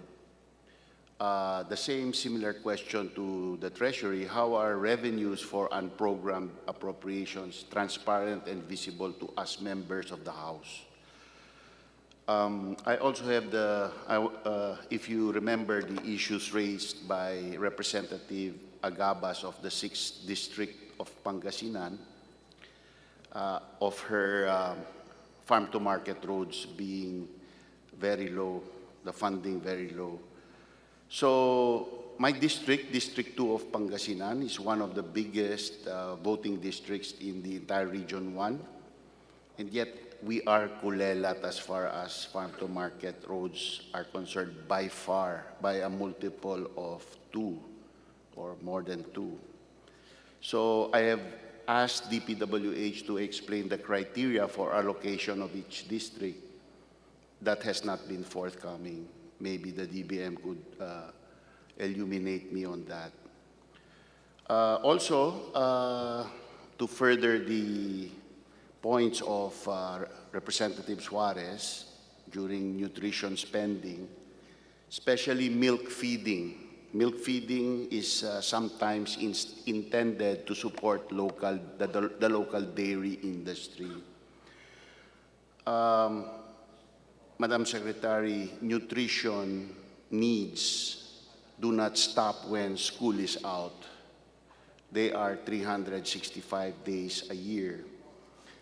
Cows do not stop milking when school is out. They milk 365 days a year. Therefore, the programs, I think, must be 365 days a year. So the DepEd and the DSWD should coordinate the effort, Madam Secretary. The other question is for the BSP, Governor Remolana. I've heard from bankers that nuclear is banned from being financed by local banks. If so, why? Is there any law barring this? And how can the ban be lifted? Can BSP give me a report on this? Then my other question is for NEDA. Maybe Secretary Balisacan can help. NEDA and DOF question. Is net forex savings from avoided fossil fuel imports important for the country? Is a $10 billion a year magnitude significant for the country? Could you give me your answers for this? For NEDA, Secretary Balisacan, we are planning the Lingayen International Airport. We have been in talks with the DND and the National Security Council, and they would support this international airport project if it were a joint use airport. So the airport being planned is a 4,000 meter, 4 kilometer long runway to handle the biggest aircraft. Lingayen is located in the southern portion of Region 1, and it would service the southern portion of Region 1, the Baguio area, and northern Region 3. We are surrounded by a population of 9 million people. So, do I have to pass through the regional NEDA office, or can I go directly to the head office of NEDA in Manila? And then for DOF Jokno, sir, I have visited you regarding the PSAM plan to sell the Bagak nuclear village asset, which I have explained to you is important for the viability of the Bataan nuclear power plant. Whether we decide to run that plant or not, I think the government will not be well served if that asset is dissipated. I think that that asset should be transferred already to the DOF so that if ever in the future we decide to abandon, then we are abandoning it as a whole. If you make it piecemeal now, the Filipino loses out on that. Thank you, Madam Chairman.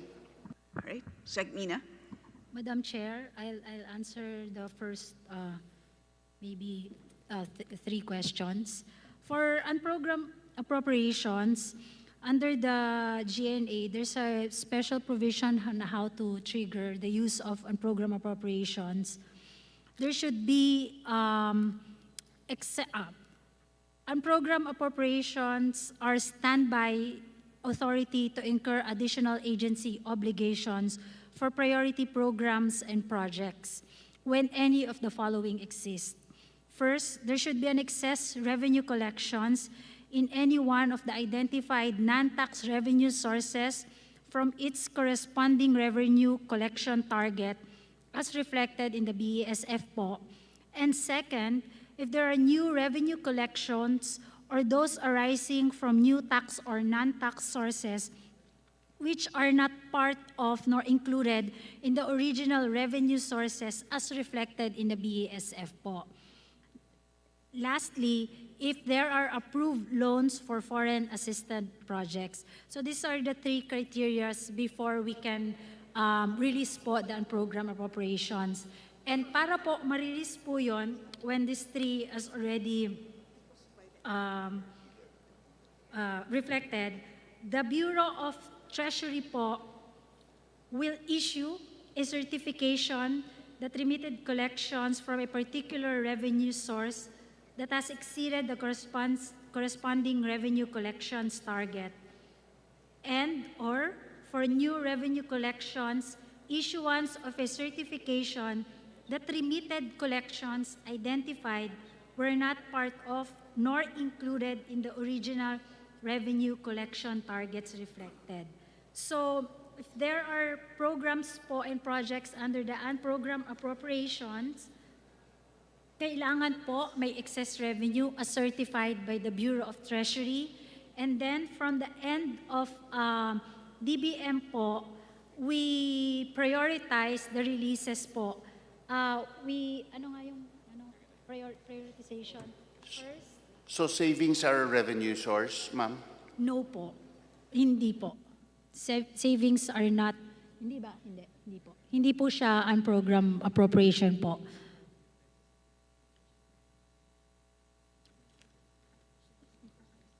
You want to add? Yung po, as Secretary Mina has already mentioned, so the Treasury will certify first before they can do releases from the unprogrammed appropriation. So it's either yung pong excess income, meaning, kasi po sa BSF may targets. So like dividends, may target po siya for this year, 16 billion.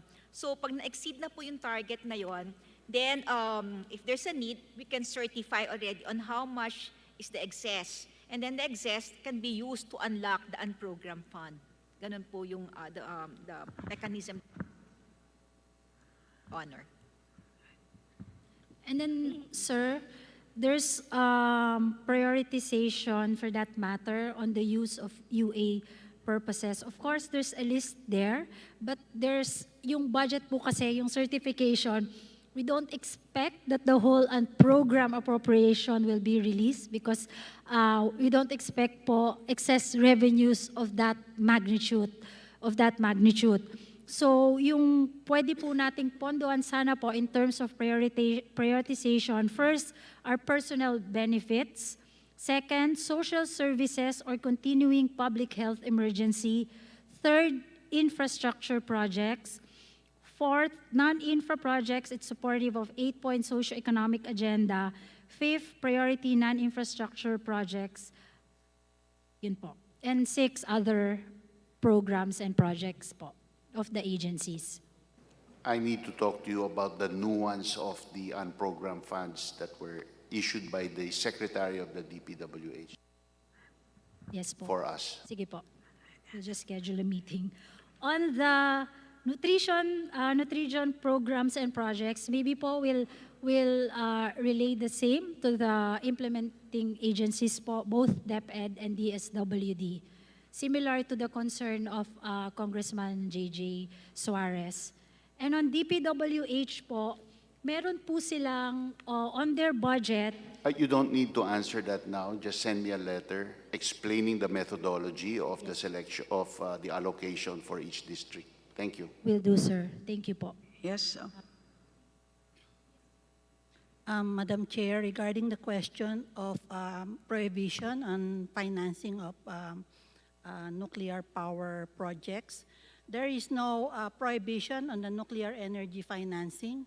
The BSP's expectation is to support financing to sustainable projects and investments. But May I have that in writing, please? You just have to write me a letter. of course, Mr. Yeah, so that's good enough answer for me. Okay, thank you. And Sec Ben, are there questions for you?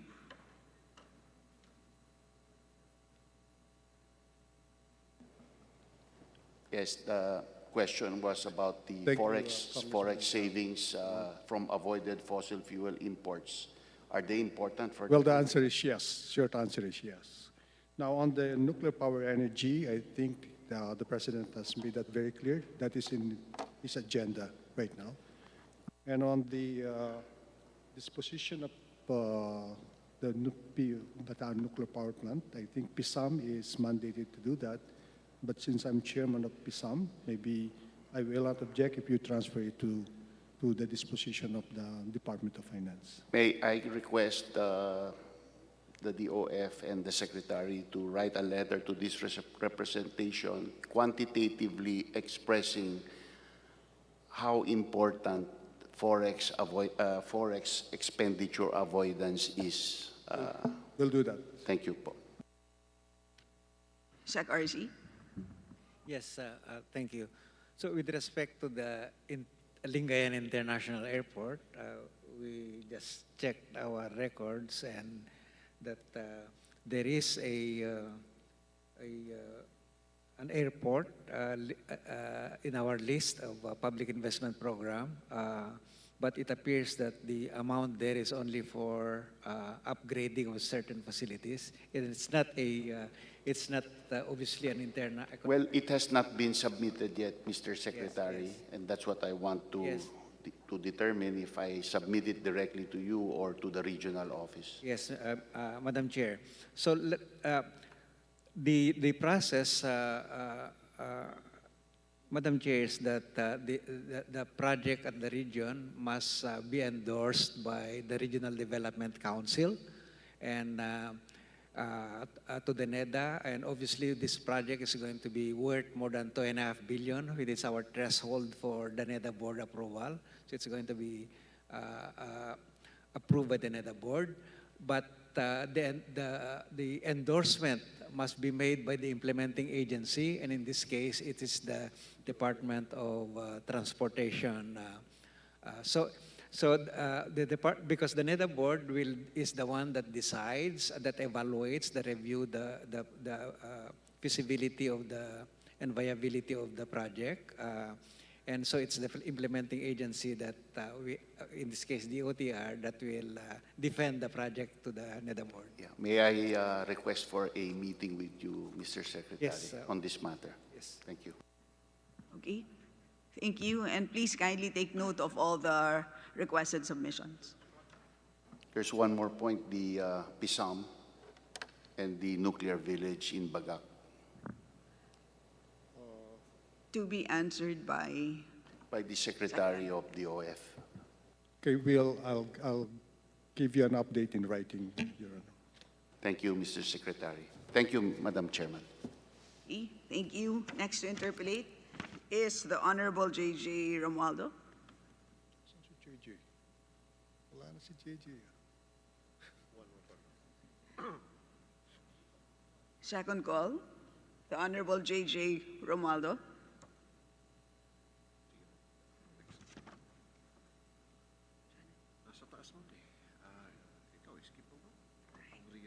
Right. So we now move to the Honorable Ria Vergara. Thank you, Madam Chair. My question is for Secretary Jokno.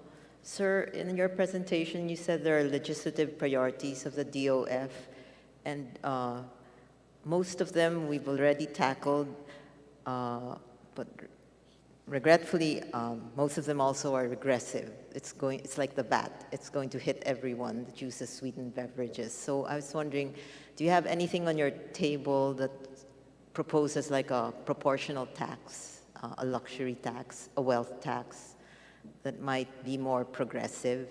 Is that something you would consider? Right now, there's nothing in our proposal for such a tax. You know, when you propose a tax, one characteristic, one nice property of a tax is that it should give you a high yield on the tax, and the administrative cost should be very minimal. Okay, so you have to consider that. Say, for example, if you want to tax diamond, you're practically not going to collect anything. Okay, because that's easy to hide, right? And sometimes when you also try to tax, say, a luxury good, people will just go abroad and buy it there, right? Not here. So you have to consider all these things. The simplicity of the tax, how easy it is to avoid, and things like that. But they are being considered, Mr. Secretary. The luxury tax is not part of our proposal at the moment. Not at the moment. Is there any other kind of proportional tax that's not as regressive as the ones we have now on the agenda? We are, the value-added tax is actually a proportional tax, okay? So I think we are, at the moment, reviewing our value-added tax because it is one of the highest in this part of the world, yet its yield is very, very low, only 40%. We only collect 40% of what we're supposed to collect. So we're doing a study on the value-added tax, which is a nice tax to make it more effective and more high-yielding. So you're reviewing the value-added tax? Correct, correct. Mm-hmm. Is it possible to say that in your review, for instance, if you're from the 4 Ps, you would be exempted from the value-added tax? Right now, Your Honor, I think our value-added tax is one of the best in terms of being pro-poor because we do not tax food in its original state. In other countries, it's also being taxed by VAT. Okay? But sir, if I go to Jollibee, Mm-hmm. I pay value-added tax. But that's not food in its original state, okay? If you buy rice or fish or vegetable from the public market or the grocery, it's not taxed, okay? But if you buy it from Jollibee or McDonald's or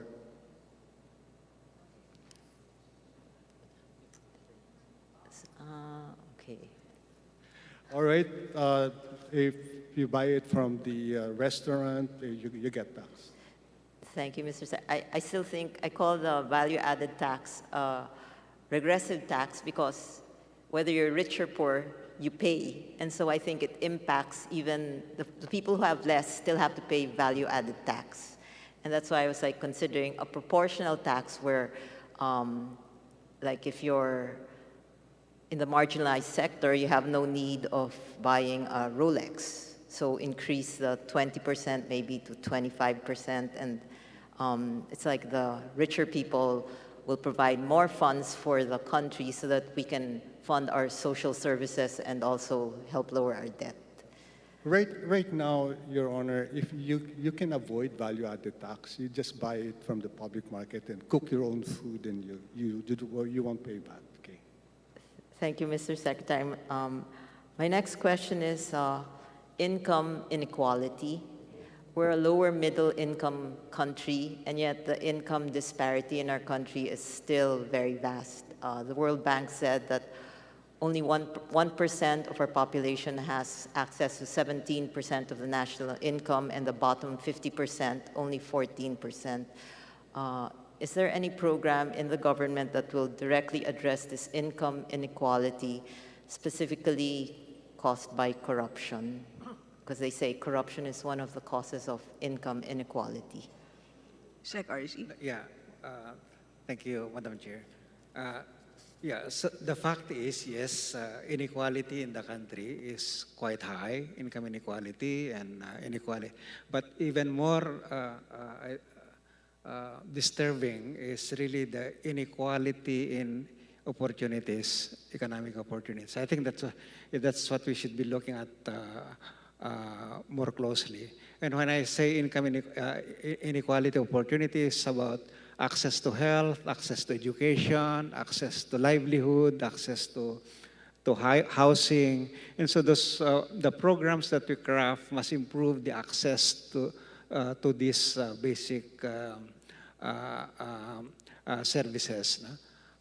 So the program that we are setting addresses many of these dimensions of inequality. I think over time, if you can address this, that inequality that we see now would come down. Plus, of course, I like your point about progressivity of taxation. I think that I am, for one, in favor of taxing goods that create congestion. Why can't we tax pollutive services, for example, or utilities, or why don't we tax luxury vehicles that add to the problems of traffic and many things like that we can think about. Of course, there are likely oppositions to this, but again, I think what will be easier to push are these things that could improve access to opportunities, both social, economic, even political opportunities. Thank you, sir. And my last question is about our debt. I heard that we have gross international reserves of over $100 billion. And that's more than enough to cover our international debt. What is are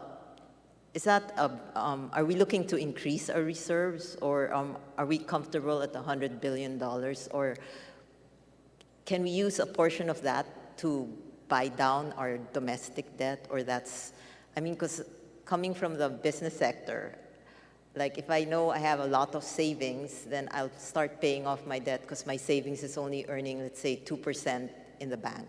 So it makes sense to me to pay off my debt, which is at 7% and earning 2%.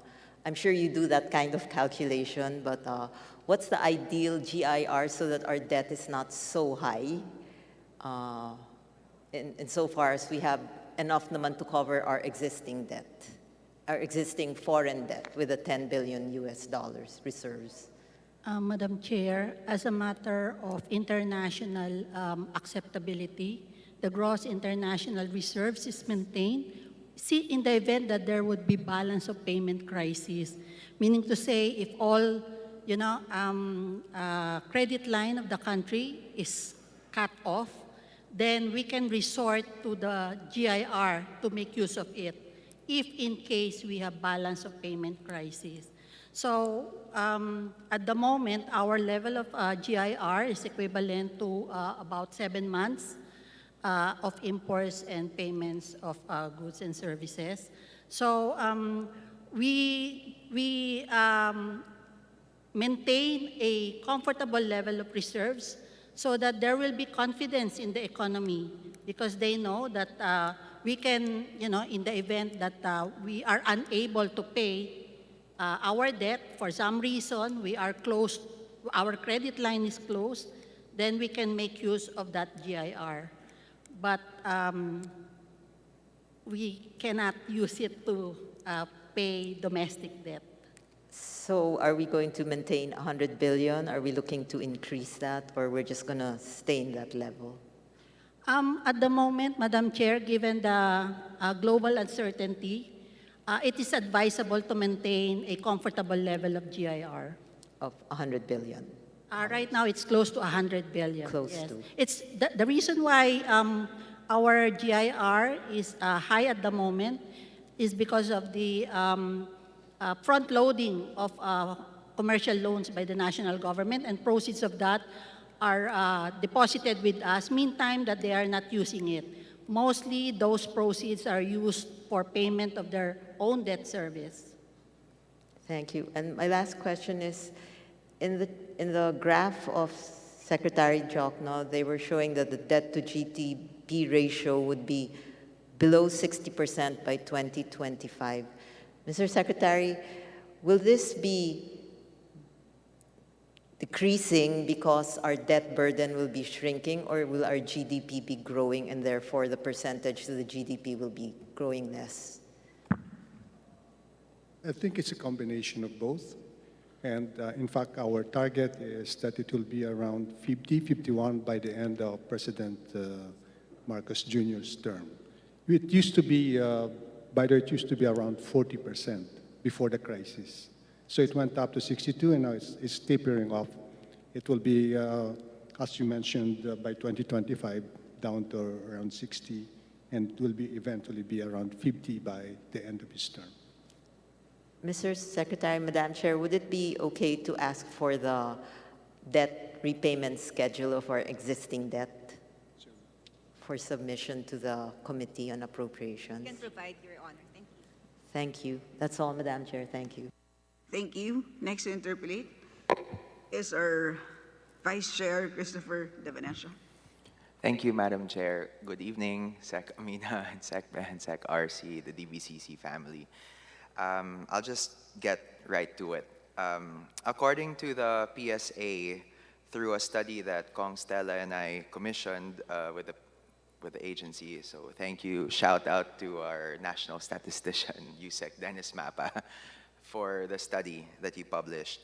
The creative industries contribute 7.3% to our GDP, or 1.6 trillion. That was in the year 2022. That represents an increase of 12.1% in 2021. The PSA likewise published that 6.98 million Filipinos are working in the creative industries. And this is higher by 10.5% in 2021. Moreover, the PDP 2023 to 2028 mentioned and discussed the creative industries over 80 times. I did a Control F on the PDF, highlighting their significant contribution to the country's socio-economic development, albeit in pillars 4 to 8 of the 8-point socio-economic agenda, which are prioritized in the midterm. In addition to what the President mentioned in the first SONA on prioritizing our creative industries, this was again highlighted by the President's mention of creative industry in the second SONA, and that, among others, creative industries will drive the quality and competitiveness of our workforce in existing markets and in new ones waiting to be explored. Now, given all of these pronouncements, studies, we nevertheless see in the NEP that support for the development of creative industries is minimal, though it must be categorically stated that this is an improvement from last year's NEP, which had zero allocation. And we have Sec Amina to thank for that. There's funding for the Malikhaing Pinoy program in the DTI. So based on the presentation by the DBCC earlier, which was kickstarted by NEDA, is it safe to assume that budget allocation for creative industries won't be as substantial until the medium term, which is the 2026 NEP and beyond? Madam Chair. I believe it's Sec RC would know the figures. I don't have the figures with me now, Madam Chair, but I think that given the potential of this sector for the economy, I think that it deserves more support. I would like to see that support going on in that direction. Okay, let me add that the creative industries and knowledge-based services fall under Tier 1 of the Strategic Investment Priority Plan, and therefore it can get incentives from the government in terms of 4 years of income tax holidays, 5 years of, income tax holidays in all other regions, all other regions, 6 years income tax holidays. So if you want to avail of incentives from the national government, from the government, you are welcome. Yes, I think that's in the CREATE law. So yeah, we're very grateful for that. So I'm not sure if the question was answered insofar as budget priority for near term and midterm. Again, creative industries seem to be heavily discussed in the midterm, and so I can't help but rationalize in my head that last year's budget, this year's budget, and maybe next year, it doesn't get significant funding. Although, kung 2026 onwards pa siya, wala na ako nun sa Kongreso. It's my last term. It's good to know that the creative industries will be in good hands for the remainder of the Marcos Jr. administration. Now, the goal of the law that we passed, RA 11904, or the Creative Industry Law, is for the Philippines to become the #1 economy in ASEAN by 2030.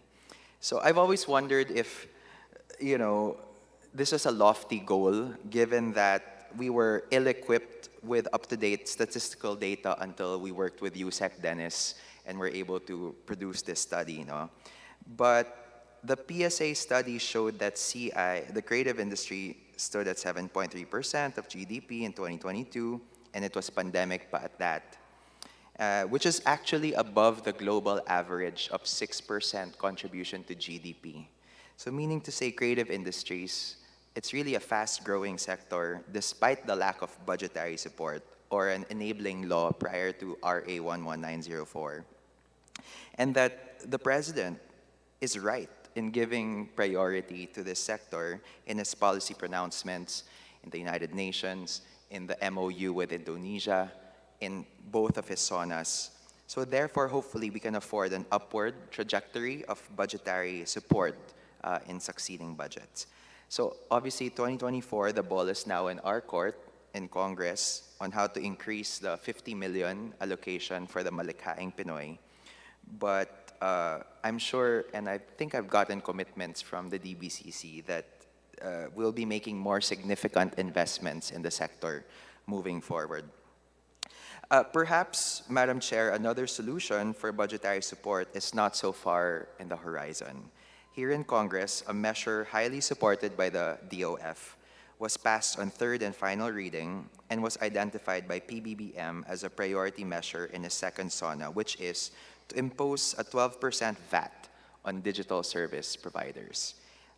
In the House version, 5% of those collections will be earmarked for the creative industries, since you'll be taxing, Netflix, Amazon, and all of those.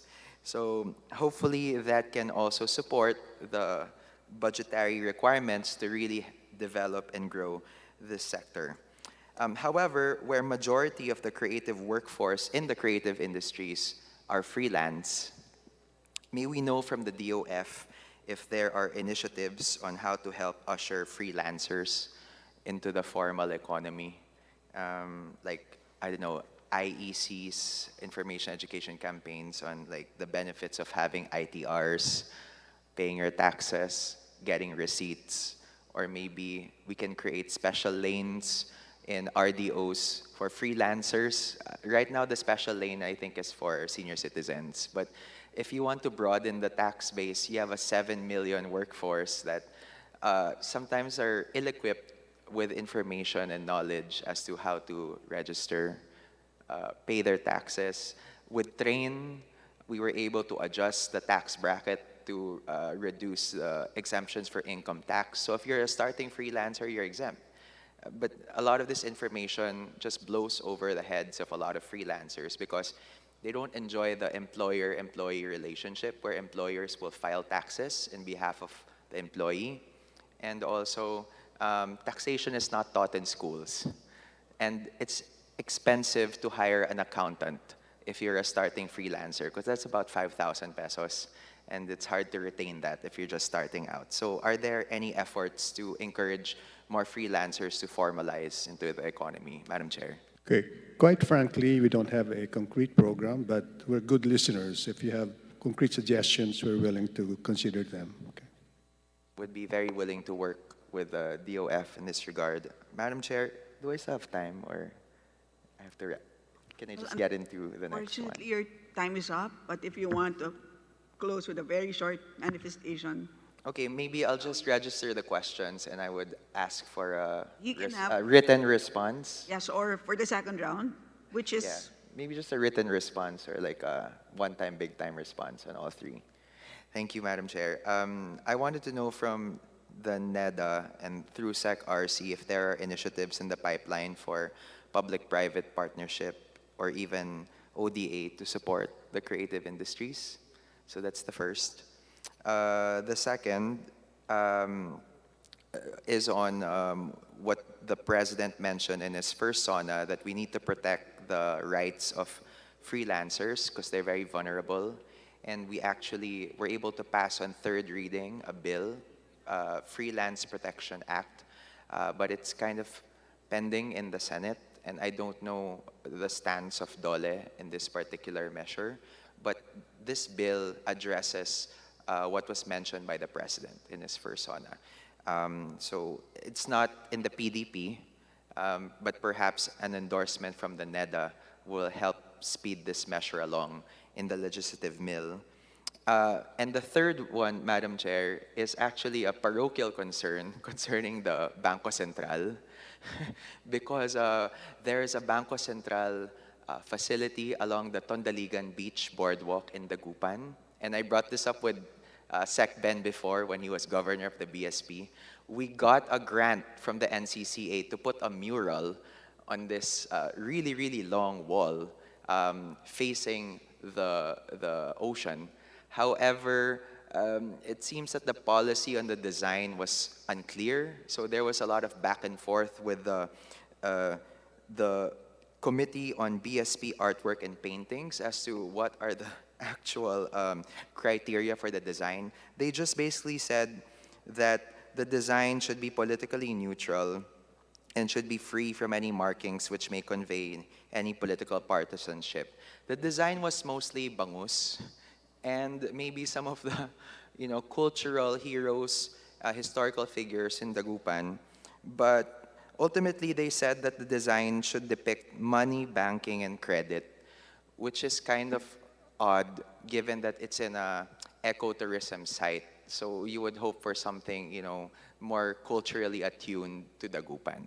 So if we could just perhaps get a more definitive set of guidelines from BSP, because ultimately, Madam Chair, nag-expire na yung grant, and we had to transfer the mural to another site within Dagupan. So we totally missed that opportunity. So I guess moving forward, because for some reason this BSP facility was constructed along the beach, which is now a popular tourist destination. And you can't deny that that's this really long wall there that's blank. And we could have had a really nice mural there, but then BSP was so unclear as to what they want. And they want coins on the mural instead of like something that's more inherent to the Gupan. That's it, Madam Chair. Thank you so much. To kindly take note, kindly submit the requests of Vice Chair De Venecia. Next to interpolate is Honorable Zia Alonto Adyong. Thank you, Madam Speaker. Bismillahirrahmanirrahim. Madam Speaker, distinguished members of this committee, to the honorable department heads of the member agencies of DBCC, and to other guests, magandang gabi po sa ating lahat. Assalamualaikum warahmatullahi ta'ala wa barakatuh. Madam Chair, my concern centers on the disaster mitigation and resilience program vis-a-vis the state obligation to assist communities that are still in the current phase of rebuilding and perhaps, Madam Chair, to some extent, bordering to national security concerns. Madam Chair, the MCB, or the Marawi Siege Victims Compensation Act, was enacted in the previous Congress. This is Republic Act number 11696, of which the IRR of the said law was signed fairly recently. The compensation program was also highlighted in the President's recent SONA, and I quote, "Kasalukuyan na tayong nagpoproseso ng tulong pinansyal para sa mga biktima ng Marawi Siege upang sila ay makapagsimula muli. Naway mamayani ang pag-asa. Naway magpatuloy ang pagkakaisa, pagmamatiyag at paghahangad ng kapayapaan at kaunlaran," unquote, showing that the President considers this program as a state policy and a priority. Now, my queries, Madam Chair, may be adequately responded to by my fellow Bangsamoro and a sister in faith, Secretary Amina. My question, Madam Chair, is under the proposed budget for 2024, under the NEP, the MCB will be receiving an amount of 1,117,000,000 pesos. May I ask Secretary Amina if this amount, can she confirm that this amount is correct? Yes, Madam Chair.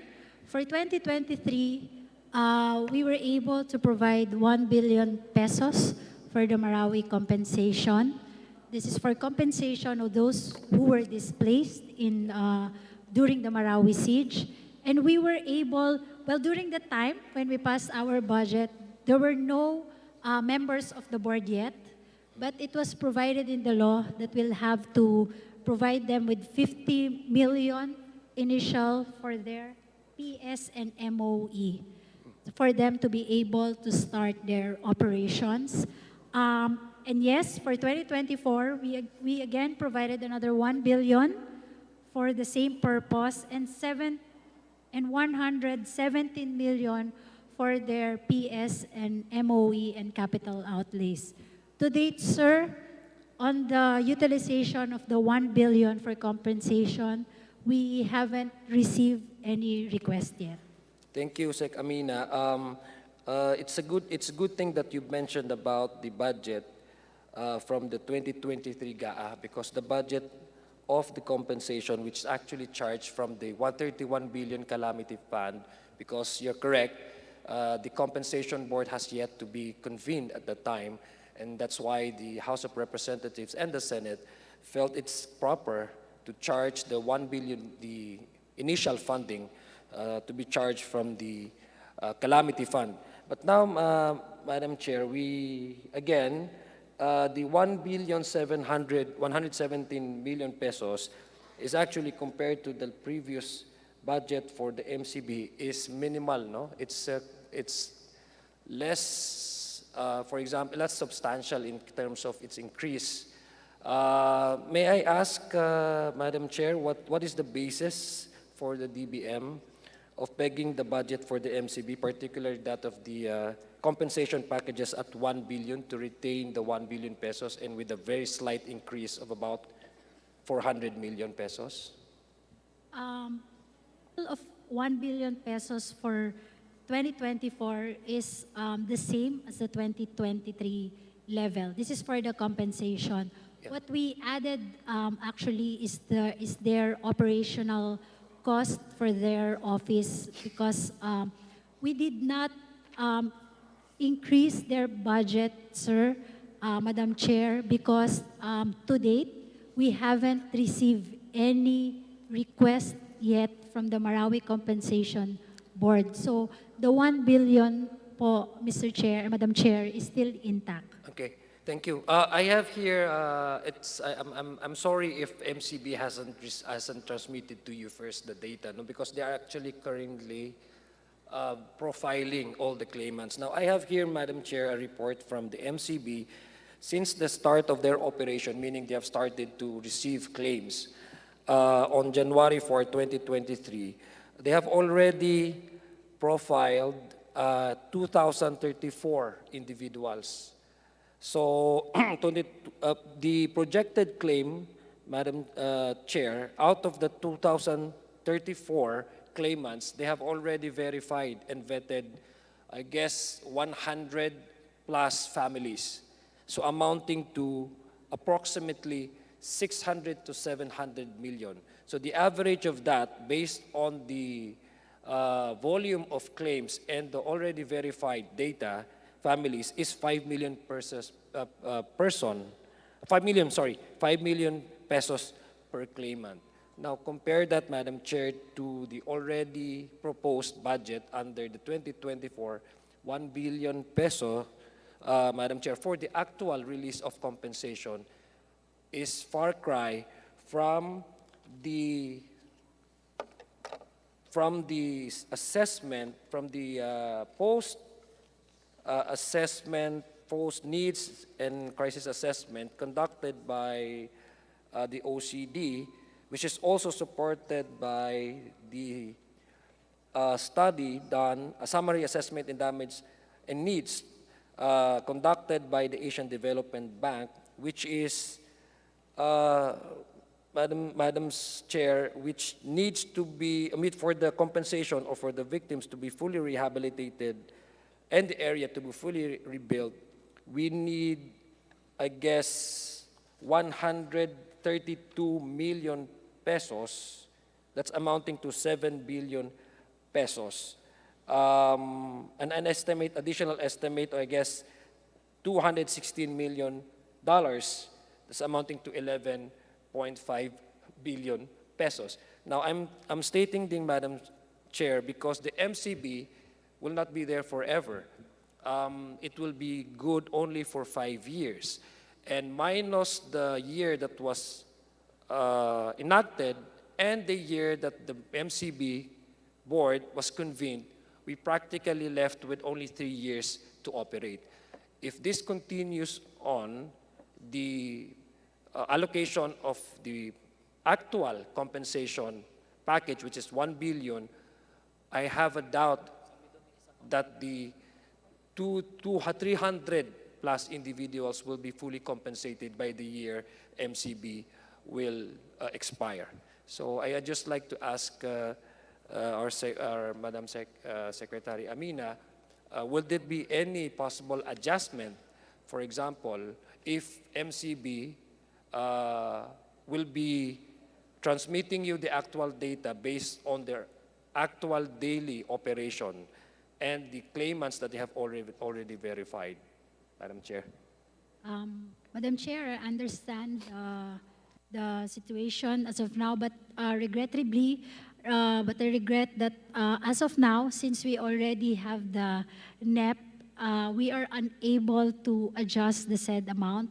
However, the Congress may adjust the amount, or maybe your good honor can add from the existing 1 billion pesos.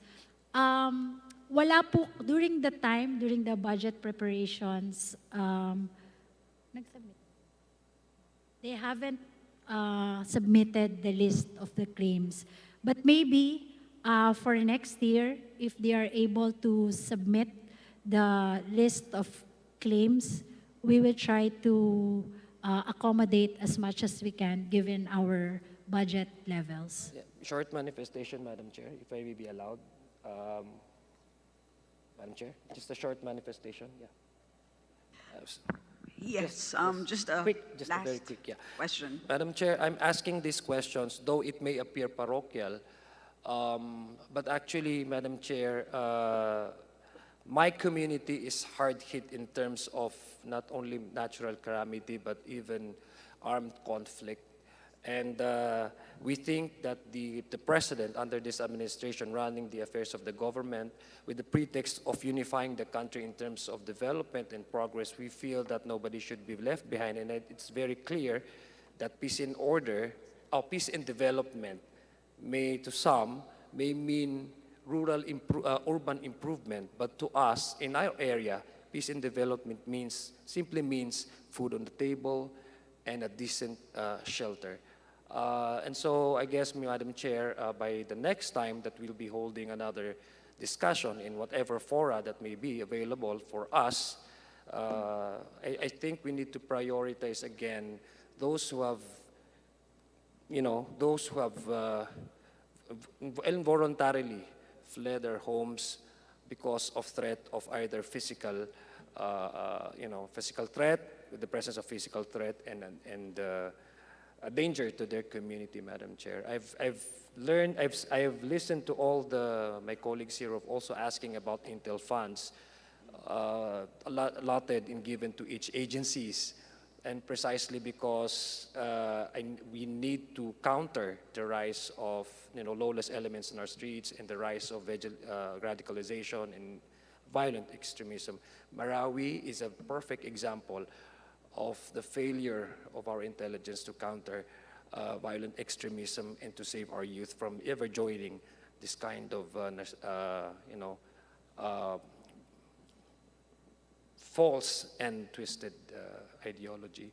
So I hope, Madam Chair, we can give priority to those communities that are still suffering from the effects of calamities, either man-made or otherwise. So maraming salamat po, Madam Chair, and thank you very much to our distinguished guests.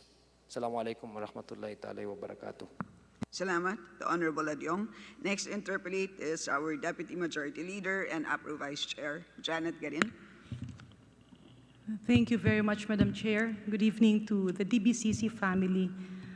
On my right, Madam Chair, Your Honors, in hearing the earlier statements that the projected GDP for the second quarter is still okay, but it actually didn't meet its target. Sec RC. Yes, correct, Madam Chair. We're expecting the second quarter GDP to be a bit higher than what it actually was. Thank you, Madam Chair.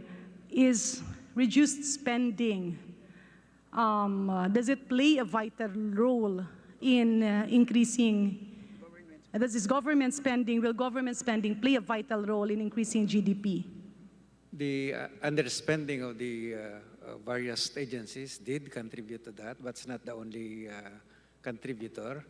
But if underspending would have been, say, if the programmed amount would have been spent, then GDP would have not been 4.3, but 5.6.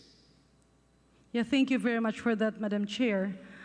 Basically, the Committee on Appropriations also conducted oversight hearings with regards to obligation rates and utilization rates not reaching, disbursement rates not reaching its target. And one of the main reasons that we encounter was that there were delays in procurement processes because of concurrent meetings or visits or travels outside of the central office. Will it be feasible for the economic managers to possibly recommend to the executive that each department will now have to curtail It's unnecessary local travels so that those who are in charge of procurement and each agency or office who are part of the implementation of programs will have to stay put and prioritize utilization of funds. As I believe Madam Chair, Secretary Balisacan is very much aware of this, that when I was with the executive department, we had yardsticks, and there was like a quarterly target. Each bureau who cannot deliver will have disapproved local and international travels with a very few exceptions. So I don't know, Madam Chair, Your Honors, if the DBCC can actually put this forward, because appealing to the government agencies with delayed procurement has been very tasking on the part of the Oversight Committee of the Committee on Appropriations.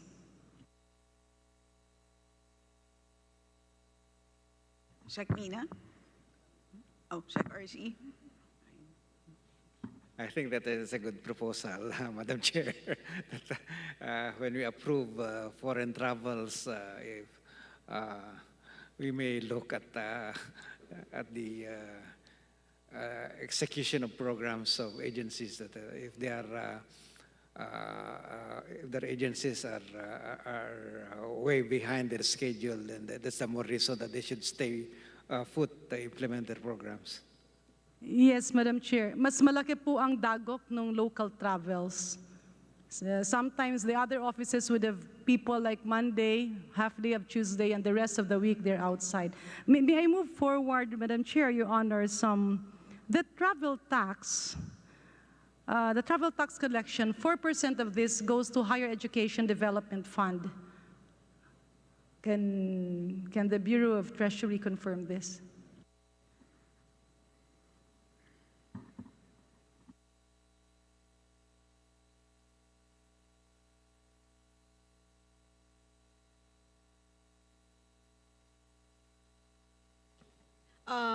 Yeah, we do have the collections for the Higher Education Development Fund, Your Honor. And one of the thrusts was that Congress is actually looking into is to promote scholarships related to tourism and other allied services. The problem that we were seeing is the fact that there apparently is not a smooth communication in terms of actual collection vis-a-vis timely reporting. Because again, in the oversight hearings that the Committee on Appropriations had, we found out that the Bureau of Treasury will have to wait for CHED and DBM to repeatedly request, can we possibly get the commitment from DBCC? Kaya po, ang nangyayari, there's like a huge chunk of money, billions of money, lodged before the Bureau of Treasury that are not actually spent by the Commission on Higher Education, where in fact this can actually redound to higher spending, because if this is utilized for scholarship related to tourism activities and even tourism promotional activities, then we can have a higher utilization. Can we get the commitment of DBCC that moving forward, travel tax, declaration of travel tax collection will be automatically reported to the DBM, and the DBM can now facilitate its inclusion in the Commission on Higher Education budget?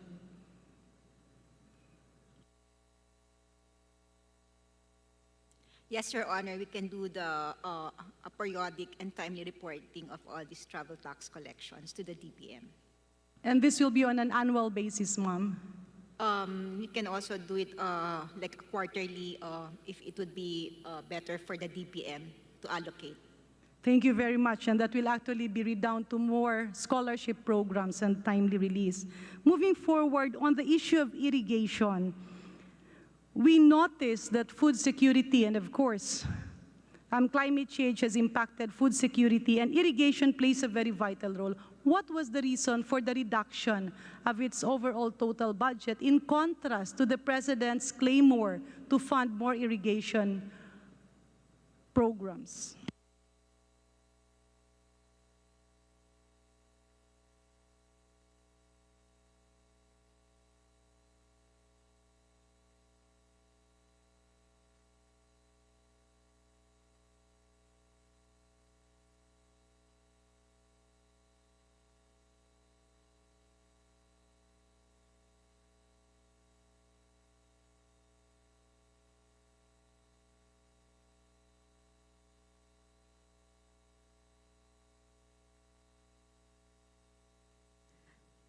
Madam Chair, for irrigation services, there's a slight increase under the 2024 National Expenditure Program of 1 billion pesos.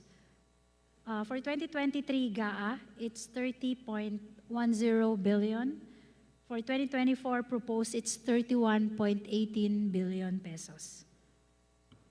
Oh, thank you very much for that. We'll make sure that this is conveyed because our initial understanding was that the budget of the National Irrigation Administration was slashed. My last question, Madam Chair, is, last two questions. First would be on the livelihood programs being implemented by the national government. We noticed, particularly with DSWD, that implementation of livelihood programs is geared towards the 4Ps members or the listahanan. Unfortunately, as an entrepreneur, we know that it's not easy to force people to become businessmen. So can the economic team possibly look into the impact of the livelihood programs that are forcibly implemented via the 4Ps members? Because my understanding and my experience is that it is all 99% is bound to fail. So nasasayang lang tuloy yung mga livelihood programs because we are forcing 4Ps recipients to be entrepreneurs where in fact they just want to work, or those who are not geared to really make a livelihood, nawawala lang tuloy yung kapital. Parang we're really forcing them on something that is not a cup of tea for them. Yeah, if I may answer that, Madam Chair. Yes, in our work program at NEDA, we are looking into some of the key, the priority projects of government to look into the impact of these projects. And the employment program is one of those that we have identified. So we'll be reporting on the findings of this as soon as we complete the study, Madam Chair. So, But Madam let Chair, me just note, Madam Chair, that if I may, that I think that we should not, the objective of the 4Ps program is entirely different from that of the livelihood. And I think that it's wrong to put these two together because they are two different programs addressing two different problems. yes, thank you very much, Madam Chair. Thank you, Secretary Balisacan, for that. And you are correct. They are two different entities. But what happens is that the Sustainable Livelihood Program, amounting to billions, lodged before the DSWD, is being forcibly implemented on 4Ps recipients. Kaya tuloy pumapalpak and nasasayang. Why don't we instead focus on our farmers, our fishermen, our MSMEs, those who are in the public markets, because the entrepreneurs, those who are wanting and those who are clamoring for entrepreneurial skills, will be better helped at by the Sustainable Livelihood Program. Last question, Madam Chair, Your Honor, PSDBM. I know that there have been a lot of apprehensions, but do I get it right from the DBM, the Department of Budget and Management, that PSDBM is already being overhauled and put back to what it was before? So with this, do you think that it is now safe to say that general procurement, especially on supplies and other items from other executive offices, can already be started with the PSDBM, same as what it was before PSDBM became overwhelmed with other items? Because this can be a solution to the very low obligation and disbursement rate. Madam Chair, just to add, on livelihood projects, the President actually instructed us to rationalize all the livelihood projects and programs under the national government, because when he reviewed the NEP, the President's budget, he thought that there's a lot of agencies who provide livelihood programs separately. So by 2025, we will start our study this year, and by 2025, maybe we'll just concentrate the livelihood projects and at the same time focus on those who really needs the program. On PSDBM, dahil pagod na po ako. No, I have here the very able attorney Dennis Santiago. Maybe he can share with you. He has presented a 12-point agenda. Is it 12 point? A 12-point agenda on how to fix and reform PSDBM, Madam Chair, if he will be given a chance. Very short lang po.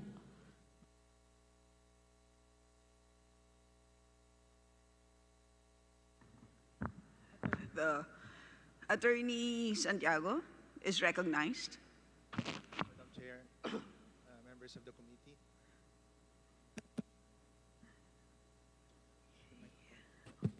Yes.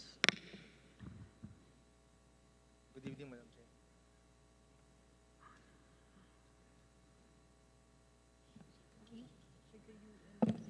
Good evening, Madam Chair and the members of the committee. For PSDBM, at present, we are looking at the main mandate of the agency, that is to procure common use supplies and equipment. We temporarily suspended procuring for other government agencies so as to focus on the core function of centralized procurement for common use supplies. So when we are done with this, as we are already reviewing our technical specifications, upgrading them, including the budget through market studies, or the approved budget for the contracts for these goods, we'll perhaps venture out again, accepting requests from other government agencies to upscale, as mentioned by Honorable Congresswoman Garin, expenditure of government. But for the meantime, we will focus on common use supplies so that we'll be able to keep up with our mandate to supply, to centrally supply these goods to the whole of government. So, Madam Chair, by 2024, will it be possible for PSDBM to have, for the Pokeyokes or the safety guards to have been reinstalled, and so that for 2024 you can now assist the other executive offices in procurement matters, of course, related to your mandate? Yes, Madam Chair. Apart from procuring common use supplies and equipment, as a procurement agent, we can do this. We can procure again for other government agencies as long as it is within our capacity. And then at this time, we will be selective, such that we will only accept perhaps those that are complete, with complete budget, with complete technical specifications, with complete plans, before we launch the procurement for this. Because I think sometime in the past, the agency was, there were transfer of funds to the agency, but the GPPB recently issued a resolution that there will be no more transfer of funds to any procurement agent, but a procurement agent can procure, and then they will be sort of billing to the transferring agency when the procurement is done or accomplished. So perhaps in 2024, or perhaps 2025, Madam Chair, we can ready ourselves to procure again for other government agencies. Yeah. Madam Chair, just a clarificatory question. What you were saying, Attorney Santiago, is that you can do the procurement, however, the actual payment will still happen in the mother agency. That's correct, Madam Chair, following the GPPB resolution on non-transfer of funds. And this can be done in 2024? Hopefully, but I'm looking at 2025, Madam Chair, so that we can prepare ourselves, because there is still pending procurement or ongoing procurement for other government agencies that are already in the streamline, that are already being implemented, plus our own common use supplies that we have to really overhaul so that we can serve the main mandate of the agency. Thank you, Madam Chair. Madam Chair, if I may add. Yes, please. As a result of transparent procurement under Attorney Dennis Santiago's management, PSDBM actually recorded a total of over 681 million in government savings for 2022. It's the highest figure registered since 2020 po. The significant cost of savings were attained through bulk procurement and market price monitoring and validation during his time. Thank you for that. Before we proceed to round two, I'd like to ask a few clarificatory questions. First of all, Sec Mina, how was the budget ceiling for 2024 computed? Did you take the 2023 ceiling and apply some growth based on GDP growth, for example, or did you start with a target deficit for 2024 and work backwards?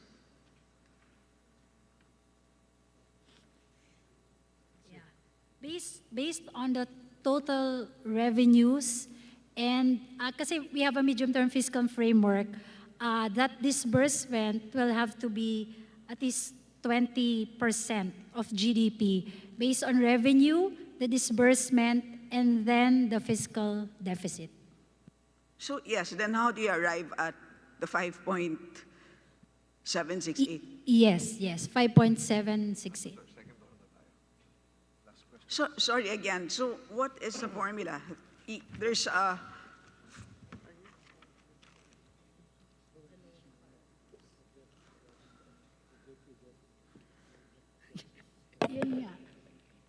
Yun po.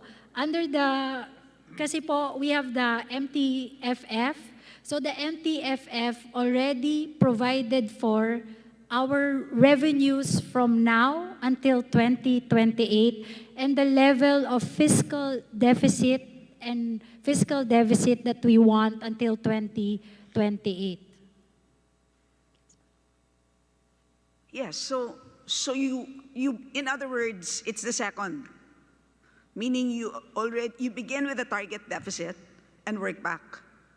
No, Your Honor, we have the medium-term fiscal framework until 2028. Correct. So based on that, there are target deficits until 2028. We have the projected revenues from the Bureau of Customs, Bureau of Internal Revenue, plus the non-tax revenues, and then we discuss what is the tolerable deficit level.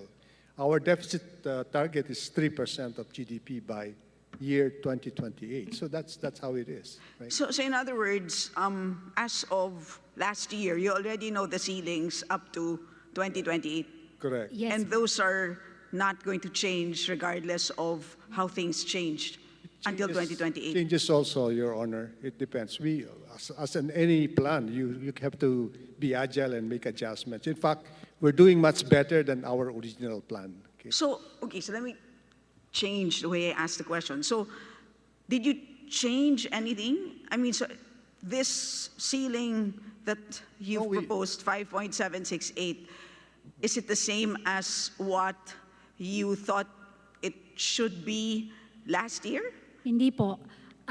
If you will notice po, the MTFF, which you sponsored here in House of Representatives and adopted eventually by House of Representatives and the Senate, the 2024 budget is only 5.629 trillion pesos. However, during our budget DBCC deliberations, we already included the revenues for the two new tax measures.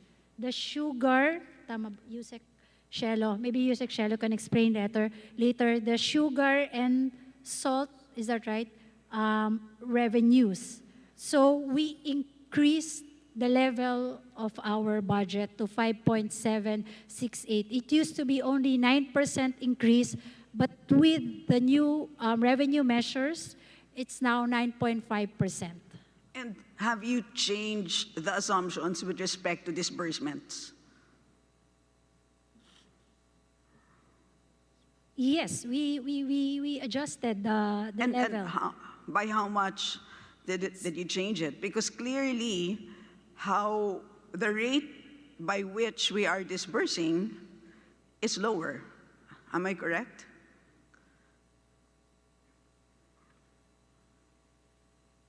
Madam Chair, you're referring to the overall disbursement, public expenditure as a percentage of GDP? Yes, because again, It's still more than 20% of GDP. To be exact, ilan yan? 21? It's 21.2 of GDP. Our disbursement, our expenditure. no, but then clearly your actual disbursement is lower than what you had planned it to be. Yes. Because of how we are performing, right? Correct, What you correct. had reported to us, your actual disbursements, your actual obligations, etc., Correct. are below what you had expected it to be, right? So which means you're It's lower now, It's lower, Madam yes, Chair. correct.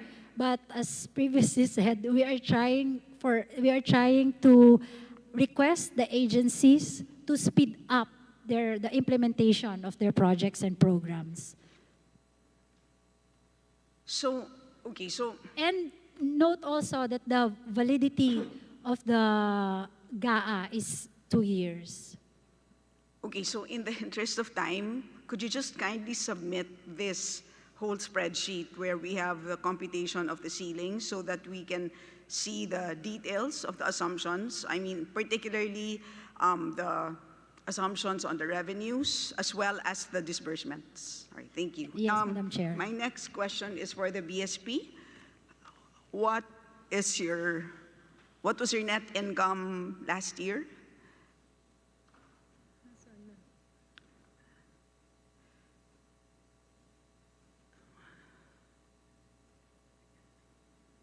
And how was this relative to the previous year?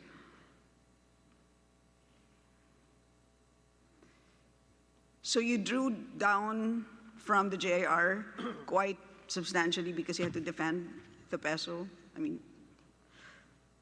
so how? Madam Chair, when we had some problem regarding volatility in the foreign exchange, we have to draw down from our reserves to intervene in the market. Correct. But overall, what was your net income?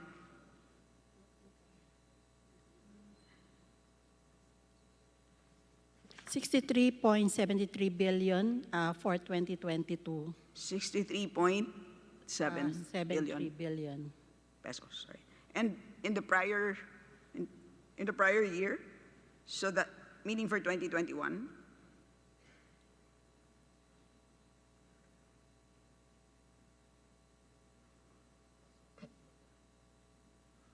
Yes, sir. $34 billion in 2021. More than double. Wow, about double. How much bonuses did you give your employees? I don't have the data, Madam Chair, but But you gave bonuses over and above the mandatory 13th month? there Did you? we have institutionalized benefits. No, so it's a question, yes or no. Did you or did you not? Apart from the mandatory 13th month pay, Yes. yes. Yes, Madam. So how many months? An additional 1 month? An additional 2 months? An additional 3 months? Because you made way more than usual. Ilang months pa tayo? Hindi ko alam.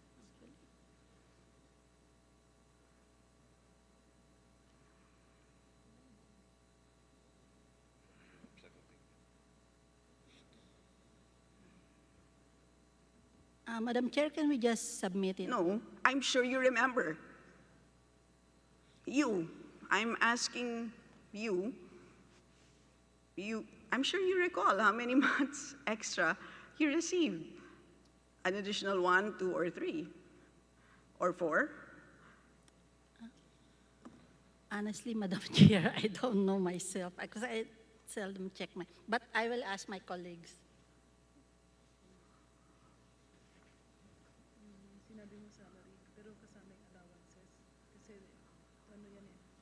I can return to you in a bit because we still have round 2. Yeah. But can you kindly just let us know the bonuses that were given in 2022 as well as in 2021? All right, and then my last question would be for our national statistician. May we know the status of our national ID? So, as a background, if you recall last budget season, I believe that you committed to issuing 92 million physical IDs by July of this year. May we know the status as of today? Okay, thank you very much, Madam Chair. As of July 31st of this year, the PSA registered 80.2 million Filipinos to the national ID. This actually represents 87% of the 92 million. The reason for not reaching the 92 million... Sorry, 87% of the 92 million. already received. Those that received the ID is 75.4 million. 75.4 of the 92 million. Oh, yeah, of the 92 target. As of today. As of today. All right. And what's the reason for the shortfall? Madam Chair, we divided the registration because during the registration at the height of the pandemic, we first targeted 15 and above, the population aged 15 and above. So they were the first one who were registered, and based on the 2023 population projection of 15 and above, we covered actually 82% of them already. Now, on the 5 to 14, the second target, because these are children in schools, and we understand that they're hybrid, so we cannot do a full registration. We only cover 67% of the 5 to 14. So yung inahabol namin is the 5 to 14. We are hopeful that once school starts this August, end of August, and it's now face-to-face, we can actually register them at school premises. Okay. So, kailan natin mabubuo? Our After school registration? Yes, because the big bulk is really the school-age children at this point. Okay. So we are hopeful that by end of the year we will hit the target of the 92 million registration. Okay. By the way, hindi ko pa natatanggap yung akin. At hindi ako nag-register sa school, so I will fall through the cracks. Yeah. What we're doing, Madam Chair, is that the President ordered PSA and the ICT because, of course, one of the challenges of the national ID is really the printing of the physical card. So that's why we resorted to the e-fil ID, which is still being used by our citizens. And the President ordered the PSA and the DICT to collaborate to issue the digital Phil ID through the eGov app, which the Yes, DICT... but the 75.4 refers to the physical. The 75.4 is a combination of the sorry. physical card. Your commitment had to do with the physical. So, ano yung count ng physical IDs issued? For the physical card that is delivered Yes. to the hands of the registrant, it's numbered 36 million. And then the 39.4 million are the e-fil ID. 39.4. Yes, the e-fil ID. Sorry. Okay, so medyo malayo pa. Please submit a catch-up plan. Yes, we are, Madam Chair, if for the information, of course, the printing of the physical card is the Bangko Sentral ng Pilipinas, our partner, and we are really encouraging the Bangko Sentral ng Pilipinas to nudge their printer to add another line. Because right now, the current capacity of the BSP is just about 80,000 cards per day. And to really catch up, we really need to add more printers for the physical card. Okay, balikan ko na lang later on ang BSP. Alright, sumingit lang ako before round 2. Okay, now, let us begin round 2. First to interpolate is the Honorable Edsa Lagman. 3 minutes, Mama. 3 minutes sa second round. For second round, we have 3 minutes. Thank you, Madam Chair. For my second round, let me start with a follow-up of the concern of the Honorable Franz Castro when she lamented that there is no appropriation for increase of salaries of public sector employees. And the answer of Secretary Amina is that the GCG is studying this concern and is expected to submit its final report by October, and that this could still catch up with the budget process so that the appropriation for the salary increase can be effected in the General Appropriations Act. Now, since, Madam Chair, we cannot exceed the expenditure ceiling of 5.768, are we expecting a submission of a supplemental NEP to accommodate this concern, or are we going to bump up some expenditure items in order to include within the ceiling the appropriation for the increase of salaries of government personnel?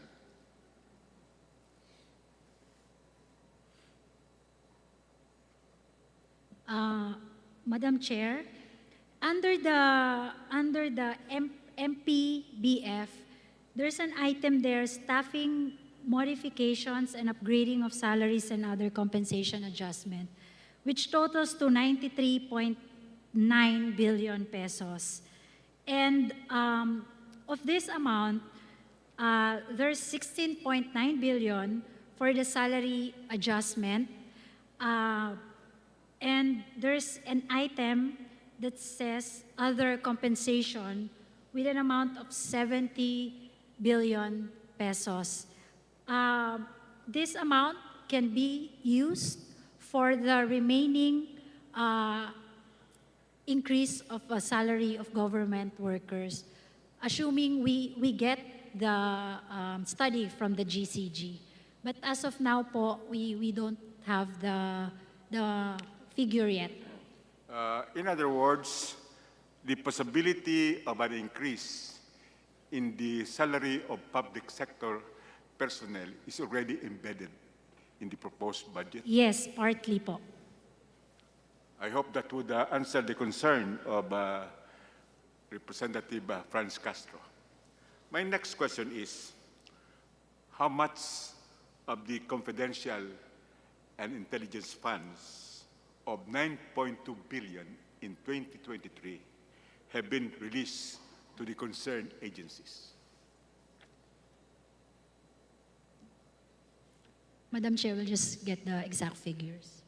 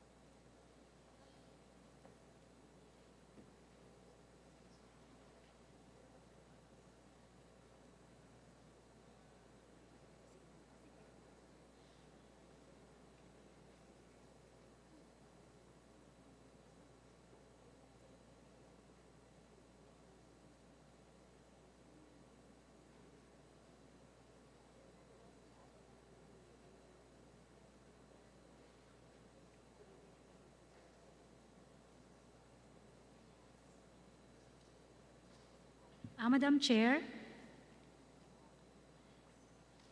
the total budget for 2023 GAA of confidential and intelligence funds amounts to 10.022 billion pesos. For this year? For this year, 2023. And it's comprehensively released to all the agencies. Okay. So it's already been released to all the departments. In other words, at the early part of the year, this was comprehensively released without the concerned agencies requesting for it. Now, my question is, has the DBM monitored the obligation and disbursement rates of the concerned agencies with respect to their intelligence and confidential funds? Ba't wala kang balance? Meron ka sa hindi sa atin.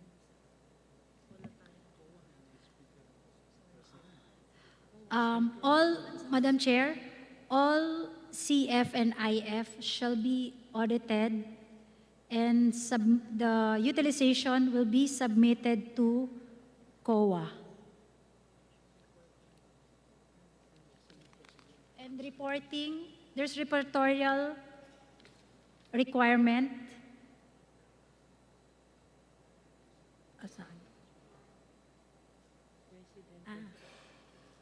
On reporting requirements, national government agencies to the President of the Philippines in the case of IF, and to the Senate President, Speaker of the House, and DND Secretary for the CF.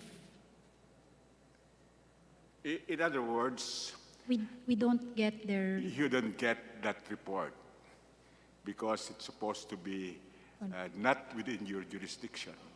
Yes, Madam Chair. And these agencies, with respect to their secret funds, are not obliged to submit their absorptive capacity or disbursement to justify their budget for next year. Is that correct?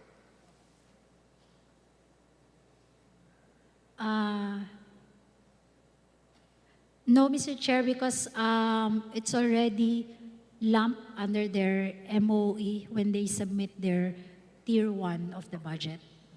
Now, talking about the MOE, are the confidential and intelligence funds included in the MOE of the concerned agencies? Yes, Madam Chair. If they are, why are they not subjected to the regular auditing process?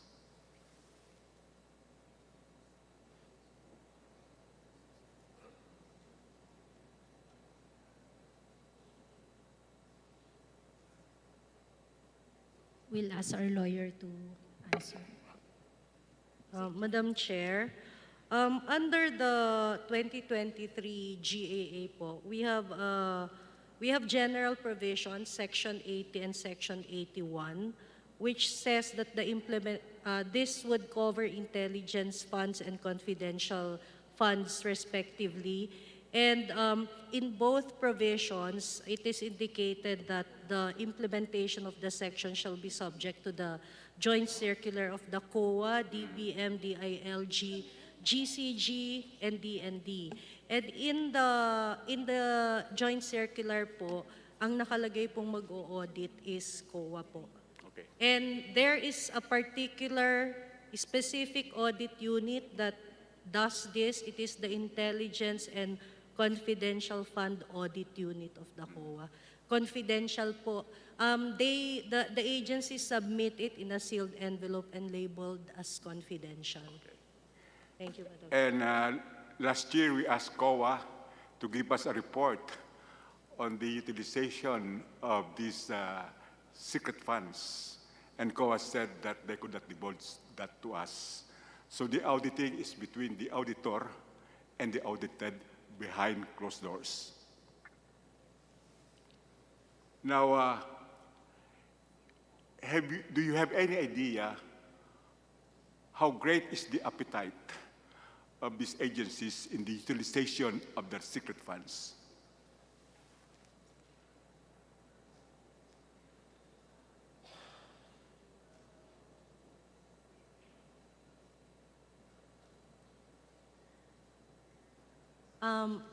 Madam Chair, what we can just say is under the joint circular, there are specific purposes or authorized uses for this. And we would surmise that when the COA does the audit, they would check whether or not the disbursements are made in accordance with the exclusive uses for confidential and intelligence expenses. And there are also prohibited expenses po that are specified in the circular. And your surmising and our suspicion may just coincide.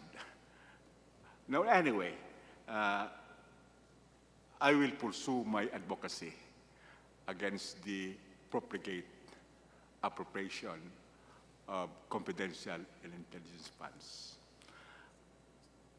I have a number of questions, Madam Chair, to Secretary Jokno, but most probably he could answer this in writing.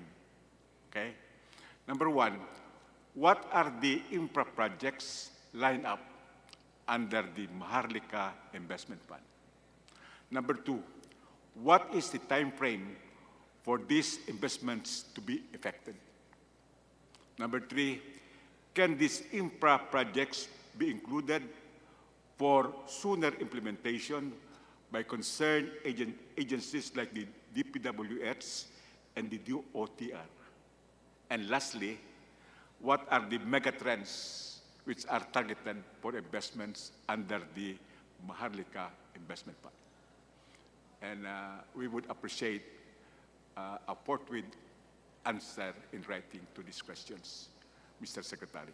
We will respond. Now, with respect to BSP, Madam Chair, may we know historically whether BSP has lent to the national government in a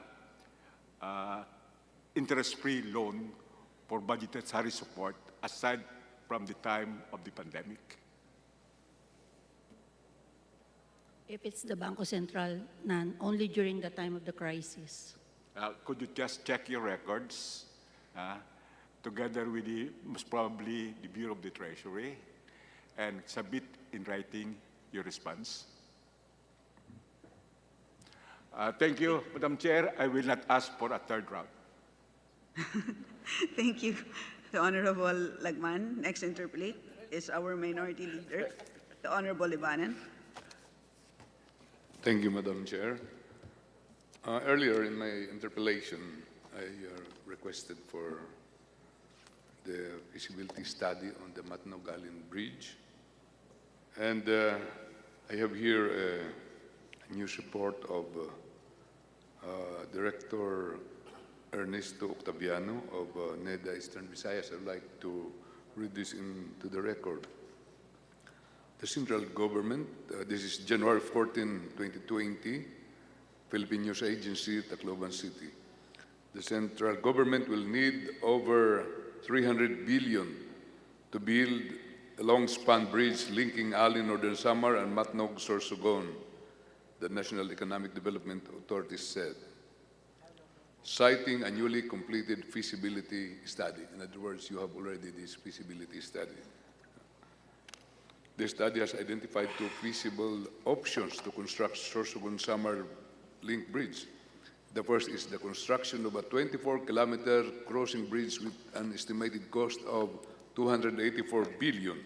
It consists of 3 long-span bridges, Alin to San Antonio in Northern Samar, San Antonio to Capol, Northern Samar, and Capol to Matnog, Sorsogon. The construction timetable is 6 years. Another alternative is to build a 257 billion deep tunnel, which requires 9 years to complete based on the document obtained by the Philippine News Agency from NEDA Regional Office here. But options also need improvement of ferries on both sides, etc. Given the huge funding requirement and 6 to 9 years of the construction period, the project will not be realized until under the administration of President Rodrigo Duterte, said Ernesto Octaviano, head of NEDA Eastern Visayas Project Development, Investment, Programming, and and Budgeting Division. I will stop here because I might consume my 3 minutes.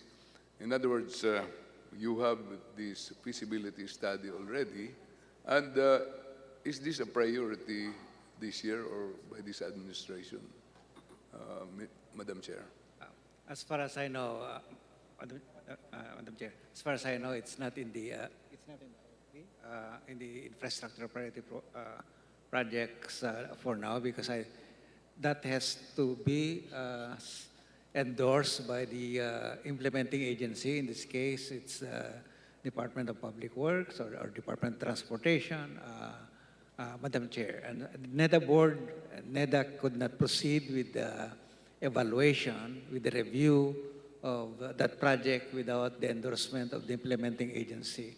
For the record, Mr. Chair, Madam Chair, it's not the NEDA that prepares feasibility studies or develops or endorses the study, but it's the implementing agency. Our role at NEDA is to review, to evaluate, and recommend to the cabinet, to the NEDA board, our recommendations with respect to this project. So the court is in the ball of, or the ball is in the court of the implementing agency. What I did hear, though, is that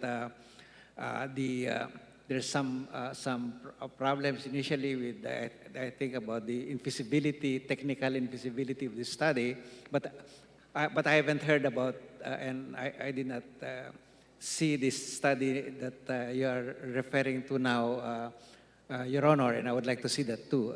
But it's not with NEDA. I am not aware of such a study. Maybe, Madam Chair, we can ask the Director Ernesto Octaviano, who issued this press release. However, Madam Chair, I think NEDA can make an assessment on the economic impact to the country if ever we will construct this bridge. Can NEDA do it? Madam Chair, when I asked about this project some time ago, what I heard was that the pre-feasibility is not even a feasibility at that point.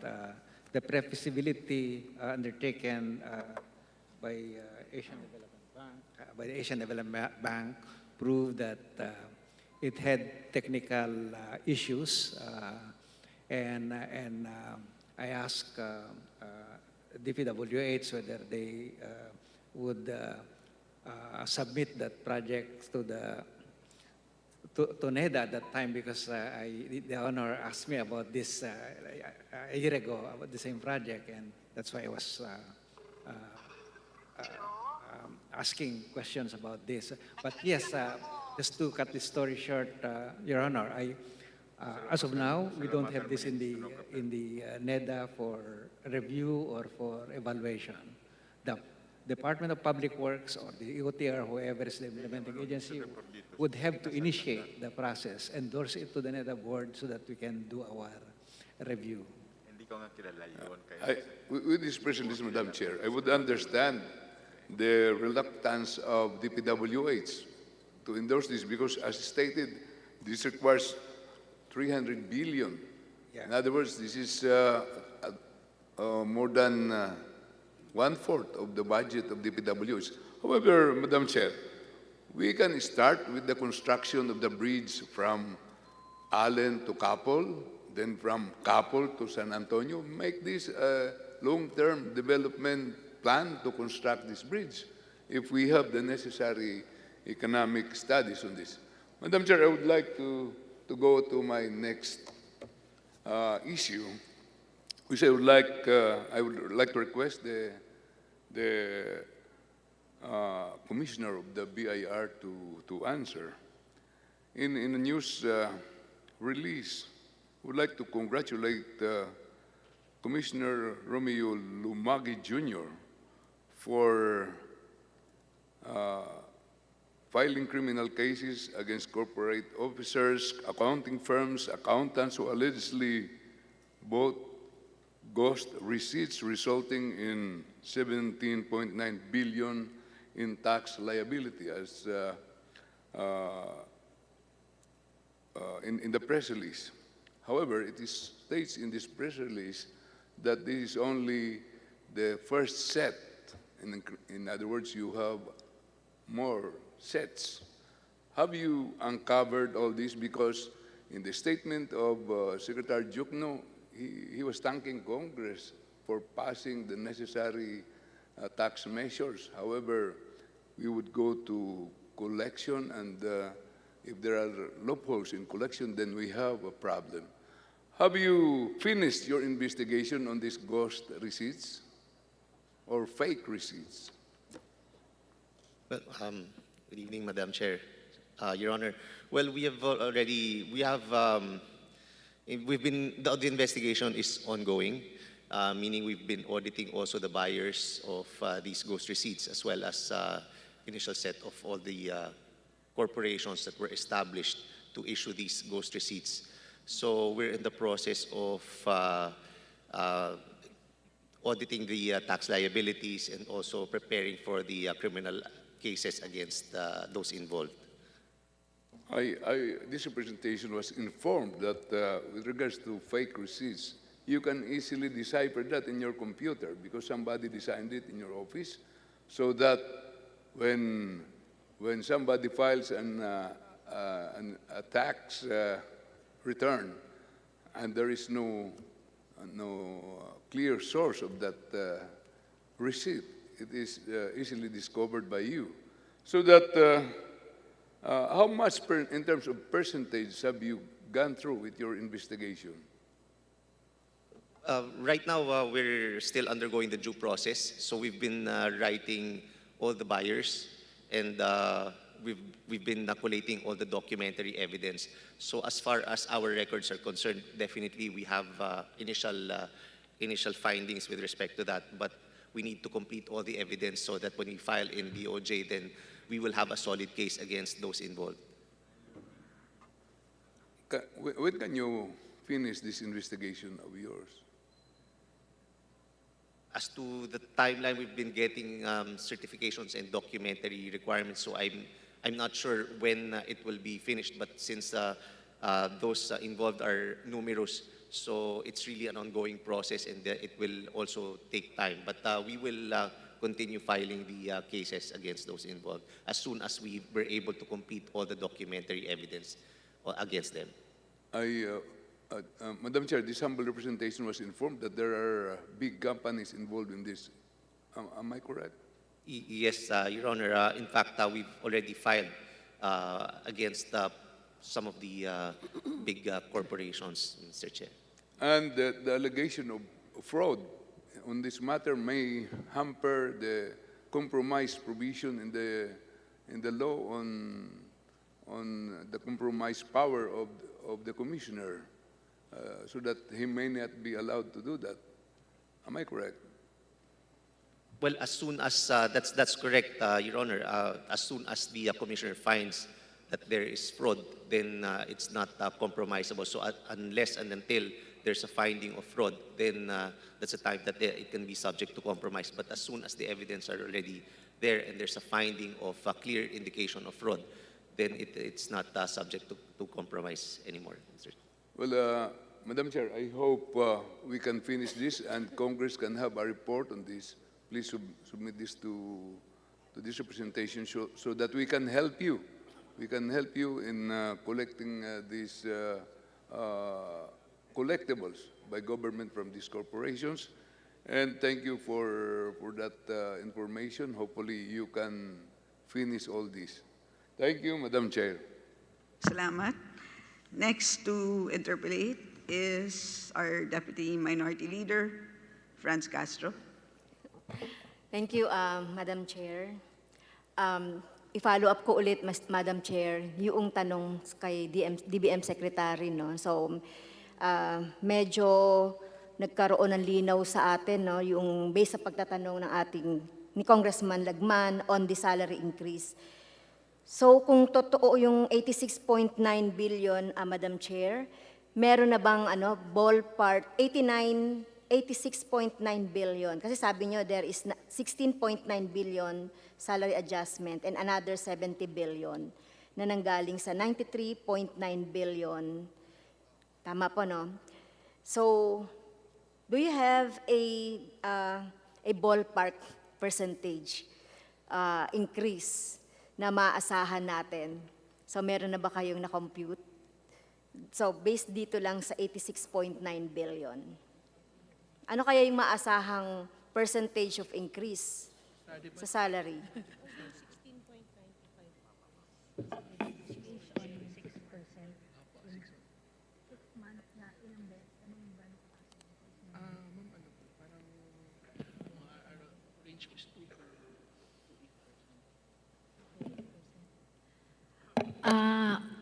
Ma'am, it will be, Madam Chair, it will be still difficult for us to have a figure as of now. We really have to wait until the result of the October study po from GCG. Okay. So, maybe 5%, 10% salary increase for our government employees? Maybe po, yung computation po nung 16 billion that we have right now is between 2 to 8% po. But it's very, ano lang po, rough estimate Okay. lang po siya ng increase. So, okay na po sa akin yun. The amount po is just for 6 months. Okay, pero Yung assumption lang po. pero sana lumaki pa yon, Madam Secretary, Madam Chair. Anyway, meron akong nakita dito, Madam Chair, na 58,342,928,000 na terminal leave for NEP 2024 proposed. So para saan po itong 58 billion, Madam Chair?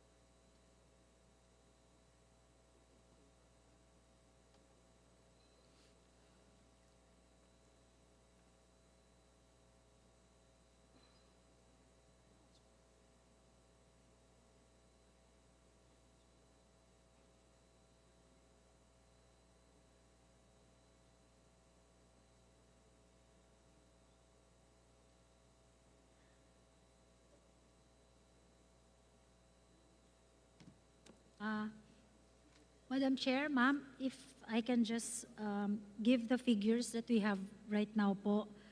For under the Pension and Gratuity Fund for 2024 NEP po, the pension po is 142.365 billion pesos, while the retirement, gratuity, and terminal leave po is 108.5 billion, and meron pong others na item which is 2.3 billion pesos po. So, mas malaki pa po pala yung sa terminal leave. Kasi nakita natin 58 billion. So, you said 108 billion po. So, ilan po kayang employees yun? Meron pong retirement, gratuity, and terminal leave. For civilian employees? Nakasama po siya sa isang in aggregate amount po. So, parang ang laki-laking ang laki-laking amount. Madam Chair, ito ba yung ini-earmark natin for right sizing? Yes, Madam Chair. Bulk of the increase is allocated for the payment of retirement and terminal leave benefits for government employees who will optionally retire for 2024.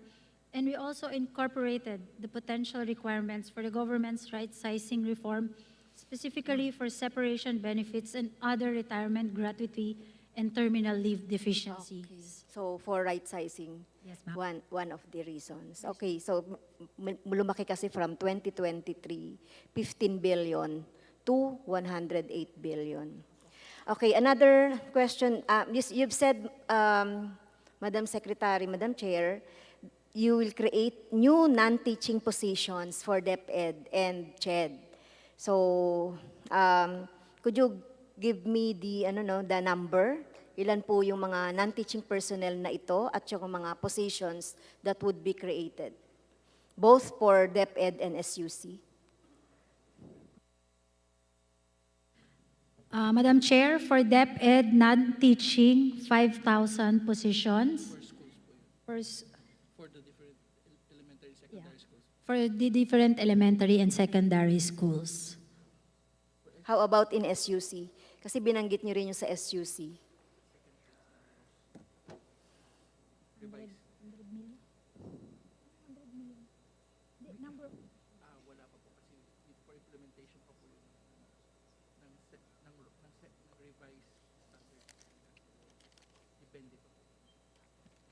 The number for the SUCs yet because they're still preparing their ROS, their revised standards for their organization.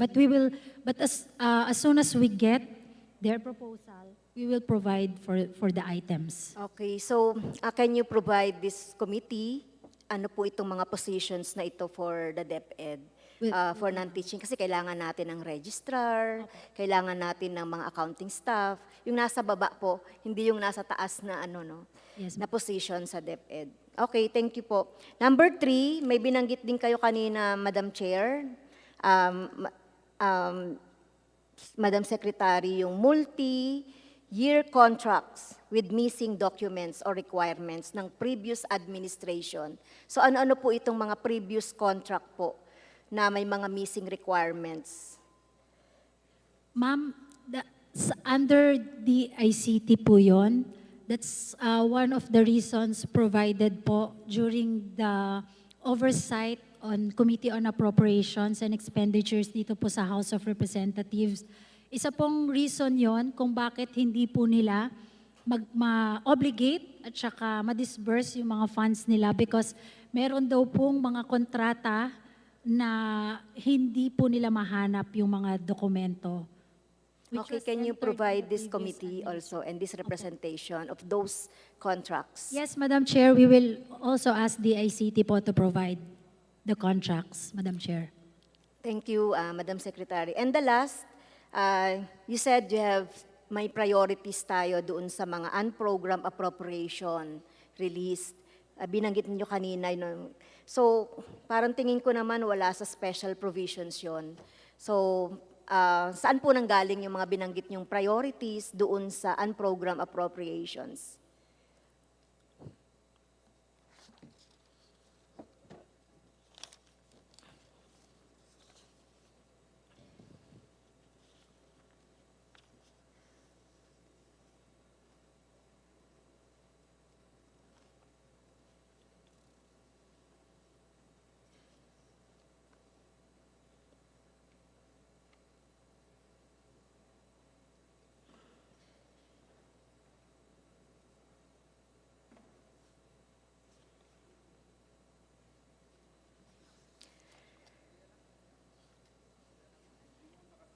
Madam Chair, kasi benefits yun eh. Interested ako doon sa binabanggit ninyo na mga unprogrammed. So based on the GAA 2023, on the 1 to 61 items po, nandoon yung miscellaneous personnel benefits, fund staffing, modification, upgrading of salaries, pension and gratuity fund, retirement gratuity, and terminal. So nandoon kasi yun sa unprogrammed appropriations. May, Madam Chair, meron pong internal policy and guidelines ang DBM po na binanggit ko po kanina. And ang prioritization po ng unprogrammed appropriation, ang first priority po, assuming there's a need for a release at meron po tayong additional cash revenue at may certificate po from BTR, first po doon sa listahan ng prioritization, yung PS po, yung needs po natin sa personal services requirements. Okay. So, yun lang, Madam Chair. Thank you. Thank you, Madam Secretary. Thank you, ma'am.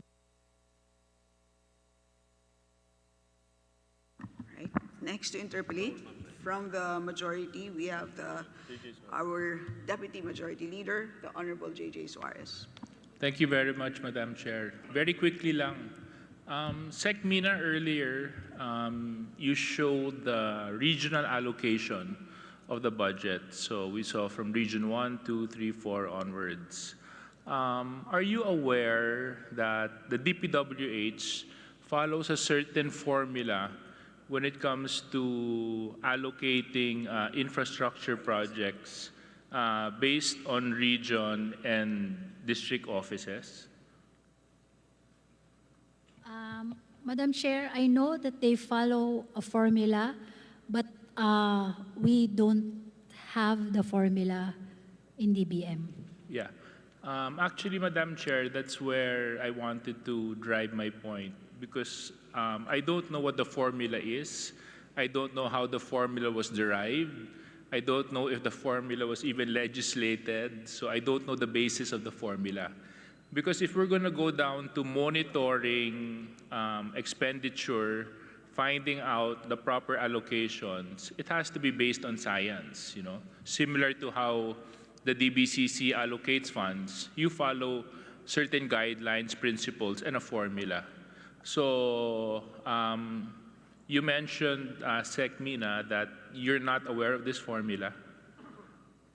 Yes, we are not aware. What we know from the DBM is the major projects that they identify when they submit their budget proposal.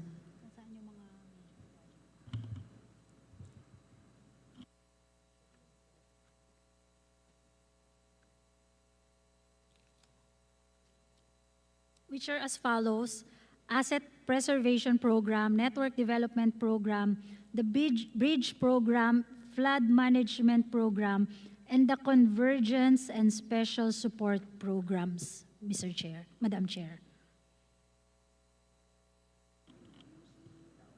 Okay, so just going back to my point, Secretary Pangandaman, yung formula na ginagamit ng DPWH for allocation, is it a DBCC prescribed formula?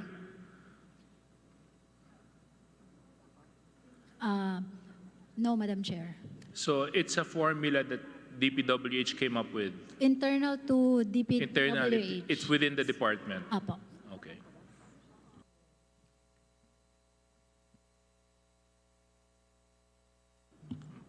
Madam Chair, I won't exhaust my 5 minutes because we've been sitting here for the past 8 hours already. And I just want to thank you and the rest of the economic managers for making sure the recovery of the country is on track. So congratulations.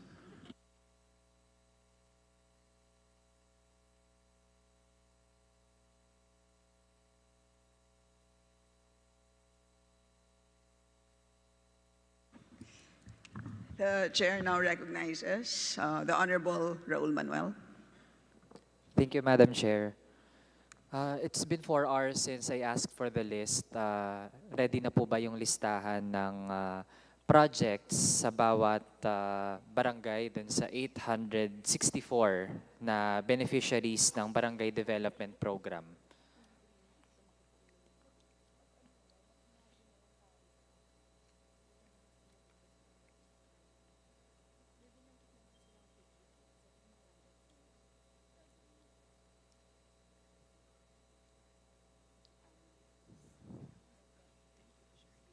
Madam Chair, what we have is the list of beneficiaries per region, province, city, municipality, and barangay, but we don't have the list of the specific projects on hand.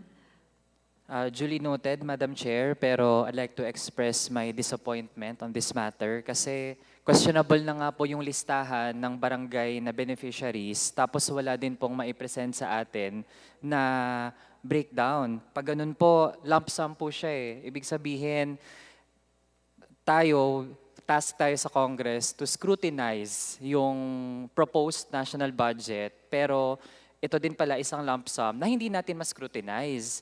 Kaya pag ganun po, highly discretionary, tapos kaya po natin natatawag na General SPORC itong Barangay Development Program. Kasi nga, several years na ganito yung nangyayari. Hindi tayo nabibigyan ng kopya in detail kung ano yung mga proyekto per barangay, Madam Chair. Now, to compare, kasi lagi natin sinasite yung capacity ng ating agencies to conduct projects. Now, I'd like to ask, ano po yung completion rate ng BDP projects for 2022 and 2023?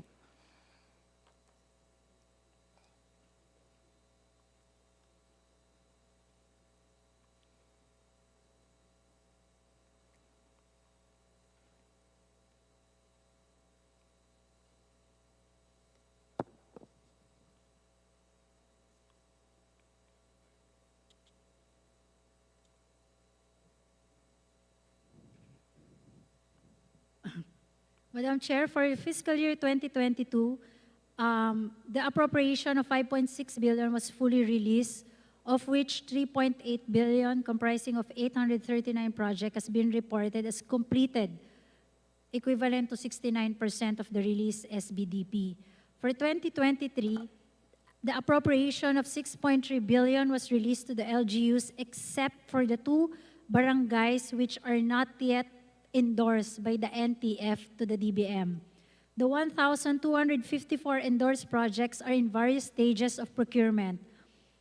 Madam Chair, for the details of the status of their implementation, the DILG may provide such information as they are the ones monitoring this project, Madam Chair. But we can also ask the DILG to provide the specifics of the projects and the implementation stage to date.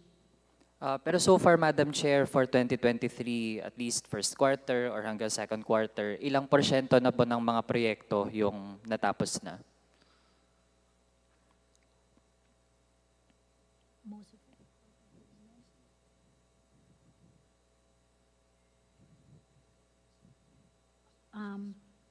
For 2023, Madam Chair, the projects are still on various stages of procurement to date.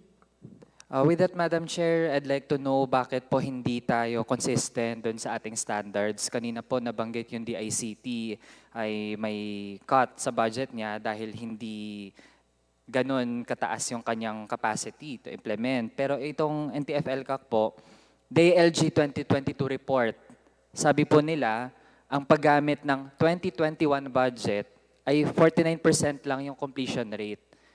Budget po yan ng 2021, pero ang report as of 2022 na. And yung 2022 din, 69%. Tapos for 2023, as of now, nag-uusap po tayo, walang maibigay po na completion rate. Tapos manghingi po ng malaki, questionable again yung listahan, at wala ding specific projects. Kaya po, form po talaga ito ng pork barrel, Madam Chair. Now, for my next topic, speaking of funds for travel expenses, meron po tayong summary for Office of the President, DA, OVP, tsaka DepEd. From 2022 to 2023, Office of the President, 68%, tumaas. Tapos, for next year naman po, tumaas din ng 71%. DA, from 2022 to 2023, 30%. Tapos, tataas na naman, 32%. OVP po, from 2022 to 2023, naging triple ang travel expenses. Tapos yung DepEd naman, may 1 billion hike papunta this year. Tapos gusto pa pong taasan next year. Even DBM po ay nanghihingi po ng 4 times na funds for travel expenses. Hindi po ba ito sobrang taas? Bakit po tayo may fiscal space para sa mga biyahe? Saan po yung prudence sa ganitong bagay? At sobrang substantial po ng tinataas bawat taon.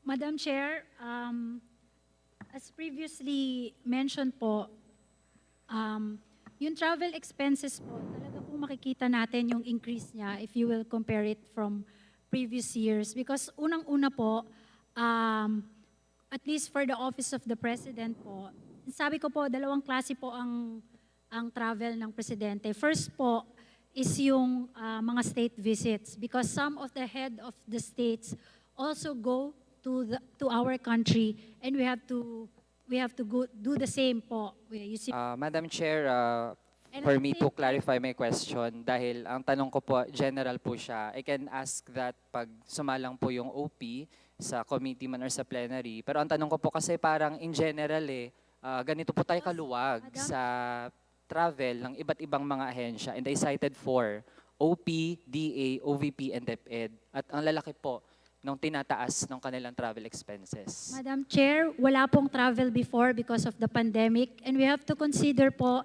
that this is a new administration. We have to show po sa ibang bansa na our economy is open and we have new policies na for investments po. For example po dyan, ang DBCC po, your economic team po, pumupunta po kami sa iba't ibang bansa po to get investments po para magkaroon po tayo ng additional na investments at business opportunities at trabaho po.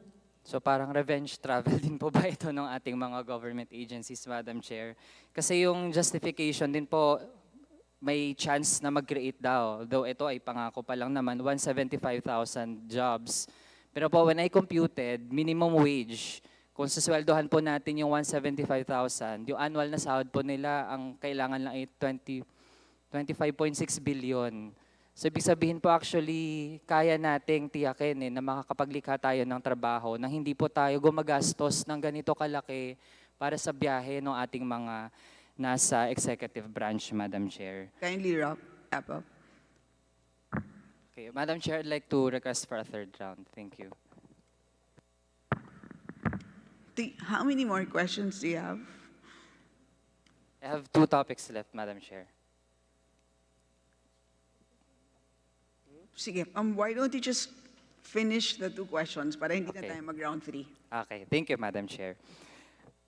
Ito po ay di isang tanong lang. Sa budget message natin, na-mention yung tungkol sa health na, well, actually, it will have a cut, 2.7%. For labor naman, DOLE and DMW, may cut na 14%. Pero po I'm wondering, bakit sa budget message, silent po ito dun sa significant increase sa defense budget, which is 14%. Bakit po hindi siya specifically pointed out in the budget message?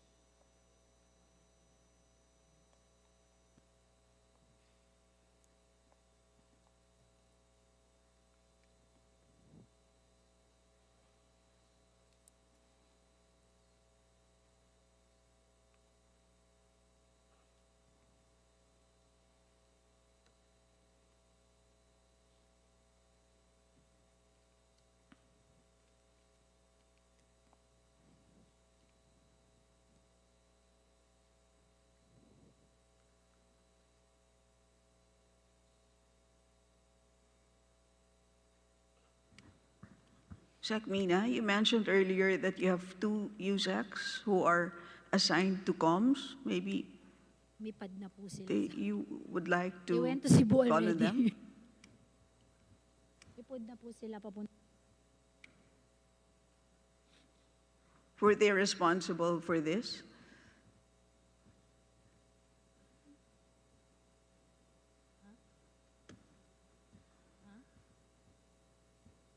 Hindi, yung defense.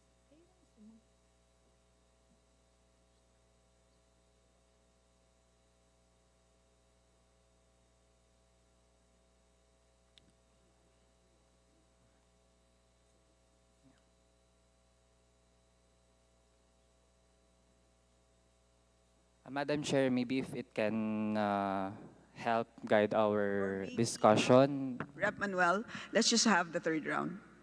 So let's now move to the honorable process. Thank you, Madam Chair. Madam Chair, nanggaling po kanina doon sa usapan ng ano yung ating food threshold, ano, Madam Chair. Madam Chair, what about yung mahalaga sigurong datos ng cost of living at family living wage?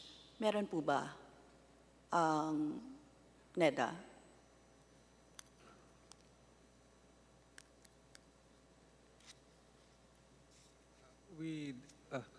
We don't monitor the family living wage as such, but we periodically update the thresholds, the food thresholds, the poverty thresholds that we are using for our poverty assessment. Madam Chair. So, Madam Chair, wala tayong... Well, I don't think that, not that I am aware of, because I think living wage is not that properly defined as far as I know, but the thresholds that we are applying and using for our... So ano lang sa statistics, Madam Chair, ang meron tayo? Kasi Madam Chair, I am asking this kasi nasa batas natin dapat na ginagarantiya ng Estado ang karapatan ng mga manggagawa para sa living wage.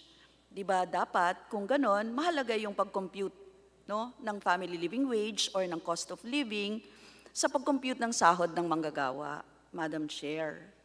Bakit walang estimate cost of living at living wage ang ahensya ng gobyerno natin?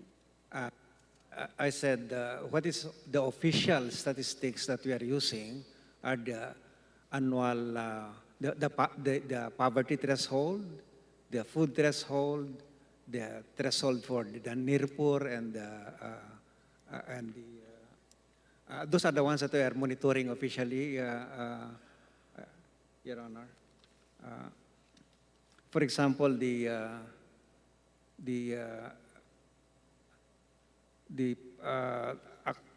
actual 2021 poverty threshold on a per capita basis monthly is 2,406. And we adjusted this for 2023. For January to June 2023, it's now 2,710 for on a monthly basis per person. So these are the ones that we are monitoring. Insofar as cost of living, these are we can see that in the CPI. The CPI will tell you what's happening with the cost of living across regions and major provinces or the provinces as well as the major cities of the country. We are monitoring those, Your Honor. And if you want to Madam Chair, can you clarify yung CPI? Ano po yun? Yung Consumer Price Index. Consumers. Because that's a bundle of commodities, consumer goods that we monitor and how the prices are moving. And that's the one that actually used to determine whether your purchasing power is increasing or decreasing. Yes, Madam Chair, sa NCR kasi, actually, ang Ibon Foundation, meron po sila as of July 2023 na accounting ng family living wage, which is 1,164 per day, or 25,327 per month. Now, despite the recent wage hike effective noong mid-July, the NCR nominal wage of 610, kasi di ba tinaas nyo po to 40 pesos, ito pong 610 is 47.7% short of the regional family living wage. So, binabalikat po ng mga ordinaryong Pilipino sa tindi ng krisis, kakarampot yung sahod sa kabila nung nagtataas ang presyo ng bigas, iba pang pagkain at bilihin. Kaya hindi po natin makita kung bakit wala tayong statistics particular nung family living wage or cost of living.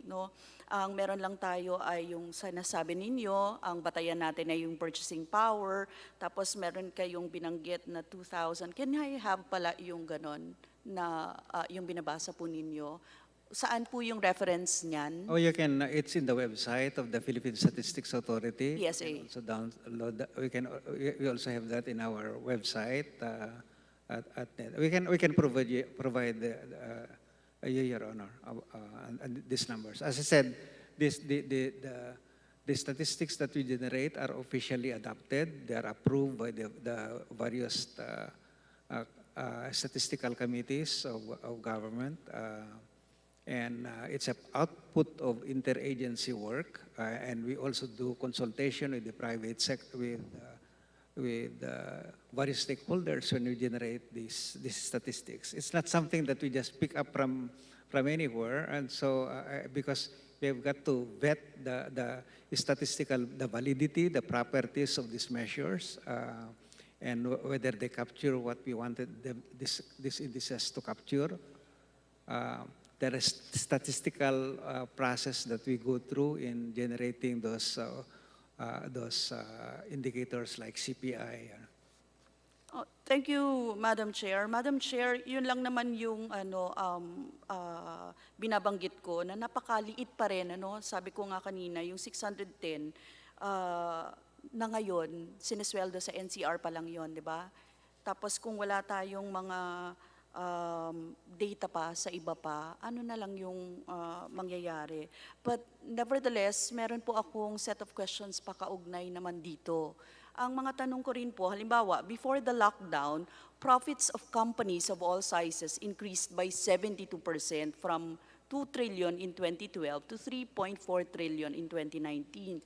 Ngayon, tumaas din ang GDP mula 12.4 trillion noong 2012 patungong 19.9 trillion noong 2022.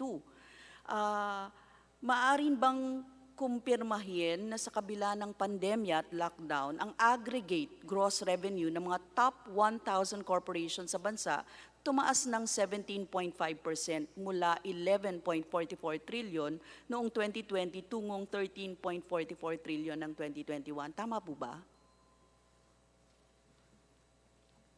We don't monitor the companies, Your Honor. What we do monitor is the aggregate baka sa DOLE, incomes of, baka sa, or DTI ho, baka meron sila. DTI, Mr. Chair, Madam Chair. Because these are not part of our statistical indices that. But can you safely say, Madam Chair, na tumaas ito even pa nagkaroon ng pandemya at lockdown, tumaas pa rin yung gross revenue natin ng ilang mga korporasyon. There were winners and losers during the pandemic, Your Honor, and those that were, for example, engaged with the digital technology, like apps, they were the ones who made a fortune during the Madam Chair, based on the data, common naman ito. Based on the data released by the PSA, labor productivity increased by 28.9% from 330,035 per worker in 2012 to 425,511 in 2022. Yan, tama ba ito, Madam Chair? Tama. The GDP has increased by much more than the increase in the rate of the labor force, growth of the labor force, or even by population. So labor productivity is defined as the GDP over total population or total labor force must have increased. Now, Madam Chair, ang tanong ko dito kasi, during the past years... Last set of questions, Honorable Rojas. Yes, Madam Chair. Worker productivity has been the driving force behind economic growth. Isa po ang sektor ng mga manggagawa sa pangunahing bumubuhay sa ating bansa. Pero sa kabila nito, hindi nakakasabay yung kanilang nakukuhang sahod sa kanilang produktibidad. Now, ayon din sa Ibon Foundation, ang average daily basic pay ay lumago ng less than 21% mula 391 pesos noong 2012 tungong 472 noong 2022. Nitong nakaraan, ang tinaas lang ay 40 pesos na sahod sa NCR, samantala sa ibang rehiyon nananatili na nakababa, tapos nakapako yung minimum wage. Napakaliit po ng 40 pesos increase kumpara sa nagagawa ng mga manggagawa. Palaging dinadahilan pa na tataas ang inflation rate kapag nagtaas ng sahod. Samantala, matagal ng panahon, walang wage increase pero sumirit pataas ang inflation rate. Ngayon, Madam Chair, I just only have one question dito. Madam Chair, may plano ba talaga ang Marcos administration na itaas ang sahod ng mga manggagawa sa antas ng tunay na nakabubuhay? Yes or no, Madam Chair? Yes, we have a plan, Madam Chair, and that is in the Philippine Development Plan that we described this morning. That's the plan that we believe will address the ailments of our society, and that is the lack of profitable remunerative jobs and the lack of or the very slow decline in poverty, particularly in many dimensions of poverty. Madam Chair, at the thank rate you. So we're we now going, move for third 2024, tataas ba? Yun lang naman tanong ko eh. Oh, okay, so last question. Can you repeat that? Tataas yung, well, yeah, if you see these investments and the employment that the high quality of employment that we would want, then wages should rise.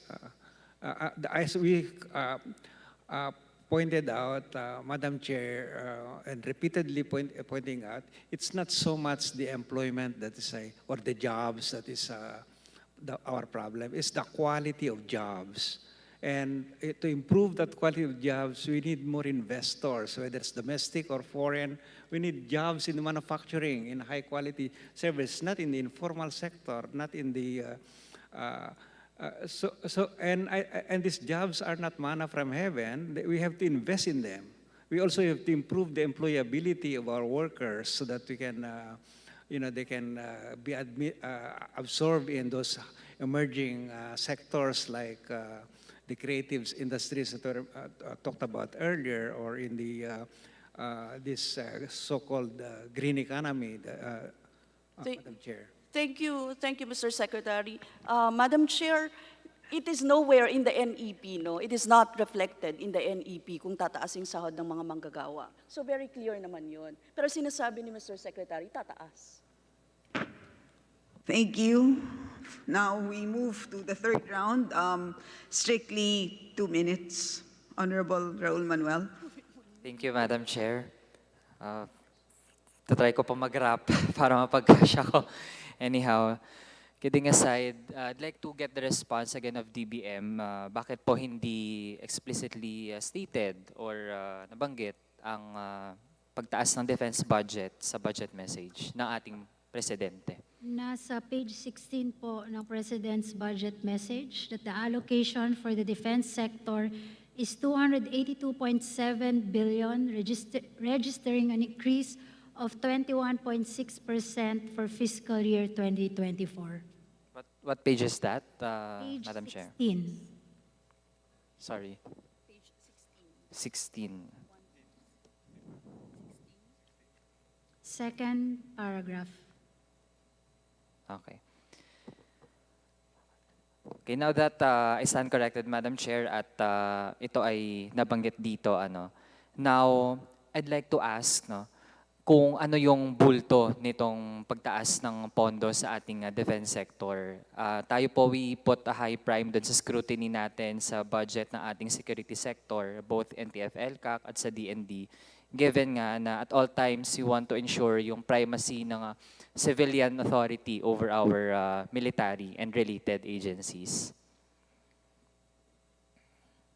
The major programs, Madam Chair, under the defense are as follows. There's a program on land defense program. There's also another program on Air Force's defense program under the Philippine Air Force. The first one is Philippine Army, and the third is Naval Forces Defense Program for the Philippine Navy. And we increased the budget for the revised AFP modernization program to 50 billion pesos because during the 2023 GAA, it was only 27.5 billion pesos. Thank you, Madam Chair. Now to another topic, no? Dahil kanina nabanggit po ng ating colleague yung pagiging progressive na ating tax system. Pero if I am to think of an efficient and a high yield tax, I'd like to ask yung opinion po ng ating officials regarding a billionaire's tax. Kasi ilang libo lang naman po ang bilyonaryo sa Pilipinas, tapos ibig sabihin yung makakollect natin na tax sa kanila would really help, no, na ma-fund yung iba't ibang programa ng ating pamahalaan. So natanong ko rin po ito last year sa plenary, ang banggit po ay pag-aaralan ito ng ating economic managers. Kaya po now I would like to ask for their opinion.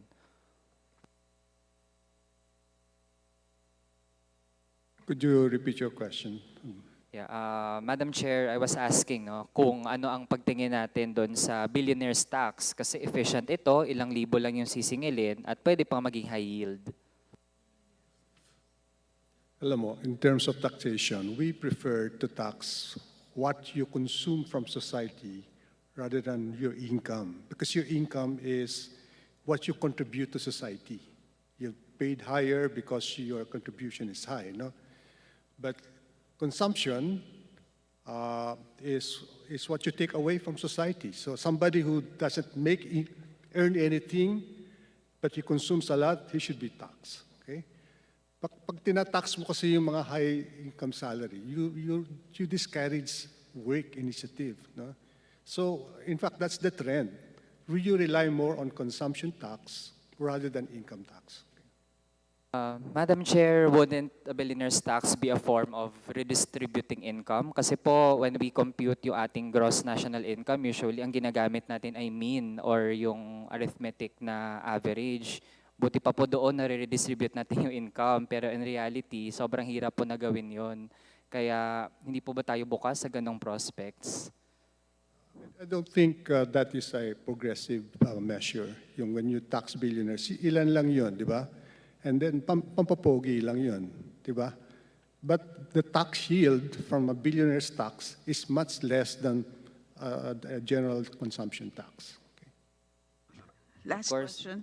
Yeah, to end, Madam Chair, no, of course, we can set a rate para naman talaga matiyak natin na mataas yung ating makukuha doon. Lalo na, as mentioned by our colleague, concentrated naman yung yaman ng ating bansa sa iilan. So, why not, no? Magkaroon tayo ng forms to redistribute that at hindi lang dun sa paano natin gina-compute yung ating gross national income. So, thank you for the third round, Madam Chair. Salamat. Publikan ko na lang yung tungkol sa National ID System, National Statistician Mapa. So, of the 92 million, 75.4 million, but yung 75.4 million is a mix of yung digital at physical. So, ilan ulit ang physical? 36 million. 36 million. And ang sinasabi mo, ang dahilan is because the BSP failed to print the rest. Actually, we are printing at 80,000 cards per No, day. so kasi ang printer is BSP, tama ba? Yes, yes. So ang kailangan magpaliwanag ng shortfall is BSP, tama ba? We requested BSP to increase the line by adding... Yeah, so maybe we should ask the BSP to please explain kung bakit po tayo may shortfall sa production. Madam Chair, based on the input provided to me, the yearly target deliverables were not achieved due to, among other factors, such as operational challenges, meaning insufficient data flow, design changes which led to the non-fulfillment, as well as delay of the personalization and production of the PhilID cards. But currently, BSP is studying our legal and operational options with regards to our current service provider. So, ano pong ibig sabihin nun? You have... From the very start po, nagkaroon na ng delay kasi may operational challenges po kaming na-experience. Tapos, nagkaroon ho ng changes in the design and therefore, nagkaroon ho ng delay in terms of yung personalization and production of the PhilID. Now that because of that delay, we are now... So, sandali lang po, bakit po nagbago ng design? The design was changed for security, Madam Chair. The first one, of course, this is the first time that we have our national ID. So, for example, the information in the QR code, there were additional information, so the QR code became bigger, and it would take some time to print it. The original target of the BSP, based on the discussion with PSA in 2020, is about 126,000 cards per day. So we made adjustment in the QR code, and it slowed down at 80,000 per day. That is why when the registration was wrapped up, as early as July last year, we requested BSP if they can nudge their service provider to add additional line, because it is obvious that there is more data now and we need to produce the cards. So it was as early as July last year. And the BSP, well, they said that the legal team needs to review the contract because that would be a change of amendment to the contract with their service provider. Have damages been paid?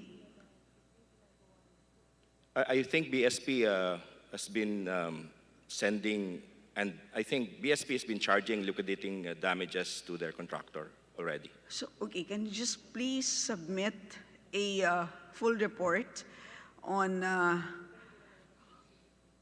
the reason, all of it seems to be a very complicated reason for why there is a substantial shortfall in the commitment to produce 92 million IDs. So please submit, and also please submit, if you can, the bonuses in the last 2 years.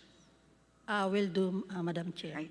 Thank you. So with that, oh, sorry, a manifestation from the Honorable Jose Teves Jr., and this is to strongly urge the BSP to further study and research the negative impact of the BSP's shift to polymer banknotes from the traditional paper notes, which consists of 80% cotton and 20% fiber. So he previously gave or delivered a privileged speech where he indicated that the shift to polymer banknotes will greatly affect our abaca farmers because obviously this will lessen their income due to such shift. So could you please kindly take note of that manifestation and to please submit a position paper on that? We will do, Madam Chair. All right, thank you. And some remarks from the Majority Floor Leader. Madam Chair, the request for documents. Madam All right, Chair, so the honorable I process. request for ilang mga documents din, Madam Chair, as a last, kasi hindi na po ako nakapag-interpolate for the Maharlika Investment Fund. I would like to know, Madam Chair, how much was the total dividends collected from GOCCs in the year 2022? So please submit na lang. Tapos does the DBM have a projected amount of dividends to be collected from GOCC for the year 2023? And lastly, part of the initial capitalization of the Maharlika Investment Fund is sourcing 50 billion from the national government. So saan po ito kukunin ng gobyerno na kung nakapaloob po ito sa 2024 budget, saan-saan po ito? So those are the three na documents na nire-request ko. Maraming salamat, Madam Chair. Right, salamat. And the good news is that wala na po tayong round 4.